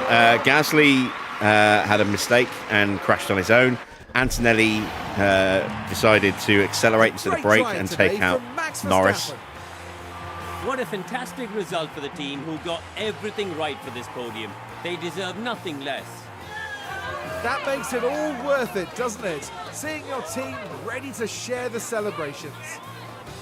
And no doubt, Verstappen fans will be celebrating the Dutchman's achievement. No stranger to the podium at all, that's for certain.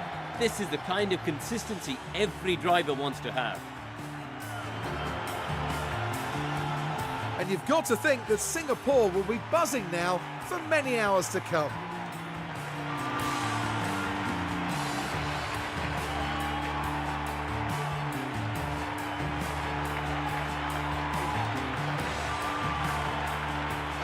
Well, Kareem, how do you think they'll be feeling in the team garage at the end of that? They'll certainly be pleased to have made the podium. A job well done for sure. And a big thanks to you all for joining us this weekend here in Singapore. Next time, the teams will be forging ahead at full throttle through the Styrian forest. The Austrian Grand Prix is right around the corner.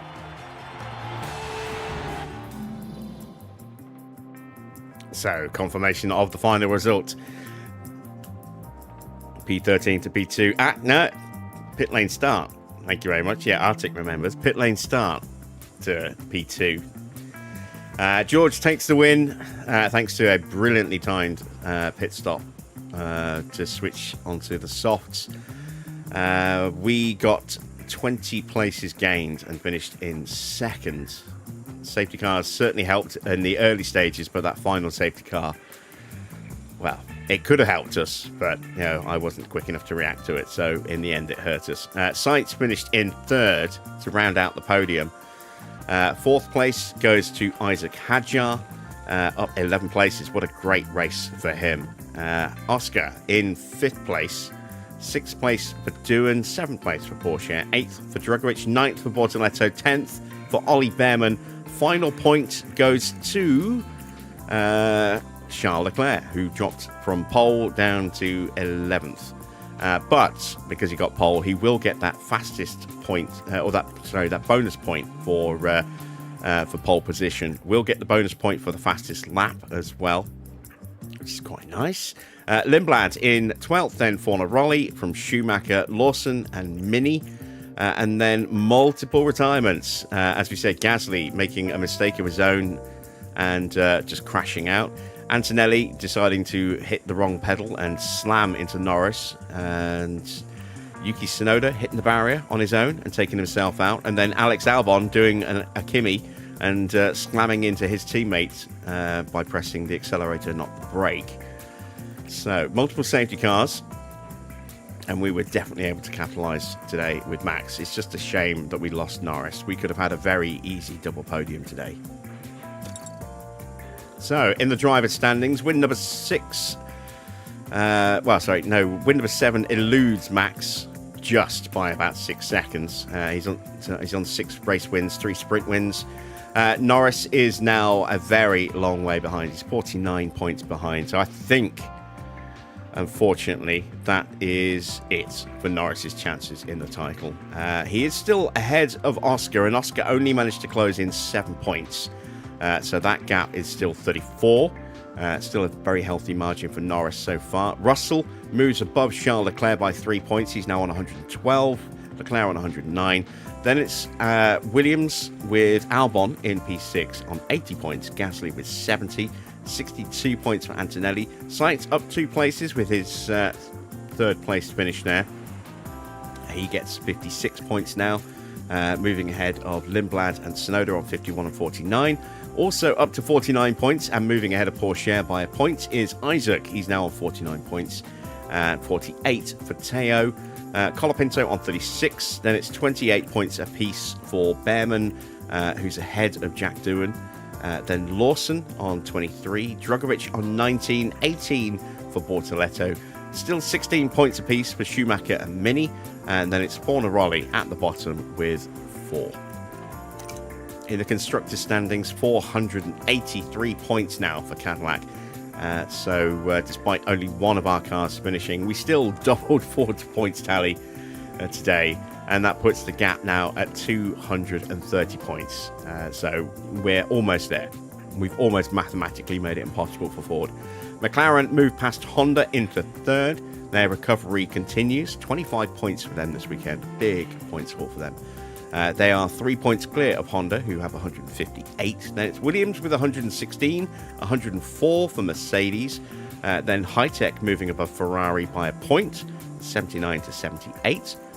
46 points now for Audi as they move past TGR, who dropped down to 10th with 42, and Minardi still bottom, still with just the 20 points. We got the quickest stop, and it actually gave it to us today, which is quite nice. Nobody also tying with us. So we get maximum points for Max, but again, no second car in the top 10 because we didn't make it to the first round of stops with Norris. Unfortunately, we didn't make it to the end of lap 2. Isaac gets second, and fourth for Russell means a good day for McLaren. They actually pick up 30 points and outscore us. TGR get third, Ford get fifth, Williams in sixth, seventh for Honda, eighth and ninth for Audi, and Mercedes just getting 1 point today. Let's see what that's done to the standings. Mercedes still top, but their gap has come down a little bit. You can see there we moved past Williams into second place again. 253 points now for us. We are 3 points ahead of Williams, but we're still, let's see, let's see, that is 92 points behind. So still quite a margin. There is a possibility that we could actually catch Mercedes, but we need both of our cars to be scoring big points regularly, and that has not really been the case this year. Ford in fourth with 226 points. McLaren up 2 places to fifth with 141, 1 point ahead of TGR on 140, and Ferrari, no points for them. Sees them drop 2 places as TGR and McLaren both get past them. They're on 132. Then it's 75 points for Audi, 74 points for Honda, 68 points for HiTech, and Minardi bottom with 13. There you can see our 2 stops. A really good, solid first stop. Where would that have been on the leaderboard? 1.892 would not have made it. Well, at least with Max's time on the board, would not have made it. But the second stop, much, much better. The perfect stop. And, of course, only 1 driver hitting their bonus. And we went conservative with Max because we knew he'd be starting from the pits. I kind of regret that decision a little bit now. But no bonus for Norris. So just 700k to add to the bank balance. Let's head back to HQ and start prepping for our next Grand Prix and see just how bad the damage is to Norris's car.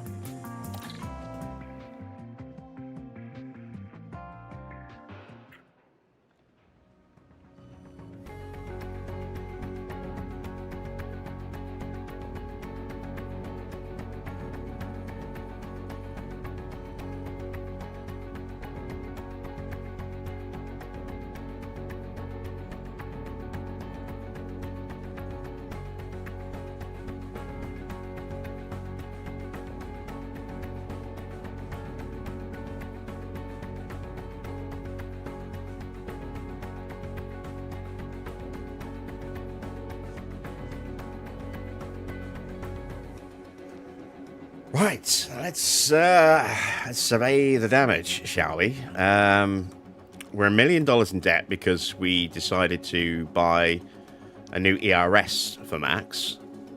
If we'd been able to earn more sponsor money, we would not be in debt at this point, but we are, so that's not ideal. Board won't be happy about that. They should be happy about the podium, but will Lando's DNF count against us? Let's have a look what the board thought. They were satisfied. Yeah, so a very early DNF certainly worked against us there. They're disappointed on finances. It's another month with a little bit of debt clipping in, but that will clear soon enough. We have got money coming soon-ish. I think it's after Canada, isn't it? Or just before Canada? It's just before Canada. There we go. So we are 1, 2, 3, 4 weeks away from our next sponsor payout, which should be a decent one. Somewhere in the region of about 7 to 8 mil, I think. So that'll be nice. Let's dive into the inbox. Staff survey results for September. Everyone's still enthusiastic, apart from Max, who's positive, and Enrico and Esteban also positive. But no one's bitching about the car, which is so nice to keep seeing that.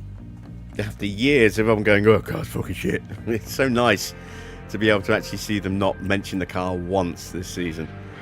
Right, post-race data. So, the side pod failed on Max's car. We lost a side pod on Lando's car. We also destroyed... Oh, shit, the gearbox is gone. Oh, the ERS. Fuck. That's not what I wanted to see. Suspension was destroyed. Rear wing was destroyed. Chassis destroyed. At least we have another gearbox for Norris, but that was like a 70% gearbox, I think. That's gone. That was a pretty much brand new ERS at 97%. So that's not good. The engine was not a great engine. I think it was a 60% engine, so it's not ideal. but it's not the end of the world. We still have a good, really good engine left. We're going to vote on the financial changes. We voted to make those changes, and they've been voted down. So the cost cap will not be reduced for next season. It'll stay at 139.5 mil. Or 139.2, sorry. Won't come down by 5 million. We lost that vote 3 versus 8. Ferrari, McLaren, Mercedes, HiTech, Williams, TGR, Audi and Honda all desperately wanting that extra cash in the budget next season. So, have we resolved the tensions? No.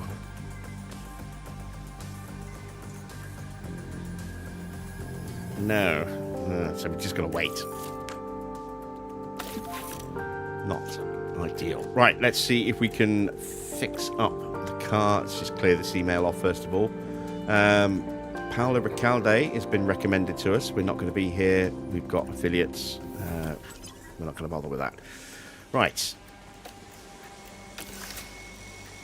Do I even have enough side pods for both cars? Yes, I do. Just. Don't have a spare chassis, though. Not yet. And I might not have one in time for the next Grand Prix, either. That's not good. Change design. There we go. I've got a spare rear wing. I don't know if I have a spare suspension yet. I've got a spare one of those. We'll leave that blank for a moment. Let me have a look. When's our next chassis going to be ready? 3 days. Okay, so we'll be able to put that chassis on the car in 3 days' time and get him back to full speed. We'll also have a second of the new suspensions in a day. So we can go ahead and fit that now to max.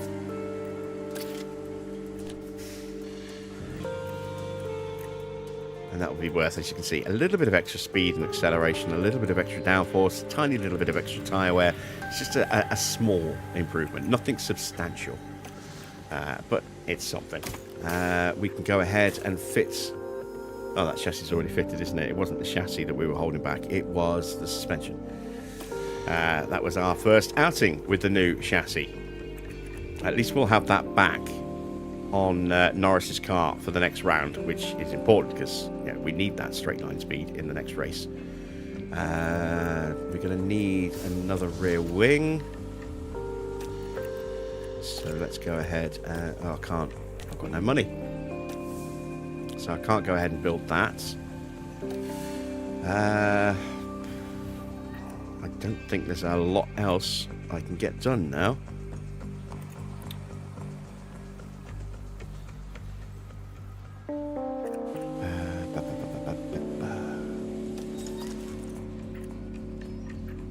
I think that is everything. Let me check our facility situation. So the factory we know is a little bit falling down a little bit. The CFD is starting to become a little bit decrepit. We are a month away from the refurb being complete on the design center, and the wind tunnel is 2 weeks away.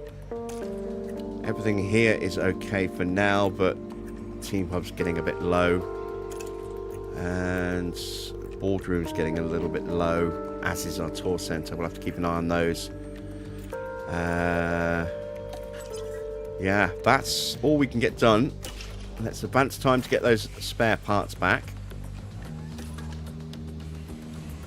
Yes, I know we're in debt. Go away. It was a deliberate, measured decision. Ryo Hirakawa has lost a little bit of performance. It's his final season with us anyway. There we go.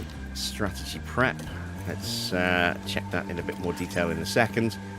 Let's fit the chassis back on Norris's car. There we go. And we can now give him that new suspension as well. There we go. So both cars should now have equal performance. Yes, they do. Excellent stuff. And that is pretty much it. Oh, no, wait. We've got to sort out the powertrain, haven't we? Ah, yeah. This is... So that was our brand new ERS at 97%. So we've now got 2 crap ERSs to get through the rest of the season.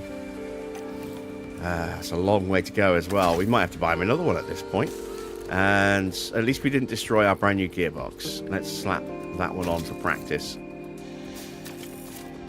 Let's actually change all of our engine parts over now for practice. And that was our backup engine at 60-something%. I was going to run that again at Hungary. Don't think I'm going to do that now. But we have got our 97% engine still in perfect health. So that's good. And let's put that ERS on.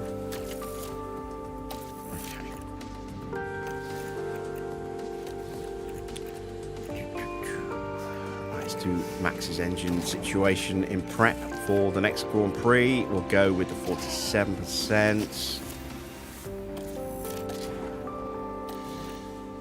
And we'll go with the 26% ERS.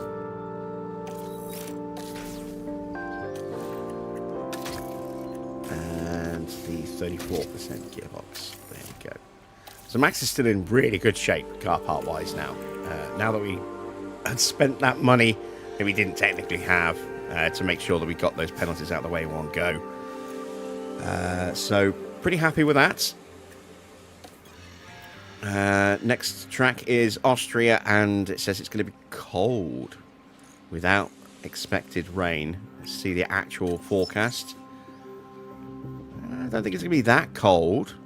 I think we can do a soft medium there, or a soft medium at the very least. We'll see what the tyre wear situation looks like on race day when we start looking at strategies, but yeah, I think a straightforward 2-stop will be the way to go there. We could potentially go 1-stop medium to hard, but it's not really a good circuit for that. We would just lose too much speed in crucial areas by doing that, I think. So 2-stop, I think, is definitely going to be the way to go. And that is it for tonight. So there are the standings.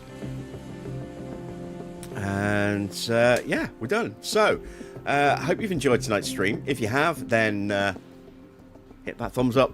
Would be much appreciated. Don't forget you can also subscribe and hit that bell for notifications on live stream start times and anything else that pops up on the channel as well.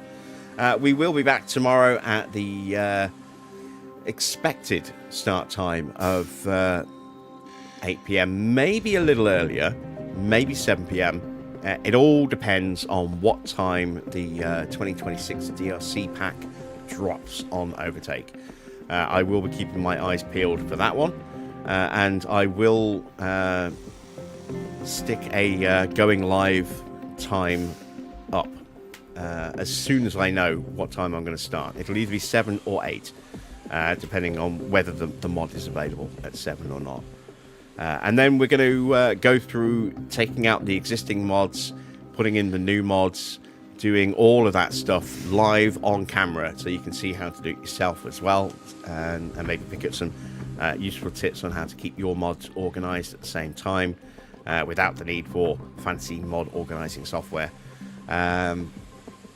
And so we'll be doing that tomorrow, looking at the new 2026 DLC and also all of those new Myteam liveries that were announced earlier today.